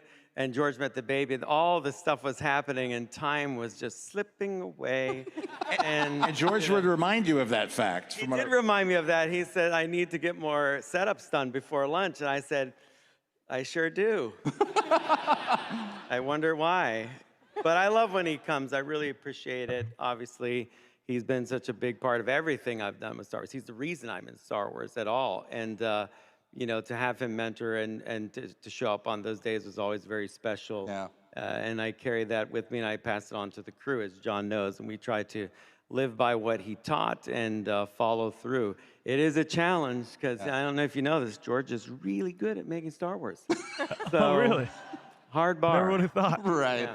Thank you so much for sharing this wonderful moment, with us. So, Rosario, like Dave mentioned, your first appearance was Mandalorian, and then Book of Boba Fett. Tell us how it's like playing this character across an entire season and driving your own show. Oh my goodness. You know, it was so interesting because I remember when we had that first conversation about the character, it was very much about, let's see if this could work. You know, like this is a very particular type of character to see actually actualized. And to see what the fan response could be, to see what the physical kind of Warrior getting into episode her could ends be, with to her see if it taming could a make Purgle. sense to transform it. And there was zero promise. Crazy. It was like, this is the episode, and we can all reconfer afterwards and see how it goes. It could be another guest spot. It could be maybe jumping on another show. It could be your own show, or none of those things whatsoever. It could just be this one-off. And so we treated it as that. And I remember just giving our all. I mean, when you had the picture with little Grogu as well with the moonlight, that was also the exact same room that we shot. Everything in the volume, it was so, I remember just being so moved and talking to everyone in the crew and taking it all in, because everyone who was there had watched some VHS tape make of Star Wars when they were a kid, and were just pinching themselves that they were there. And I felt the exact same way, and was just like, if this never happens again, I am so grateful, A, that this character gets to live on, and that we get to see this adventure and this moment, and how brilliant it was with little Grogu, and this continuation of Yoga's species. It was just so magnificent on so many levels. But to see the fan reaction that allowed us to continue to tell this story has just been an absolute dream come true. Yeah. I think one of the complications that people might not think about is that one of the biggest debates we had was, could we even get Ahsoka on screen effectively on a day-to-day basis? Because we have to paint you orange. There are these head tails. How are they going to flex? How are they going to move? The first time we did it, the contact lenses, there's no simple element to it. And you have to always be there first, and you're always going to usually leave there last. And so credit to you for putting up with all that and being the most positive person on set every day, as you are. That was impressive. I'm always a big, and anyone who's done cosplay of Ahsoka knows how much I credit them, because I know it is not easy, and I have an entire team that helps me to do it every day. And the dedication and love that you show this character, showing up in that orange, is just so magnificent to me, and the level my face orange, of detail that you bring to it just blows my mind every time. And it's what Coming I think up on about when we're sitting in 150K that chair every day subscribers. getting ready to Should we paint make my some face? Star Wars. Great. Well, maybe blue. everything became Red true Admiral Thrawn? because together, Or Dave Bane? and John, you produced Cad Bane? 6 series, 6 seasons across 4 different series. Does your creative process change based on the series, or I think it does. We've really Mando, 3 given seasons, these shows Ahsoka, room Book of Boba to Fett. be influenced by the creative Skeleton Crew. forces behind any given episode, whether it's the writers or directors. And certainly there was a sense that Dave was really supporting what we were coming up with to bring Mandalorian to the screen and to do anything on the small screen.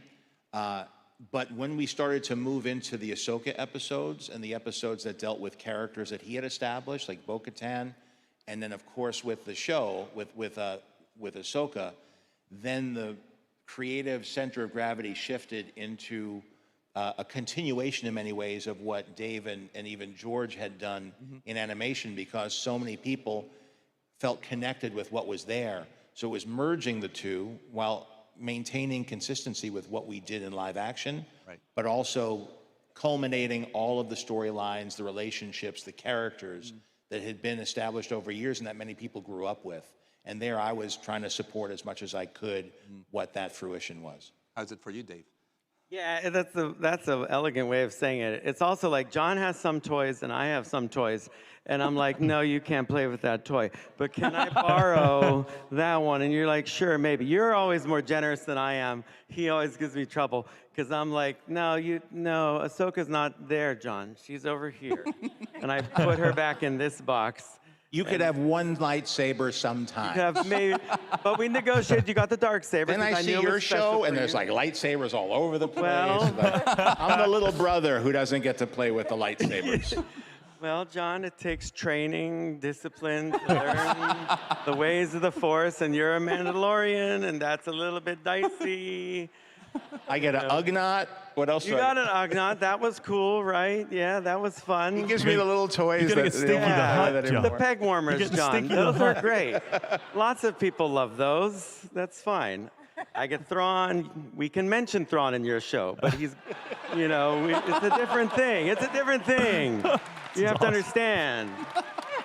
But the truth is, we really get to play together the whole time, and it's the collaboration that has been for me, the special part of us bringing where we both came from, our different backgrounds, our different creative process. I've learned to envision things, visualize them beforehand. The creative process in animation, specifically the animation under George's collaboration, is very thoughtful, technical, creative, and you do a lot of the thinking and planning ahead of time. Where I come from, and Rosario also, our background, we started off kind of an independent film around the same time, and there it was much more freewheeling about casting, about finding moments, and bringing those two together, I think, is what gives the personality of. Pause for 1 second, chat. You have to look at this.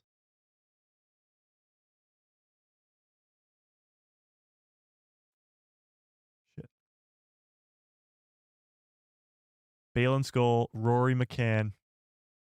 I think they might show this live, but if they don't, check this out. So we were all concerned. I mean, you can tell a little bit of a difference, but they're pretty spot on. And obviously, this is pre-production type deal. This is just seeing if it worked, I'm sure. Seeing if it could be effective and work. But that, it kind of works for me, chat. Kind of works for me. All right, keep going. What you've seen, and since over those many years, I've learned from Dave, Dave's learned from me, and now we both think the same way, and we've kind of come to a common understanding of how to tell stories. Right. That leads me to the next question. So with Ahsoka, she has so much legacy in the Star Wars universe. What is your hope for how audiences will connect with her? Yeah, I think it's the energy. Which one is Ray I think Stevenson? It's the power Neither of the were. character. They were First both, and foremost, you're a Rory warrior, McCann. but also not this time period, you're a mentor. And also trying to show the struggles that one can have in that role. But yeah, there's no one thing. I try to design every show so that you don't actually have to have seen anything else. I think that what travels with me is the knowledge people have that I've been at Lucasfilm 20 years. Right. And so they think you have to see all of this stuff. But if you watch the first season of Ahsoka, it's no different than when you popped into A New Hope and Obi-Wan's mentioning a clone war, and he's mentioning an Anakin Skywalker, and he's mentioning all these things, and I didn't know what that was, and I said, Dad, this is episode 4, why'd you bring me? I want to see episode 1. And it was 1977, he says, there is no episode 1. I'm like, Dad. Of course there is. So, it's a way of telling the story that it's just, you come in the middle of it, right, like an old serial, but now, this is going to sound like a plug as is. Thanks to Disney Plus, you can catch up on everything. Exactly. Everything. In order. You like Andor? Go watch Rogue One. It's going to flow. The Force will flow through you. Yeah. Episode to episode, movie to movie, back to episode. That's what I say every freaking day, Chad. I think it's beautiful. Yeah, exactly. So talking about Ahsoka, no one has had more influence on Ahsoka than her Jedi Master, Anakin I like the Skywalker. shirt. and blazer, chat. Should I start wearing the shirt and blazer? So this scene where Ahsoka and Anakin face off is such a powerful depiction of the layers of their relationship. Let's take a look. Oh, we get to watch this greatest scene. You black.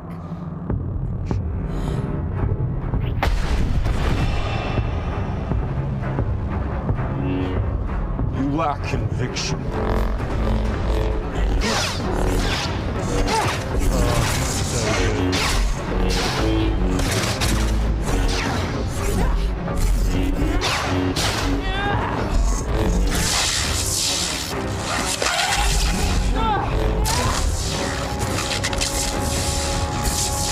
Trying to die.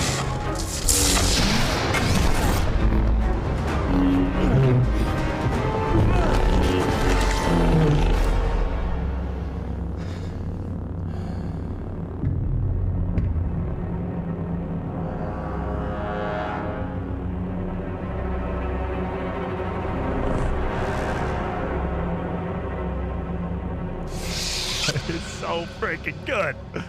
Oh my God. I choose to live. Her eyes flash into the Sith red, and you think it's a reflection off the lightsaber, but it's not. It's so good. Ugh. This is peak, chat. This is the greatest.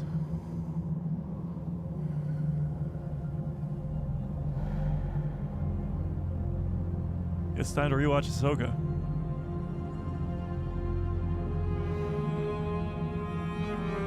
There's hope for you yet. So good. Oh.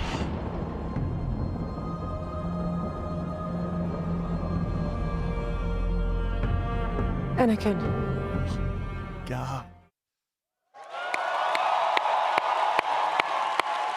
All right, Star Wars fans, please help us welcome the chosen one to the stage. Hey!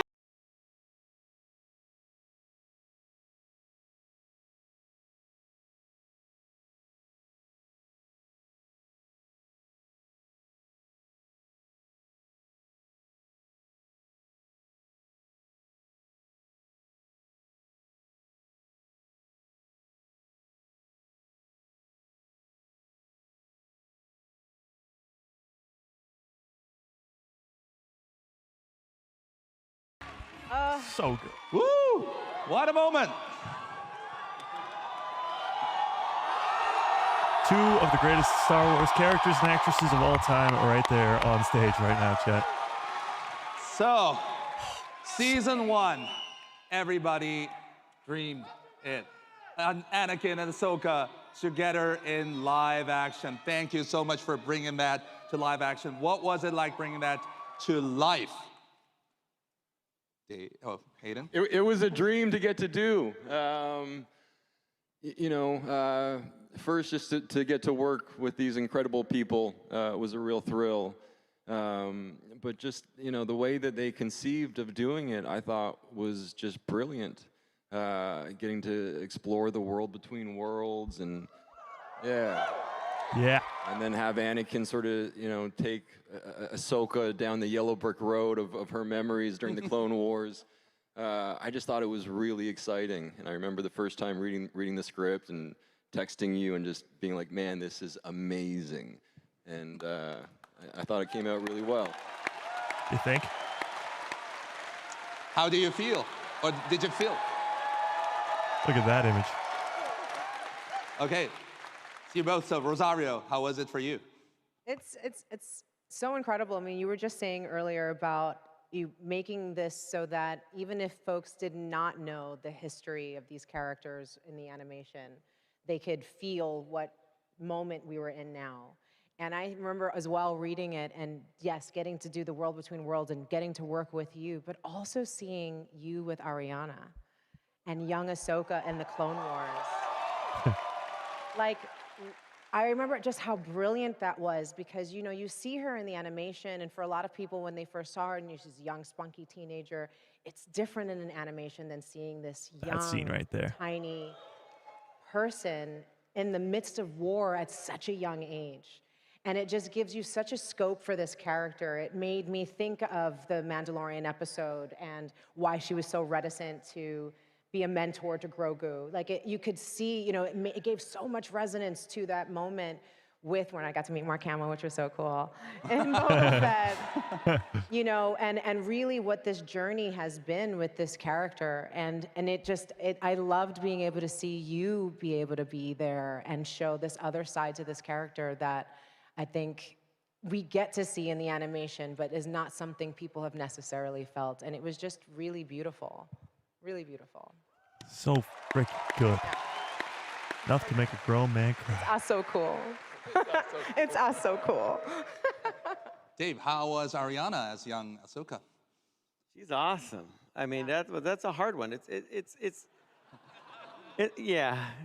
Yeah, it's just like that. Yeah. It's weird.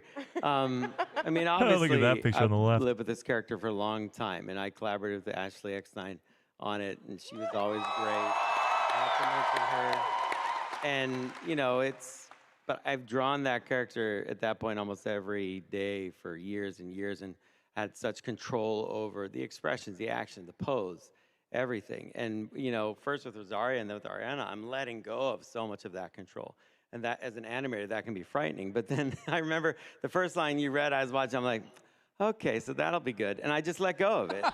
It was like a very Jedi thing. I just let go of that. And I wasn't worried. And with Ariana, that was one of the most surreal moments when she appeared in the head tails and came up to me, and I'm looking at her and she goes, what do you think? I'm like, wow, that's weird. Because it's like it was real. Yeah. And it was something I just seen, and then it was real, and she just embodied it. And then she started imitating you all the time, on set, off set, and just watch you guys like that. And I just in the background of a lot of these, I'm like, it's weird. So I don't know, she was literally just sitting there with all the clones.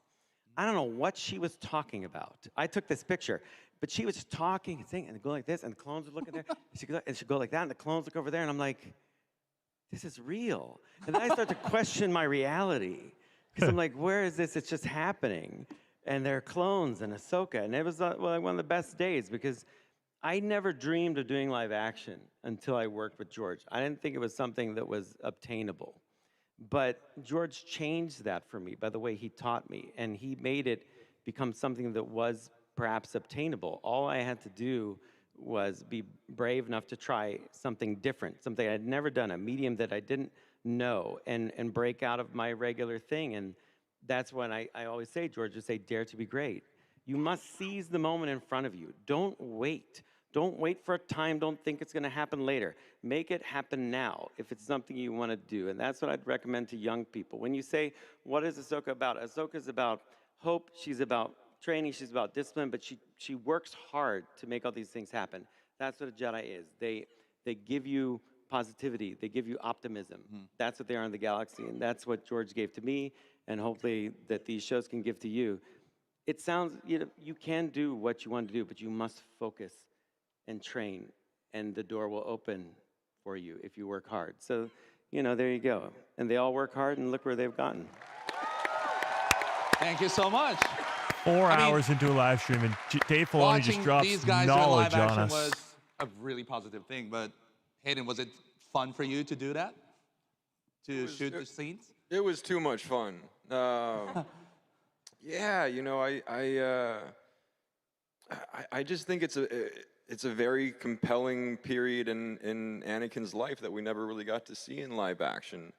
And I remember when we were going to do episode 3, having conversations with George Lucas about, what It's his birthday Anakin today, was up Chad. to in between 44th 2 birthday. and Can we get 3, some and happy he was birthdays for talking to me about the Clone Wars Aiden?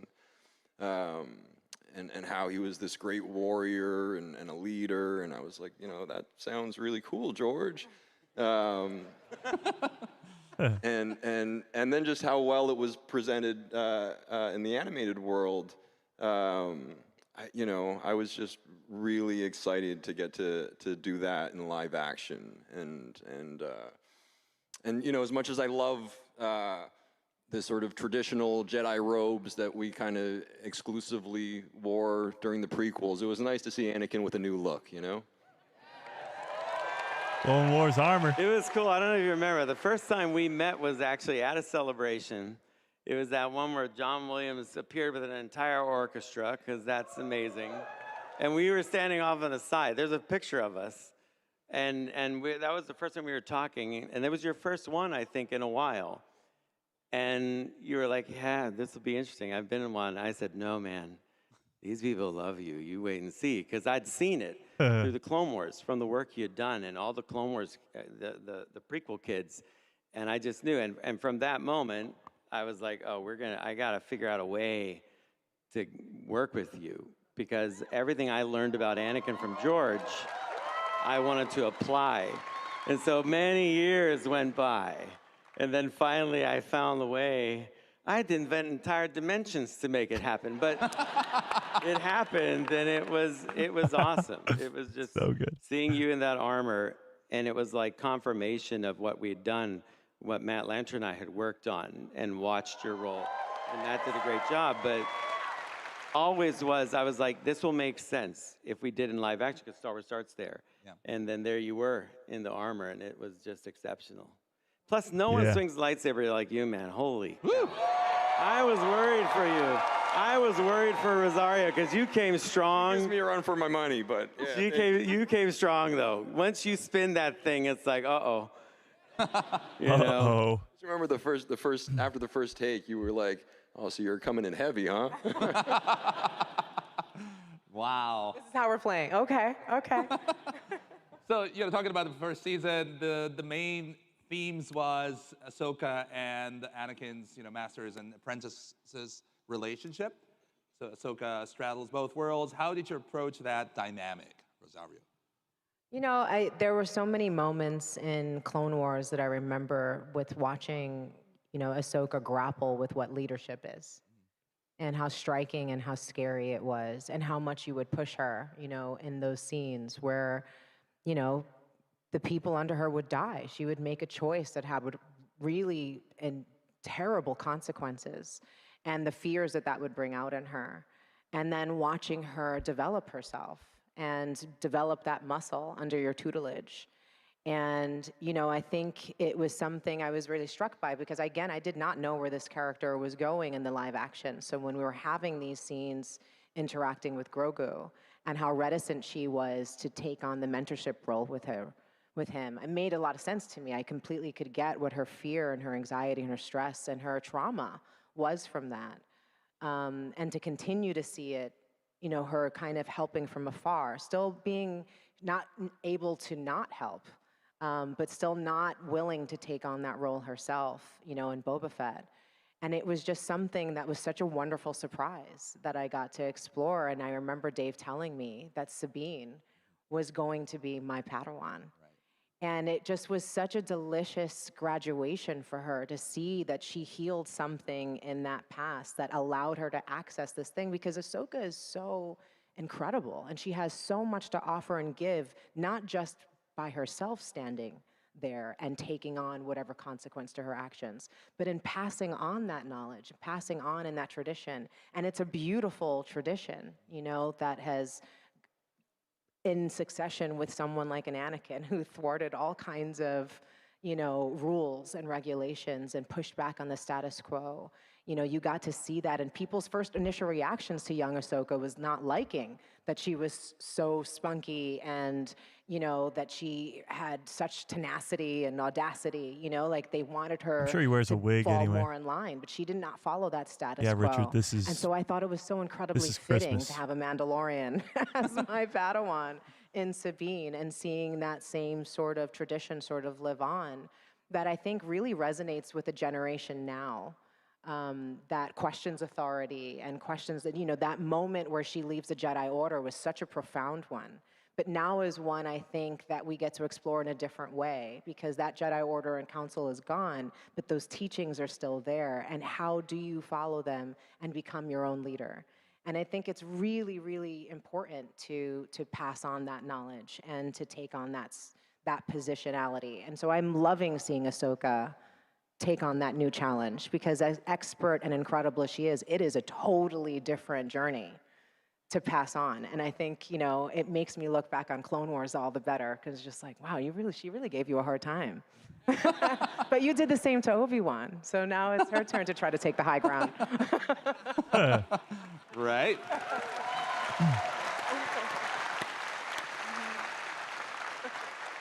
So, Dave and Hayden, you already shared us the experience, you know, working with George Lucas on Star Wars. How do you carry those teachings once again with you to these new stories? Dave, starting with Dave. Well, I think that was one of the interesting things, is that you and I could talk very evenly about working with George and our experience, and you and I both, I think, have the same regard and respect for George, which is so Working on important. the prequels, working on the Clone Wars. That bond, I think, allowed us to stay faithful to his vision for Anakin, you know, and that was something that was very important to both of us. When even considering putting you on screen as Anakin again, that's a big deal, because, you know, it is. That is George's guy. That is the chosen one, the icon. And I was so grateful to have you there to make sure that we steered and stayed on the right path. And whatever I might have had a gap in knowledge, you had. And whatever you might not have known, I knew about those Clone Wars. And so I think that led us to create a really authentic interpretation of what he was up to. And yeah, I really looked forward to it the whole time. You know, I was in Clone Wars. I was like, it'd be neat to see Hayden do this. And then it was really neat to see you do that. So, yeah, I mean, I don't know what your thought on it was, but.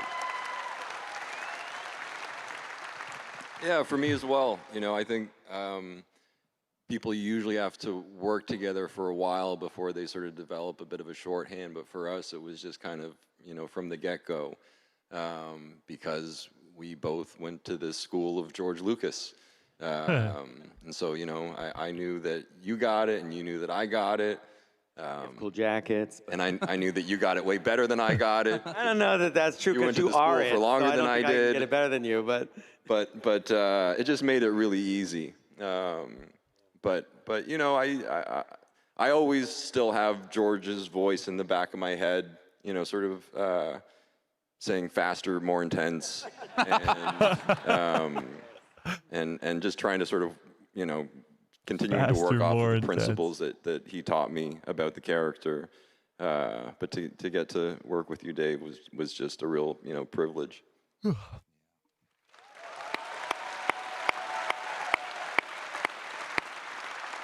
All right, so let's move on. At the end of the first season, John Favreau's just sitting in the middle. Ezra He's just loving this. He's like me. He's like just sitting there fanboying all up in this place. On Peridia. So, David Rosario, Ahsoka tells Sabine, Ezra is where he needs to be, and so are we. What does that mean? What does that mean? It means we get season 2.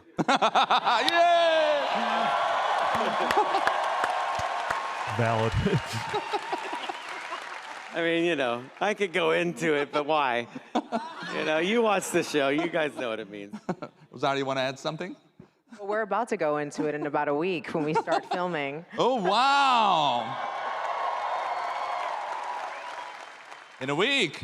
Yes. All right, before I go there, Dave, you shared a very interesting sketch on social media last year, right? That's teasing the Ahsoka and Sabine maybe following Balin's trail in season 2. This one.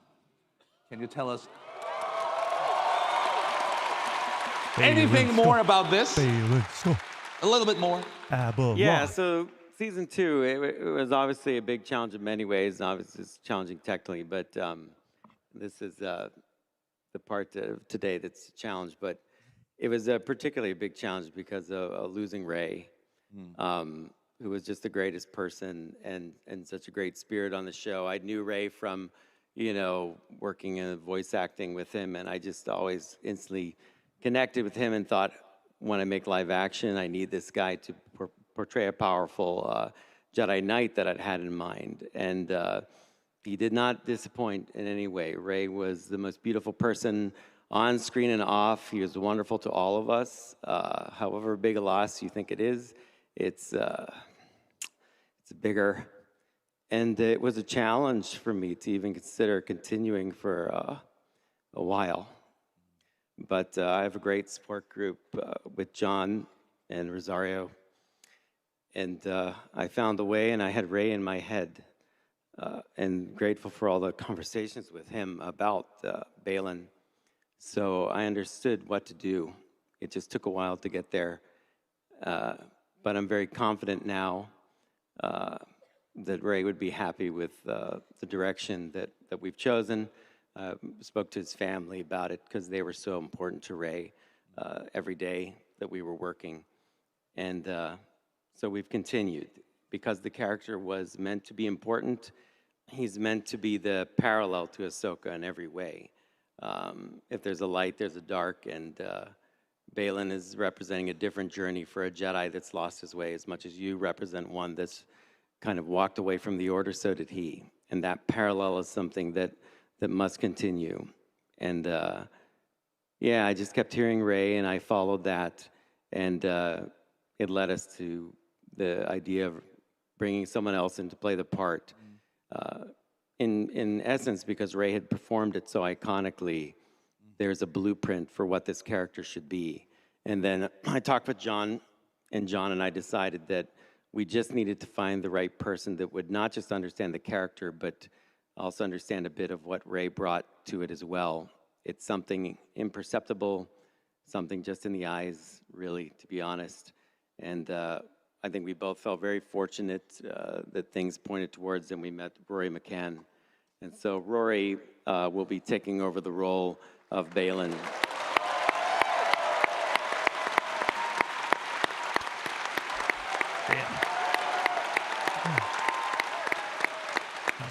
And just so you guys know, and John knows too, speaking to Rory, and he spoke with Rosario, you know, he takes it very seriously. He takes it very to heart.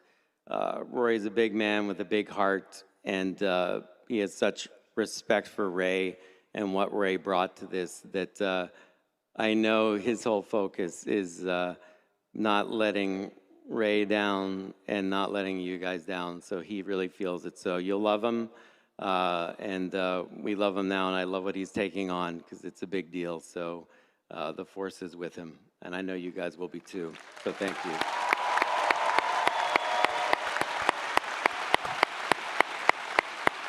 Rory does look great. Yeah. Well, so the season moves on. Season 1 was so imaginative with witches and galaxies. What are you excited for the audiences to experience in season 2, John? Well, I'm lucky because I get, you know, to be part of it, but really my biggest part is being the first audience member. See the ghost. And I get to hear the ideas. show I that get again? to see the doodles. It really all starts with doodles. That picture you saw with George and a black-bearded Dave Filoni with him drawing there. You think he's taking notes, but he's drawing. He's constantly drawing. And that's how he starts. That's the creative process for him, is it flows out of him. And then it becomes, and you know, Dave's got so many talents and gifts and skills. It becomes a script then, and then it becomes a collaborative art. And he keeps, I think what's different. What is that? That I'm most looking forward to. She's at is the now door he of has some... the voices of this tremendous Yeah, what is cast in his head in a way where it's transitioned now away from what it had been into what it is, and all these characters have found their voices. So, I mean, I could go on and on about the visuals, about the worlds, about the sets, about the ships, the fights, all the stuff people come to Star Wars for is all going to be. I'm so looking forward to how this comes to fruition as the first audience member. But really, Star Wars is about family, about people. Okay, I have to pause this here. I want to hear what John's saying, but I got to pause this. This on the right looks like Ahsoka and Sabine coming out of this big coconut and about to be fighting these people. These people look like they just dug themselves out of the ground. This person over here looks like they're slouched over, like they're just dragging along, like they're zombies. This person looks like they just got dug out of the ground right there. That person looks like they're crawling out of the ground. That person looks like he's crawling out of the ground. This one has a staff for some reason. That is crazy on its own. On the left side, you see Ahsoka at the door of what looks to be some sort of world between worlds type entrance entrance thing in the snow.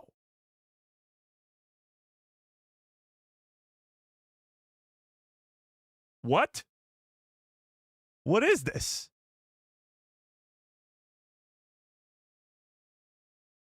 It looks like this could be like the temple where maybe Abeloth's imprisoned in. I have no idea. But the Night Sisters are gone. Who is sending these, what look to be people coming out of the ground?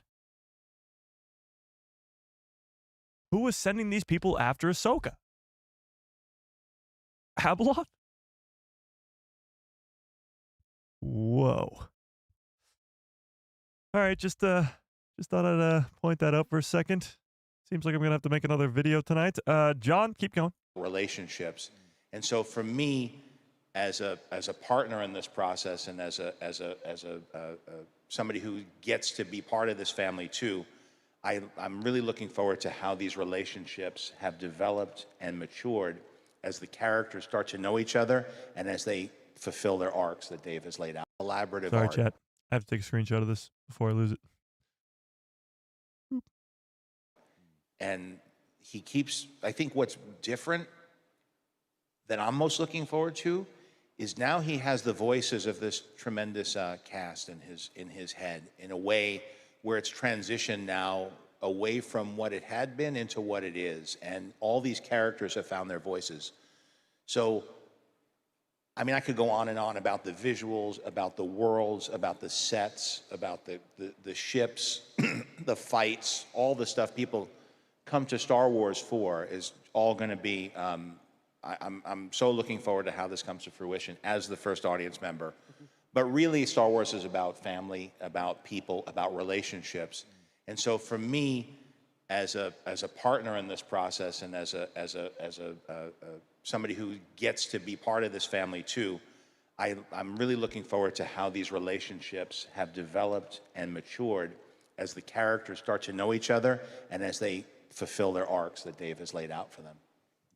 Wow. So, Dave, we also Mortis Gods in the season 1 finale. What can we see in season 2? Well, yeah. Yeah. Come on, we'll Dave. see. Give us something. It's big. It's crazy. There were a lot of like, what you were seeing there, those little models are these miniature versions of sets that we're building. And so I'll give you some spoilers. The hangar is the hangar on Home 1. And so we've reconstructed that. It's cool. I've got 2 full-scale X-Wings. I've got an A-Wing. I've got other wings I'm not going to tell you about. So that's really fun to walk around. These 2 sets, you don't even want to know about those. Those aren't, they're really interesting, but you didn't come here for that. Oh, So- yes, we did, Dave. Oh, yes, yeah, we we did, can go Dave. by that. I bring the Noti back. We got Noti. little old Notis. We got little tiny Notis, and they're in some peril, which is tough. Not everybody's happy about that, but you know. Oh yeah, and this is good. We got. Admiral Akbar? I really, it took all of my effort to resist writing the line. It's a trap. It's a trap. Because I'm like, I can't do that. That would be so lame. Because this guy can't always get Akbar's into the back. trap. Like, you would think he would see it this time.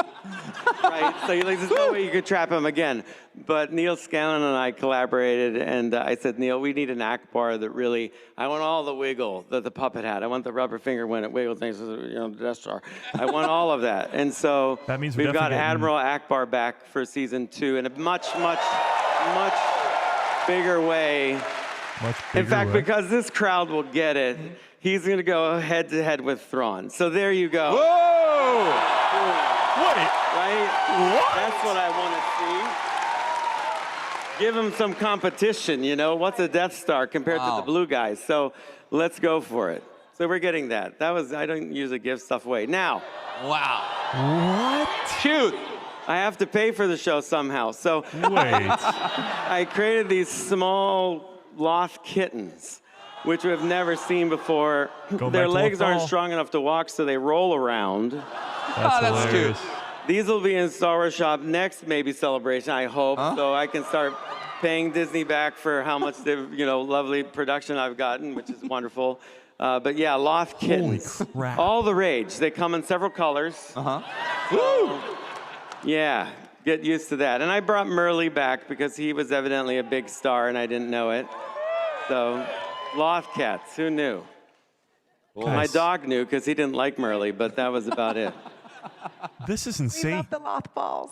The loth balls, yeah, the little loth balls. And you can see the drawing it started with. But yeah, the mortis guards, that's a thing. So, yeah, we'll see. Oh, that's what you my watch goodness. season 2 when it comes out. You'll get a taste of it, but you get a taste of a lot of things. It's a complicated thing. It was the weirdest day with George when he brought that stuff up. I don't know where he was going with that one. And then I had to figure it out. And it turned out to be pretty compelling episodes, as most stuff George told us is. So, yeah, it's a big mystery. And, like, the son's there, the father's there, most of the daughter's there. So, yeah, we'll figure that out. It was a good story. I've read it. John's read it. Rosaria's read it. Rosaria's read some of it. I keep rewriting it, but we'll see. We'll get into it. Can't wait to see it. Well, yeah, good. You mentioned Akbar with Thrawn, face to face. So Thrawn at season 1. My mind is blown right now. Yeah, Chad. he's leaving and heading to our galaxy. What makes him the right villain for our heroes, David John? You want me to? Well, starting with Lars, Thrawn is the right villain for this time period for the simple reason of heir to the Empire. If you know the book by Timothy Zahn, and those of us that are old enough to have grown up with that, he is the iconic villain. And the genius of that was that Thrawn's a villain that doesn't have the Force, but holds his own against everybody because of his, Moriarty-like intellect. He's very smart, very tactical, and he's a warrior. He's a great leader of the military, something that we didn't really get to experience a lot in the Star Wars movies. There's one great victory when they take the rebel base on Hoth, Imperial victory, and so you love those Walker guys. They were successful, but everybody else kind of a little hit and miss, despite being very precise, evidently. But Thrawn, you think, is something else, and Lars plays him brilliantly. Loved him when we worked with the animation, and I was amazed frankly, I was amazed because I had never worked with Lars in studio on Rebels. He was always remote. Right. And so I had no idea how tall he was. And I was like, this is perfect. Because I wanted a very tall, towering Thrawn because he actually looks imposing even next to Balin, who is large. And so, yeah, he's just the right villain for this era of the Empire trying to reform, trying to maintain its integrity and control, and with a cold calculation. Cool. That's Lars. Yeah. Yeah, so John, every good story has a good villain, from your perspective. Sorry? Every good story has a good villain, so what's your perspective? Oh, yeah, what's great is that this villain has been established already, as Dave pointed out. And you have to write the villain smart. Always a smart villain is always a scary villain. The ones who are just off their rocker, they're fun to watch them chew up the scenery, but at the end of the day, they're not imposing. And a strong villain makes for strong heroes. And so you always have to judge. Usually if you look when you're filmmakers, you look at, if the villain's good, the rest of it's gonna be good. If the villain's wrong, it doesn't matter how good you depict your heroes.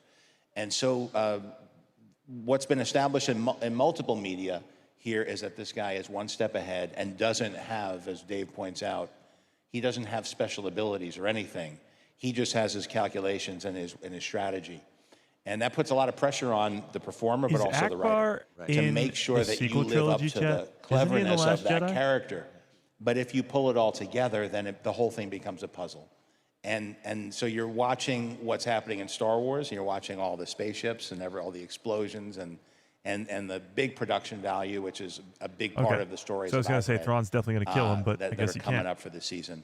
But also, you want to have it be something where the audience is rewarded for leaning in, paying attention, and trying to figure out where it's going. And a villain like Thrawn really affords you that. Cool. Yeah. Yeah, he does.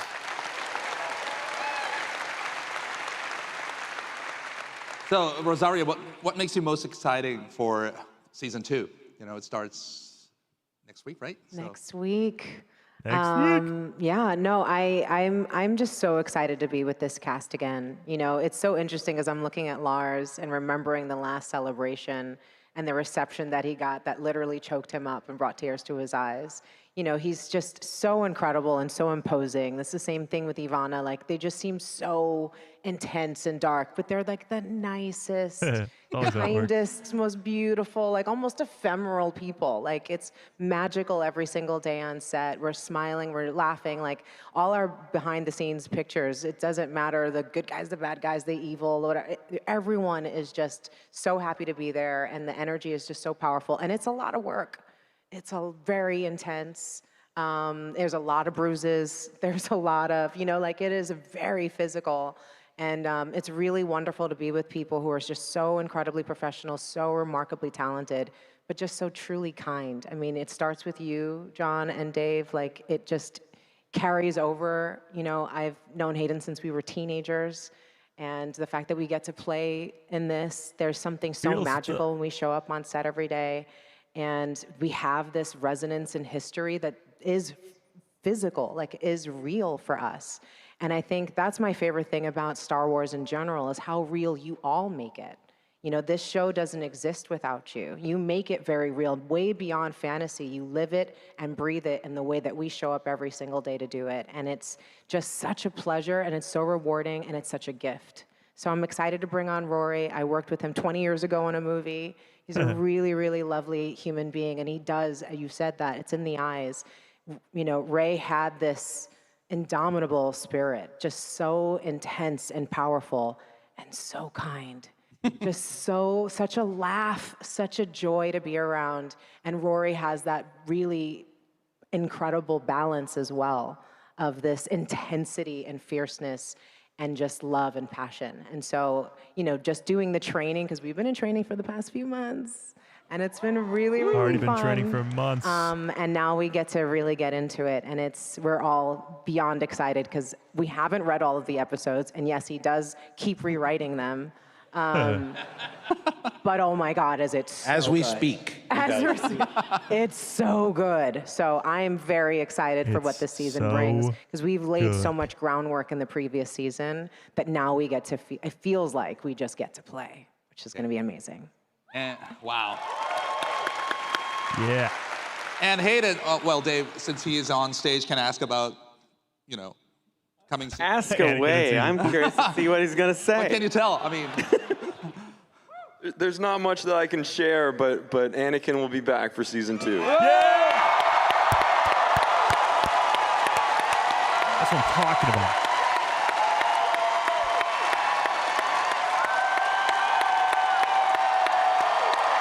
That's what I'm talking about. Listen to that crowd roar.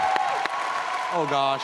I kept feeling like I was getting in trouble with that last time, because I felt like, but you saw there were so many tapes. Like, she's got so many recordings at the least. And he's a Force Ghost, like something, right? No, please, no, yes, maybe. I pleaded. All right. So thank you so much, Dave, John, Rosario, and Hayden. Thank you so much. End it. Don't end it. What a wonderful time. Damn it. Okay. So, let's talk about that, shall we? Where do I start? Rory, of course, is now Baylan Skoll, which is cool. Of course, Ray Stevenson sadly passed away. Got a great feel-good moment from Dave there. Of course, the importance of that of his character in the first season and moving on forward into the second season with Rory as Baylan was great. Admiral Akbar, I can't even speak English anymore, chat, versus Grand Admiral Thrawn in season 2. That's what we're talking about here. Thrawn versus Admiral Akbar, and that also confirms that we're going to be getting a lot more of the actual Star Wars galaxy in this second season. Not just Peridia, not just possibly Abeloth, not just the Mortis gods and all that crazy stuff, but also the actual Star Wars galaxy with Ezra, with Thrawn, with Harrison Dula, with all that. Oh my God. Another Mike who loves Star Wars with a very generous $2 holla. I appreciate that. It says good coffee cups follow orders. No, I don't drink coffee, but even still, that was craziness. So much so that I do have to go make a full-on video about it. So I did not intend for this stream to go for 4.5 hours. This is most likely the longest stream we've ever done in history. I believe it must be.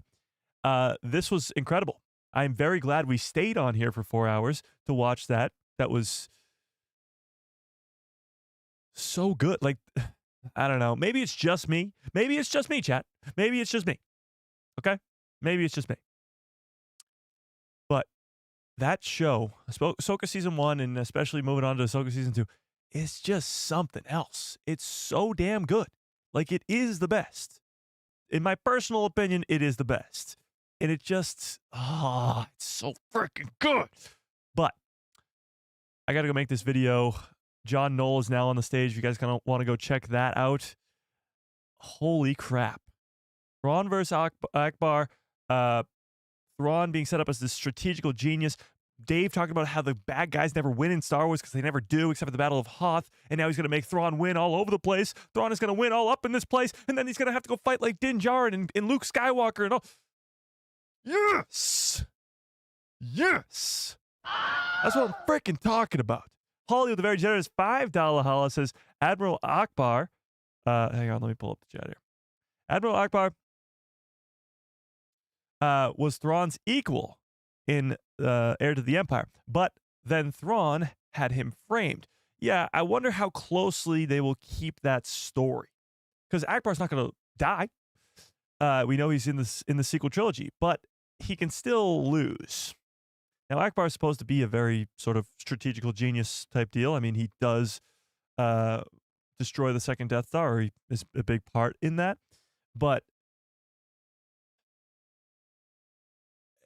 you got to assert Thrawn's dominance, let's say. So you have to have Thrawn pretty much destroy him. And I think what's going to happen is Hera Syndulla is going to really play the big role of the Hera's mind versus Thrawn's mind, because those two characters have had such a history together since Star Wars Rebels. Oh, it's going to be so good, chat. It's only going to be two completely different stories going on at the same time, though, because Ahsoka, Sabine, Huge Wang, they're going to be doing all this stuff with Peridia and Mortis gods and possibly doing all this Abeloth stuff.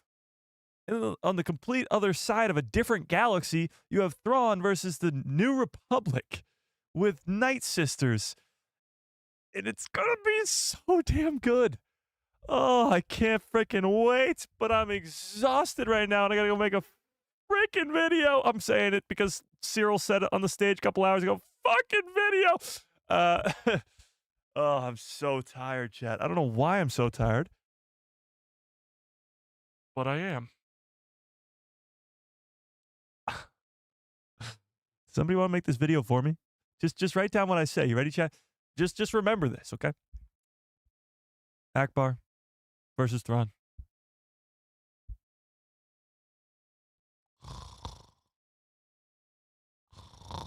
What? Don't leave us. I gotta go make this video. I gotta go do something. The money don't make itself, chat. I gotta talk about it.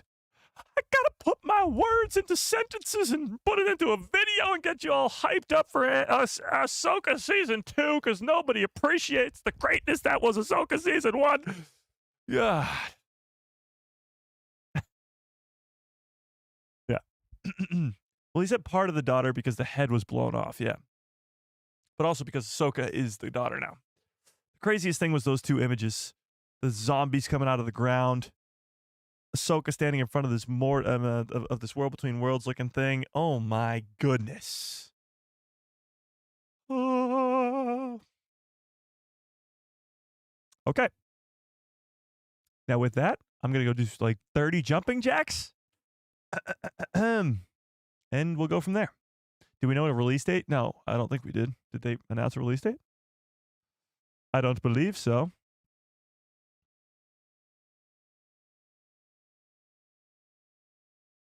Whoa, hang on, chat.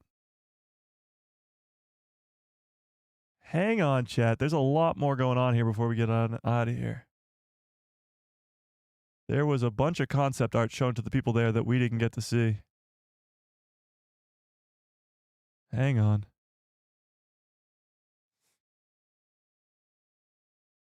Hang on. One sec. Zeb Aurelius confirmed to appear in Ahsoka Season 2. The Ghost Crew is getting back together.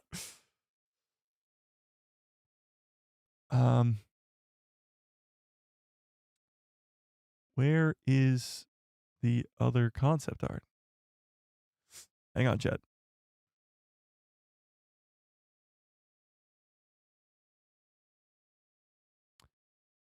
Oh my goodness. They gave Chopper a machine gun?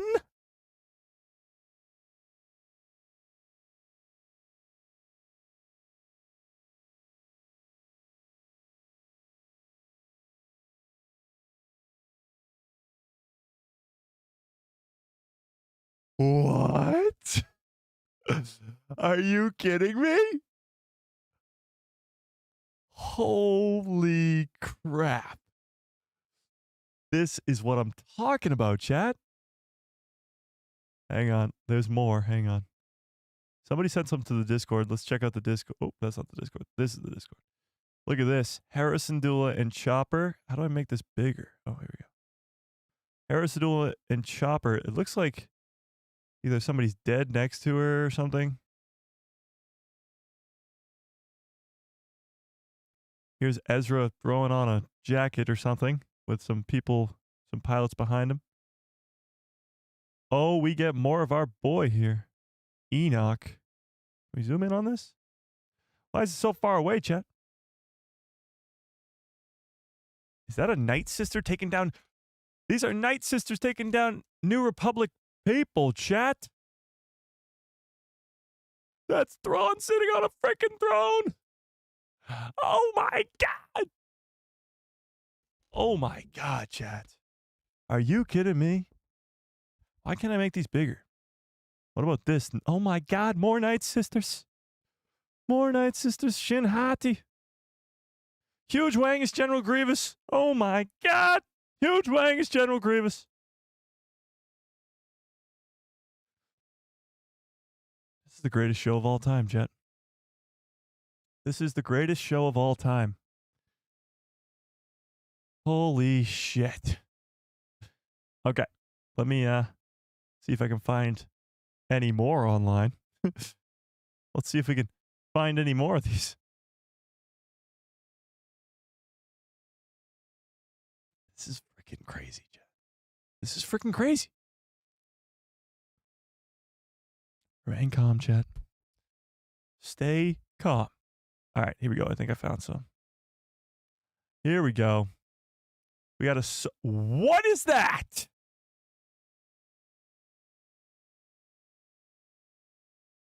What is that?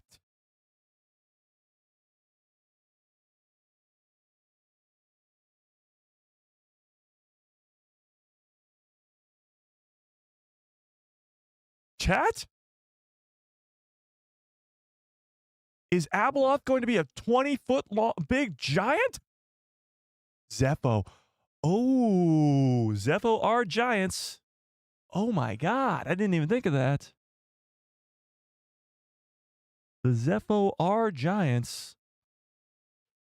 Holy crap. Okay, let's keep going here. Oh my God, what is that? Is that a droid? A giant droid? It flies? What is going on here? Sabine shooting some flying giant droid looking...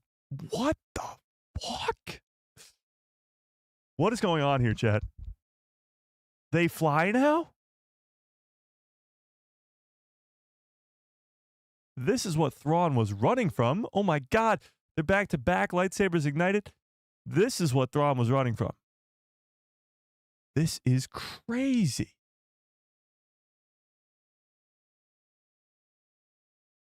What? Huge Wang versus Shin Hati? Oh, you gotta be kidding me. You gotta be kidding me. All right, here we go. Grand Admiral Thrawn, badass as ever, sitting on a throne, looking at some war plans. This is going to be 3 Night Sisters taking out New Republic guards. This is going to be the greatest show of all time. Enoch taking down New Republic guards. Ezra sort of gearing up, I guess. Now, so this person says Abeloth question mark. This is not Abeloth. This is just a Night Sister. But Harrison Dula on Dothamir? Oh, maybe it is Dothamir. If she's on Dothamir, that would be insane. All right, chat. Well, my mind was just blown. Gonna have to scoop it off the ground and make this video now. I don't even know what to do with my hands.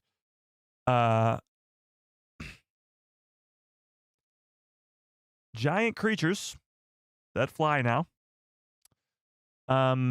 Huge Wang with lightsabers, Thrawn in his in a throne. What do we do here, chat? How do I even put this into words to make it into a video? How is this season going to only be 8 episodes?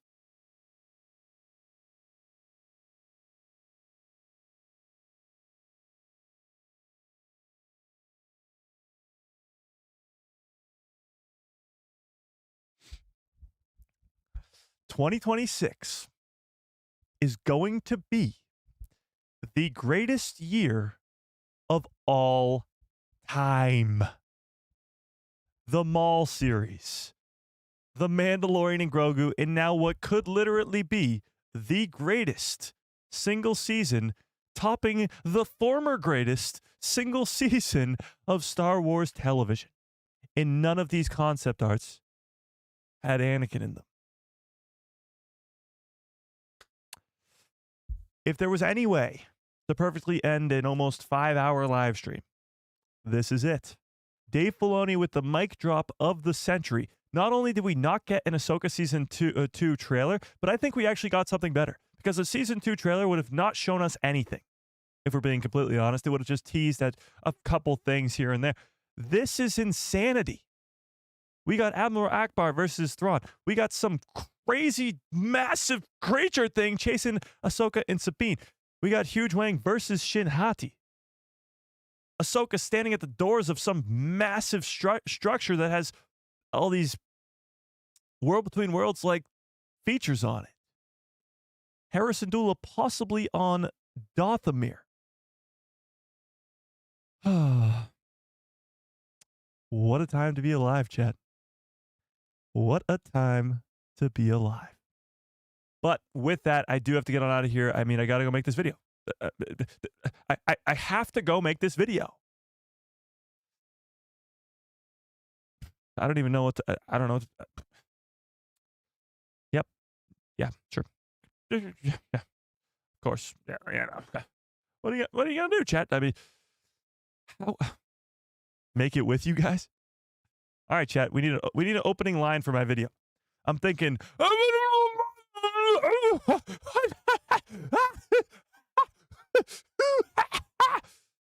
what do we think? Thoughts, opinions? Is that a good one?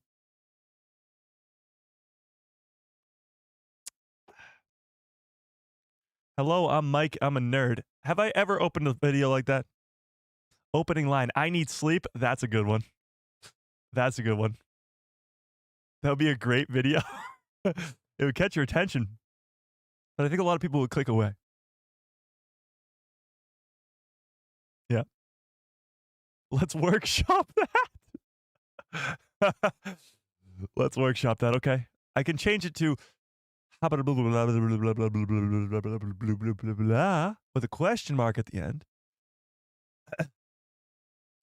It's a trap. Oh, I'm starting it with it's a trap. I like that quite a bit. Ahsoka just blew my freaking mind, and it's a trap. Thank you for the 4-hour plus coverage. Thank you for watching me for 4 hours, almost 5 hours. You guys are absolutely insane. So I appreciate you. If you have not smashed a freaking like at this point, get on it. Did we get a new show announced tonight? No, we did not. But guess what? We got something even fucking better. Ahsoka Season 2 is going to be... Can't even put it into words, chat. I don't know how I'm going to make a video if I can't even put it into words. God. Zepho, maybe. Maybe. Maybe. Maybe. All right, chat. Okay. With my mind completely blown, I'm going to have to go make a full video. So, I would guess maybe a couple hours. Give me a couple hours, chat. Give me a couple hours. I'll get that video out as soon as possible, and you guys can go check it out. Let's pump out this video, okay? Let's pump it up. Let's get it going. Let's get the people, you know, let's do it. Let's get on it. Yeah. Let's do it. But with that being said, smash a freaking like on the stream if you have not already. Hit that subscribe and hit that bell so you're notified every time I post a video in my pretty face. And may the force be with you. Always.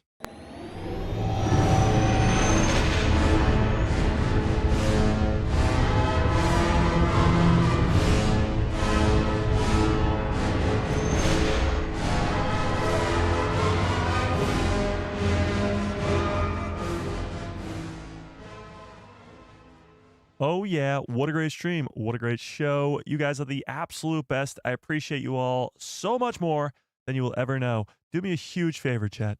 Do me a massive favor. Whenever this video drops, go get hype in the comment section. That's all I ask. But I appreciate you all so much more than you will ever know. This was the longest and probably one of the greatest live streams in channel history. Maybe it is the greatest, actually. We just watched one of the greatest panels ever. Ever. The last 2 days, the last 48 hours have been just pure chaos. And it's so awesome. It's so awesome. But I appreciate you all so much more than you will ever know.